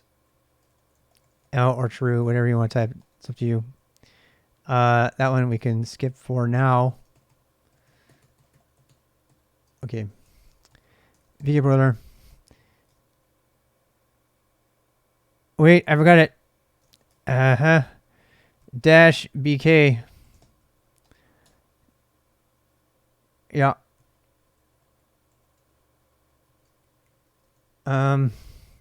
Gathering facts. The cow is gathering facts. Hey, here's all my happy computers. It seems to be working. That does not look good. It did say okay. Okay, one failed one. Why? Wait.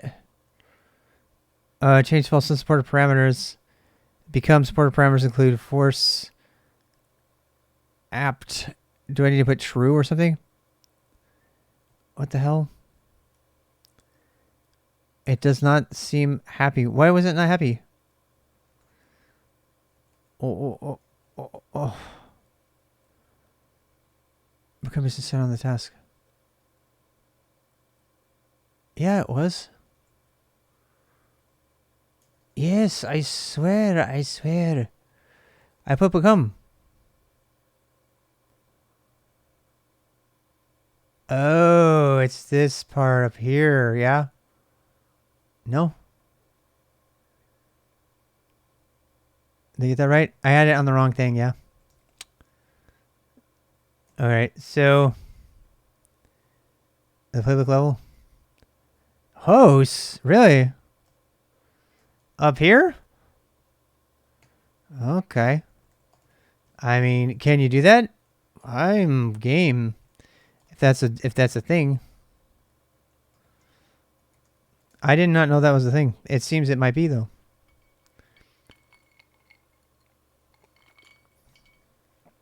I was gonna come home and open the door and she's gonna say, "It stinks in here." I know exactly what she's gonna say. Because it does stink. Because I've been working hard. Anyway, tried it, failed. Change false message. No package matching. Apt transfer. C8 certificate. Wait, do I need a comment in there? Oh, I'm an idiot. It's a list of course. Of course. Oh my god, I feel so stupid. Pretend you didn't see that. You hate Ansible with a passion.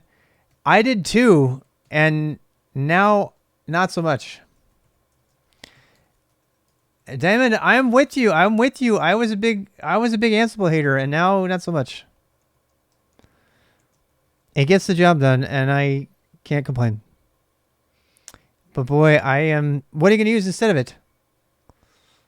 Chef? Puppet? It's probably something better, but you know what? That's what my original critique of it was. Okay, it's the best thing, but I don't particularly like it. Oh, I know. You use straight up Python? No, no way. No way. You use Fabric for that? Have you ever written a fab file? You ever written Fabric or Capistrano? Those are really good. I used to use Fabric all the time for testing. I actually think this is working. Salt Stack was better known. I do too. We looked at Salt Stack pretty quickly.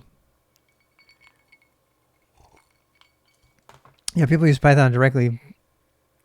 Yeah, I've heard good things about Salt Stack. I really have. Yeah, what is Salt Stack? Salt Stack for almost everything's better. Salt Stack effectively adds spice to its modern IT infrastructure. Organizations are using Salt to discover, monitor, respond, orchestrate, automate, secure servers across prem. The VMware buy it? That's not a bad sign. A product manager role for SecOps IT automation. Yeah. No, but Ruckum, I know.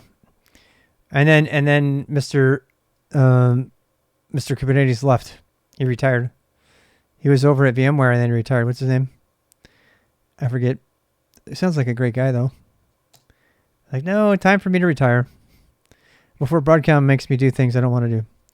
Luis Mario, how are you? What can Salt SecOps IT automation do? Salt Master can. I just don't sudo salt blah blah blah. Yeah. I could be convinced to look at it. I really could. I could be convinced to look at it. I am not a bigot in this space right now. I'm just telling you that Ansible gets it done, and I, know it now more or less. I've been doing Ansible for what, 4 days total. So I feel like they could have done a lot better, but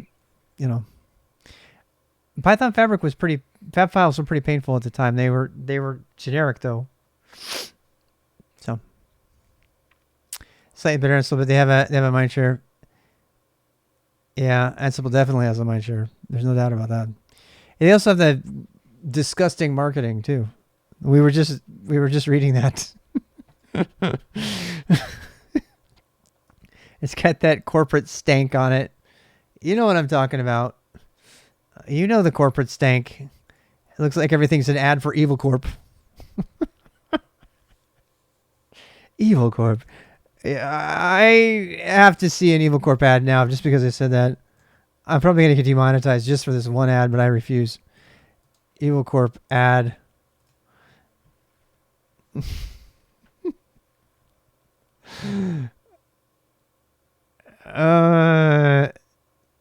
Still on your side. Evil Corp. Those don't look like it. None of these are it.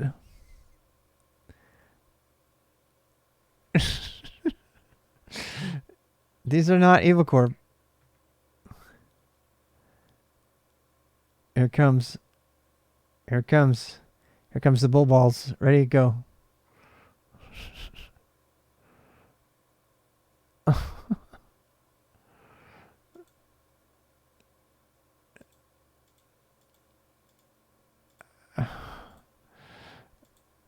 That's not it. That's not the ad. That's Angela. It's Angela. It's not the ad.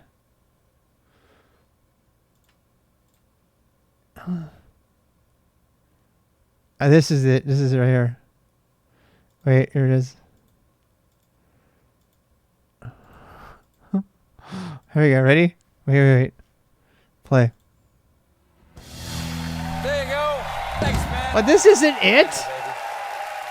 What the hell? Don't judge me. What did I do? I am a bad YouTuber. In periodi di caos e incertezza, quando il mondo sembra instabile, ci rivolgiamo a chi ci ha sostenuto fin dall'inizio. Dal 1884 proteggiamo l'America. Possono tramortirci, It's like in a ma non foreign language. distruggerci. Sempre al vostro fianco. Oh my god. So people watch Mr. Robot in other languages? Who knew? Who knew? Oh, I know. God help you. Believe me, I know. Yes. I agree with this sentiment. By the way, I just discovered the merge operator. Did you know this? Do you know about the merge operator? You gotta learn and love it. It makes OpenAPI bearable. Predict for worse. It does. It really does. It does. I hate it, but it's true. It's true. Everything you said. It's all true. All right. So how do we do this thing right here? There's got to be an Ansible rule for updating keys. There has to be. It's got to be an Ansible rule for updating keys. It has to exist. Ansible rule updating keys for APT. I mean, that's the whole thing. Apt key module. Look at that. I told you. Apt repository, apt key. You already knew about it. Look at you. Look at you go. Okay, Morty. Morty, you're going to have to show me. I don't know about it.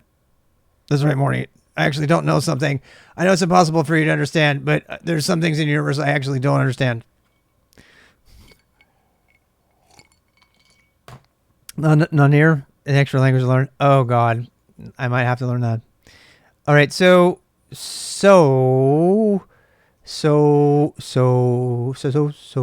are we doing?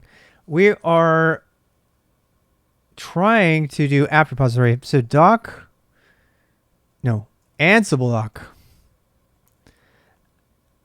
Apt repository. Apt key. Gornier. Oh boy. Oh geez, Rick, new season is out. Oh geez, Rick. Is the whole season out so I can buy it on Amazon, or do I have to wait? Rick, I hate waiting for things. Rick! Add or remove app key optionally downloading it. The key file contents the data ring. File, path to the key file on the remote server to add the key ring. All right. I'm going to try this shit. There's probably an example down here. Those are always fun. The examples are always extremely fun. Because learn by example. Also, teach by example. Free lesson to parents out there. Be the change you want to be.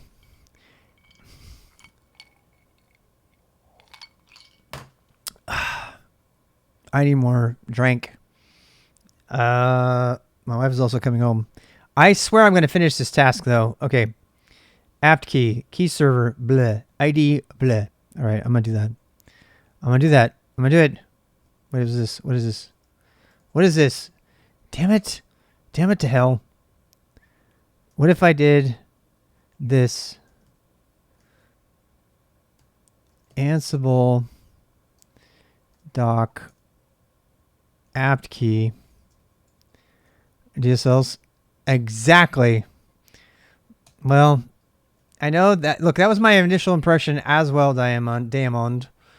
And unfortunately, we were just talking about that earlier. We were talking about all the languages you have to learn, DSL specifically, including command line interfaces, which are a DSL at some point, and to some degree, you know. And I hear your pain. I absolutely do. I mean, people say, "Oh, you're an operations person. You don't have to learn languages. You're just an operator." I'm like, "You're just an admin." I'm like, "Oh yeah." Let me introduce you to something called domain-specific languages. You piece of shit, software engineer, Guilfoyle / Dinesh conflict kind of thing going on. It's like, let me tell you all the fucking languages I have to learn, because I do. So there. That's why Google made the SRE title. People, admins who know languages. Who would have thought? Who would have thought, my friends? Add the Kate's key. I don't know what the things are. I gotta go look them up. Okay, so we have. Wait, where's our example? It's all about the examples. Some repo, no apt key, get URL. Oh wow, that's cool. Ooh, I like it. I like it a lot. I like it a lot. Fetch the key. HCL. You know what's funny? I love HashiCorp. They're geniuses over there, but I am not a fan of HCL. I won't lie. I'm not. I'm also not a fan of Q. Dr. Verm's gonna punch me for saying that, but I'm not a fan of it. Yeah, I mean, you know, I know. These are controversial opinions. Go to concurrency so much simpler. Yes. You think it's Ansible's YAML? Yeah, probably true. Yet another language you have to learn.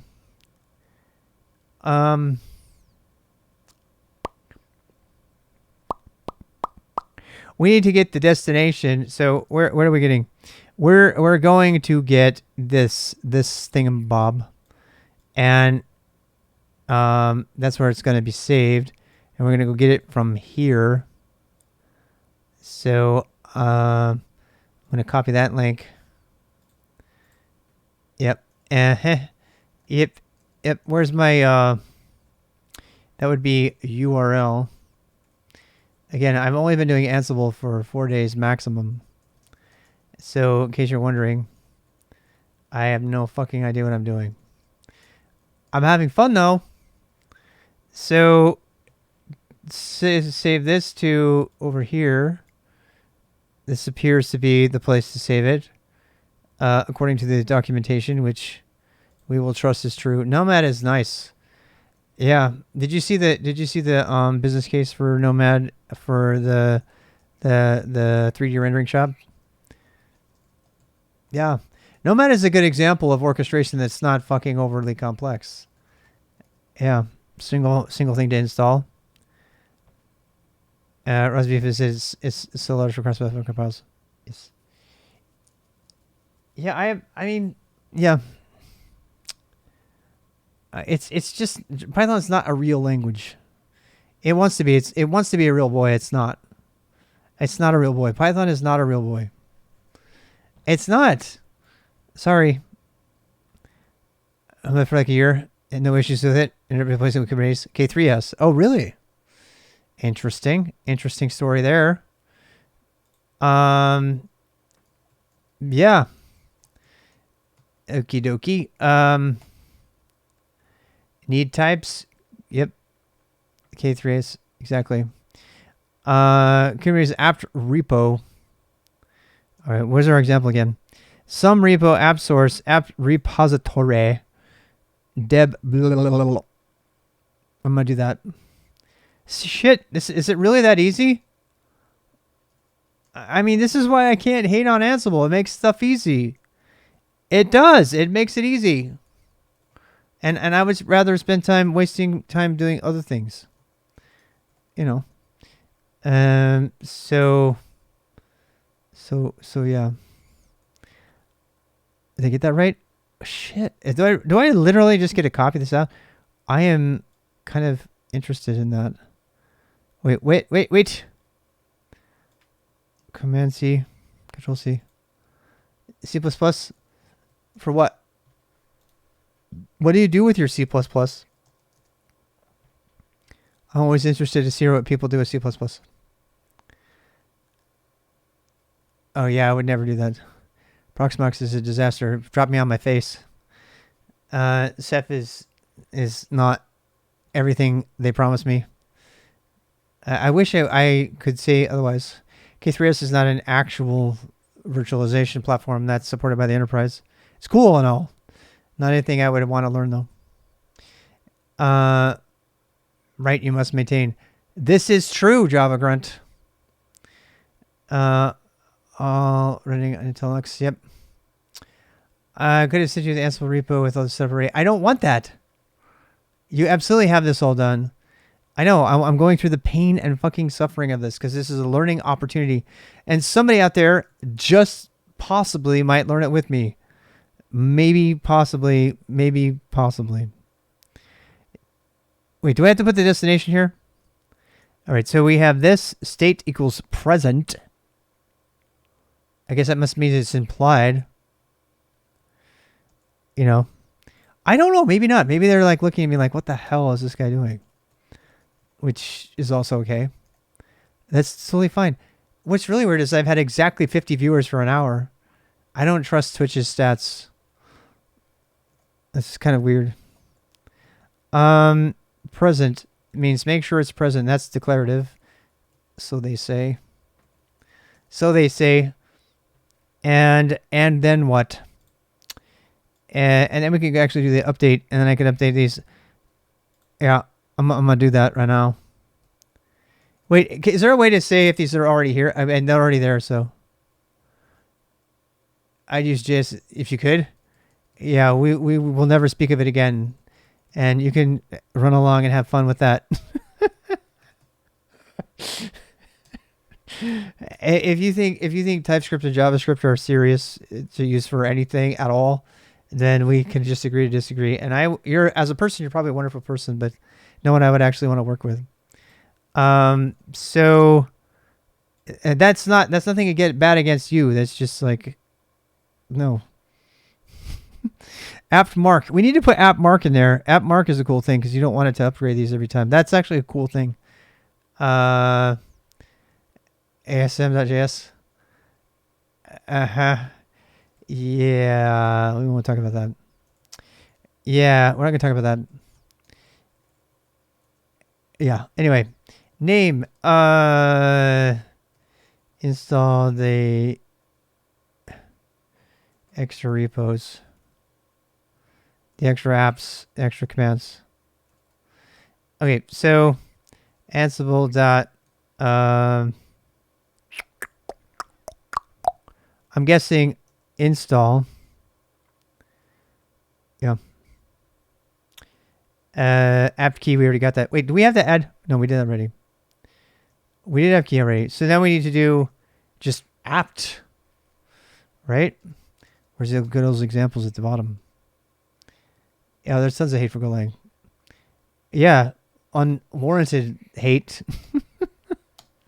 It's kind of silly because it's like the standard for cloud native computing. Comparing TypeScript to Go is fucking laughable.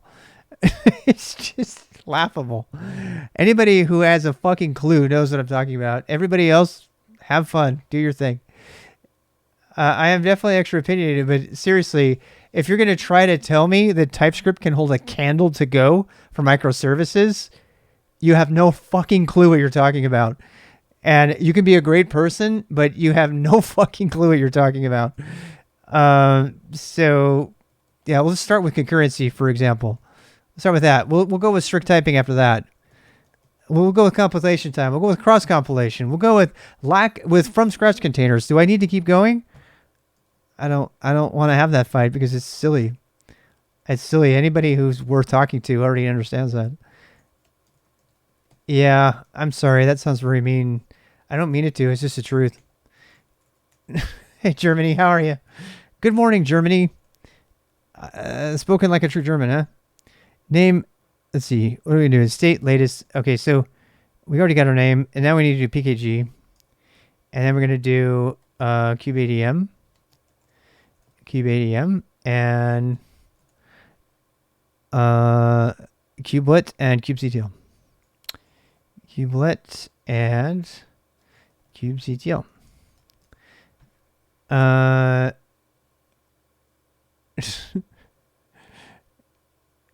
You do have to do that, Chuck. I got yelled at for not doing that, Chunk.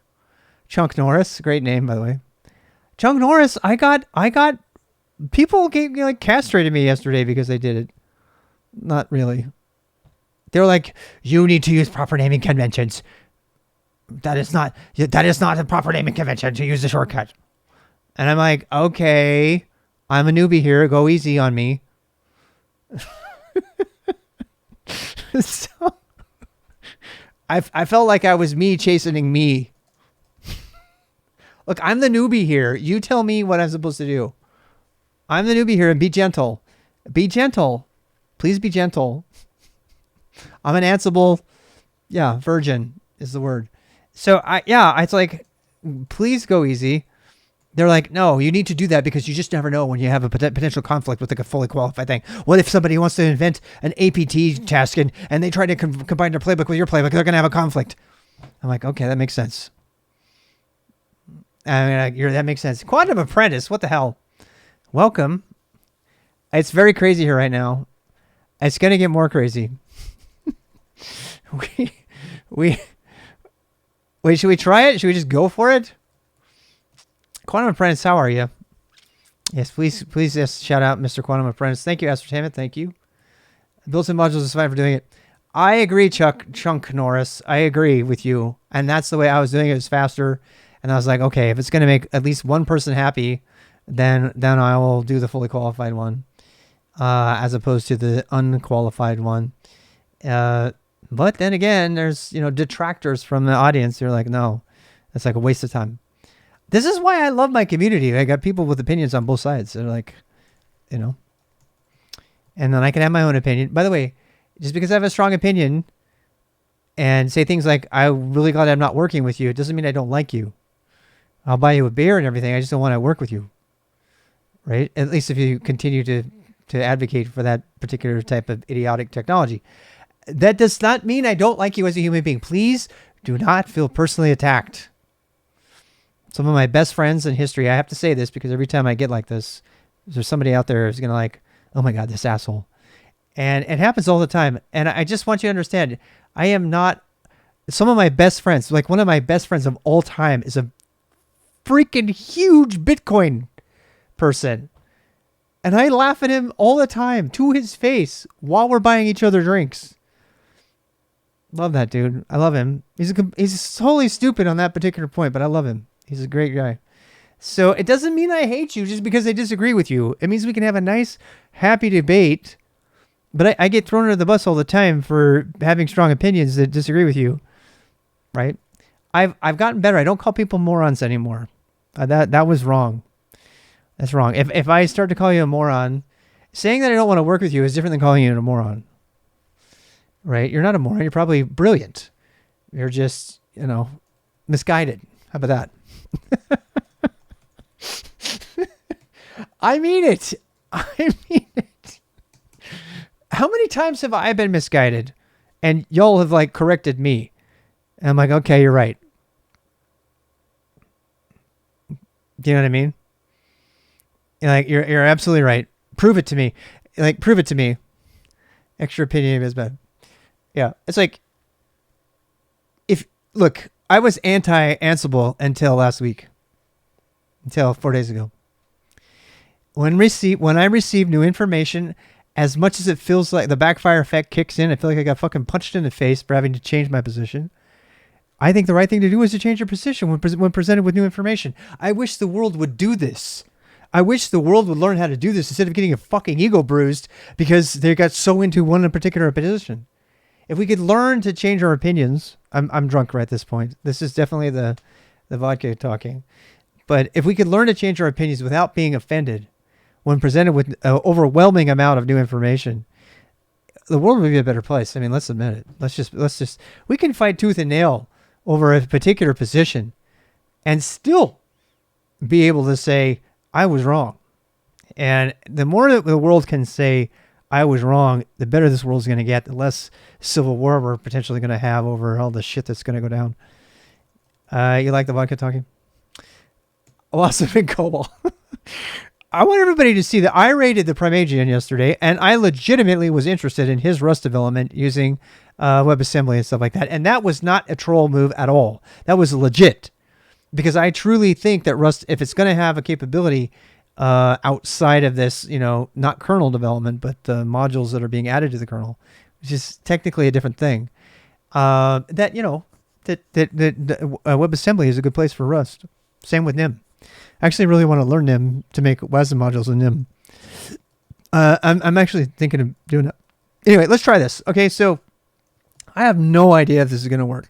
This is based on we know this part works up here because we tried that already. We don't know about this fetch the key thing. We're going to try that, and then we're going to update. I mean, this is a pretty standard thing to do to add a new PPA to your APT thing, right? So this is the Ansible way to do it. Like I better just taking my opinion. What, I'm using TypeScript? Yeah, I think TypeScript is laughable, personally, but whatever. It's better than it's better than. I don't even know if it's better than vanilla JavaScript. It depends on what you're using JavaScript for, and if you're using JavaScript for anything on the back end, you're doing it wrong, in my opinion. You just are. There, I said it. Most of the world is doing that, so I have no leg to stand on. They'll say, well, that's what everyone's doing. I say, I don't care. I still think it's wrong. There, I said it.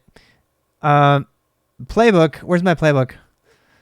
Playbook. You want to see me fail? Will that make you feel better? Shall I fail for everyone? I'm going to fail for you. It'll make you feel language consist, but language consist exactly. Fuck the browser. See, I didn't say that. The browser is still an important part of the environment of like running applications. I think by browser you mean applications delivery platform, which is what it's being treated as instead of the communications tool it was before. That's my biggest gripe. I mean, when yeah, only pure assembly. Yeah, for what? WebAssembly has an engine on it, though, I would assume. Wait, what? Why is it saying okay? Oh, that's the first one. Fuck. Okay, that one didn't work. Does anybody know how to turn one off? I've just been commenting him out. I think I can do tags, right? Yeah. I really only wanted to do that one, and that was the one that failed. God damn it. Oh, I forgot. I see immediately my problem. I do. I forgot a P or a G. Failed. I know. Lucas, you're right. Lucas Jesus. What a great name. Lucas Jesus. I'm going to say her name forever. Jesus. Is it Lucas Jesus or is it Lucas Jesus? Karen Hacks, how are you? Thank you for the follow. Hello, Zupre. I forgot a G. I'm going to do it all again. So there. Ready? Go. The BK means I have to put my password. Here we go. We got the cows. What I want to know is why it doesn't do my dragon. Because I have a dragon. I loaded a dragon for instead of the cow. Are you like posting the job? Oh, it worked. Holy shit. Oh, that one worked too. It's working. Oh, fuck.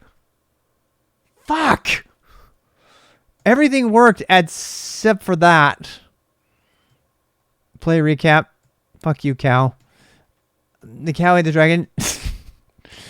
Unsupported parameters for Ansible built-in apt key. Supported parameters include key server, URL, data, valid search, state, keyring, key, and file.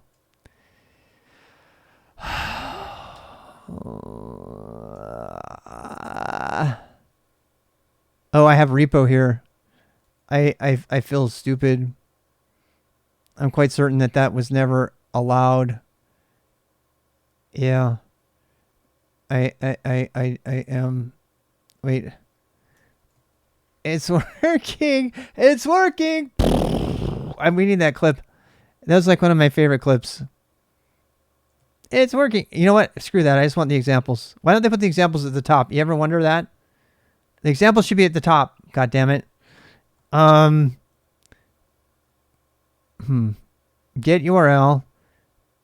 Apt repository. Okay, we did that. Built-in app key server. Wait. What? Do I have to have a key server? No. What? Key server. I don't know what to do. Apt kubernetes.io. Key server. I was drinking vodka. I'm out. I need more. Quick search should be the top. Agreed. So what am I doing wrong here? My key is broken. I am the key master. There is only Zool. There is only Zool. There is only Zool. There is no Dana. There is only Zool. Wait, where's my thing? Where is it? I have a thing for that. I have a fancy thing. There is no Dana. There is only Zool. Hey, my wife's home. And then my wife's watch. She can open the door. It stinks in here. Watch. Ready? 5, 4, 3, 2, 1. Here it comes. You ready? What did you just wake up to? Random artifacts, rob inebriation, and coding at the same time. At least I'm not trying to partition hard drives right now. This is wrong. My apt key is wrong. So there. So I obviously need a key server, but I don't. Honestly, I don't. Oh wait, it's apt. What? Oh, I got the wrong thing. I got the wrong thing. I got the right thing, people. Yes. Kate's repository. This should have been repo because I did not read the directions properly. I may or may not have failed there. Did you mention AppKey? I blame you. Sure, give me an out. I need it. I'll blame you. Definitely. App repository state president. Repo repository. Do we still need a key? I mean, I'm thinking we still need a key, but maybe not.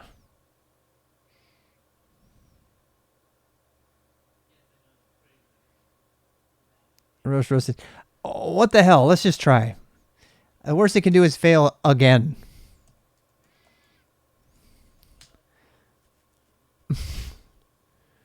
Repo string signed by. Huh.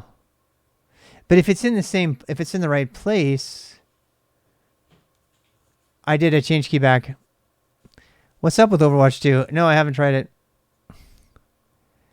in the test before. That's what I'm thinking. I'm thinking Chunk Norris. I think you're right. I think you're right. Whoa. Okay. All right. Running the playbook now. I am doing so. Like there's a little lag there. I have a feeling it's actually working because it's taking a while. Add the Kate's repo. Why is it taking so long to add the Kate's repo? It should not be that. Oh, because it has to SSH it down. I mean, it has to download it. Progress. We are making progress. We call that success-driven development. That's the thing. I did not know that was a thing until you said it. Install the extra commands. Please work. Please, I pray to you, oh holy source of milk and Ansible installations. I mean, it's a cow, you know. Cows are holy. Hi. It's a fucking sauna in here. I told you. Did I not say it? I got the time wrong. We were taking bets on what you were going to say when you opened the door. Oh. It was either going to be, oh my God, it stinks in here, which it also does. Don't smell me now. Went to Kelly's house. We're on stream. We're on Went stream. to Kelly's house. Okay. This is safe for time and you know what eternity. my first thing when I On came? YouTube. I'm When just I warning came- you. I'm warning When I you. came and I saw them sitting there Yeah. in Kelly's house, Yeah. I said, I am too poor for this group. Oh, A mansion. there's a mansion. Mansion. Like sports players Yeah, but next door. we're happy. I know. We're happy and talented. How about that? Yeah. And smart. She's smart and talented too.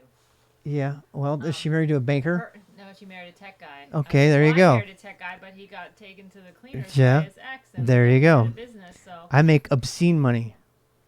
it's not obscene. It is If obscene. you were making $250,000. Will you stop talking about how much I'm making? They have no idea. Oh, okay. See, how many times do I have to tell you you're being saved on YouTube for posterity, time and posterity? It's Look, also. you made this live stream. You brought in this house. Yeah, but then married you to just me. walked in here and I warned you 3 times, and then now you're telling him what my income is. I didn't tell him what their income. No, you I told said him what it's your- under 250,000. Yes, that's all Which, I but they may have known it, thought it was over that. Well, And you just ruined that. Thank you. She's not telling me to get another job. No, she's not saying I that. didn't say that. No, she's she's perfectly happy with my job. For her to say that she's not happy with my present. No, I can't edit videos.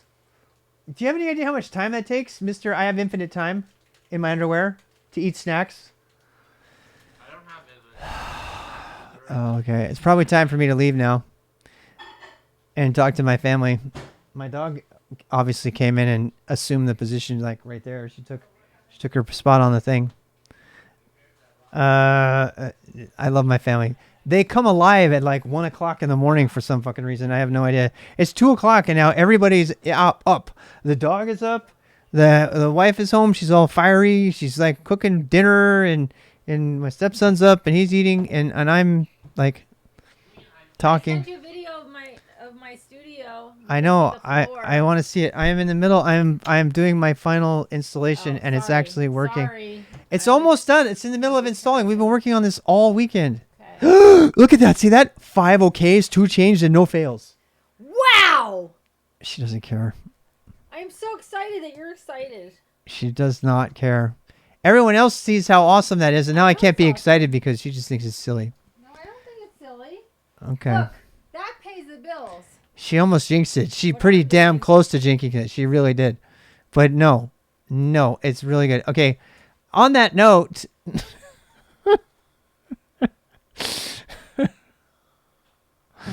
I do what I want, where I want, when I want. I just can't. Jet 2. She's like, she has no shit. She does not care. But the truth of the matter is that she may have just blessed it because we're done.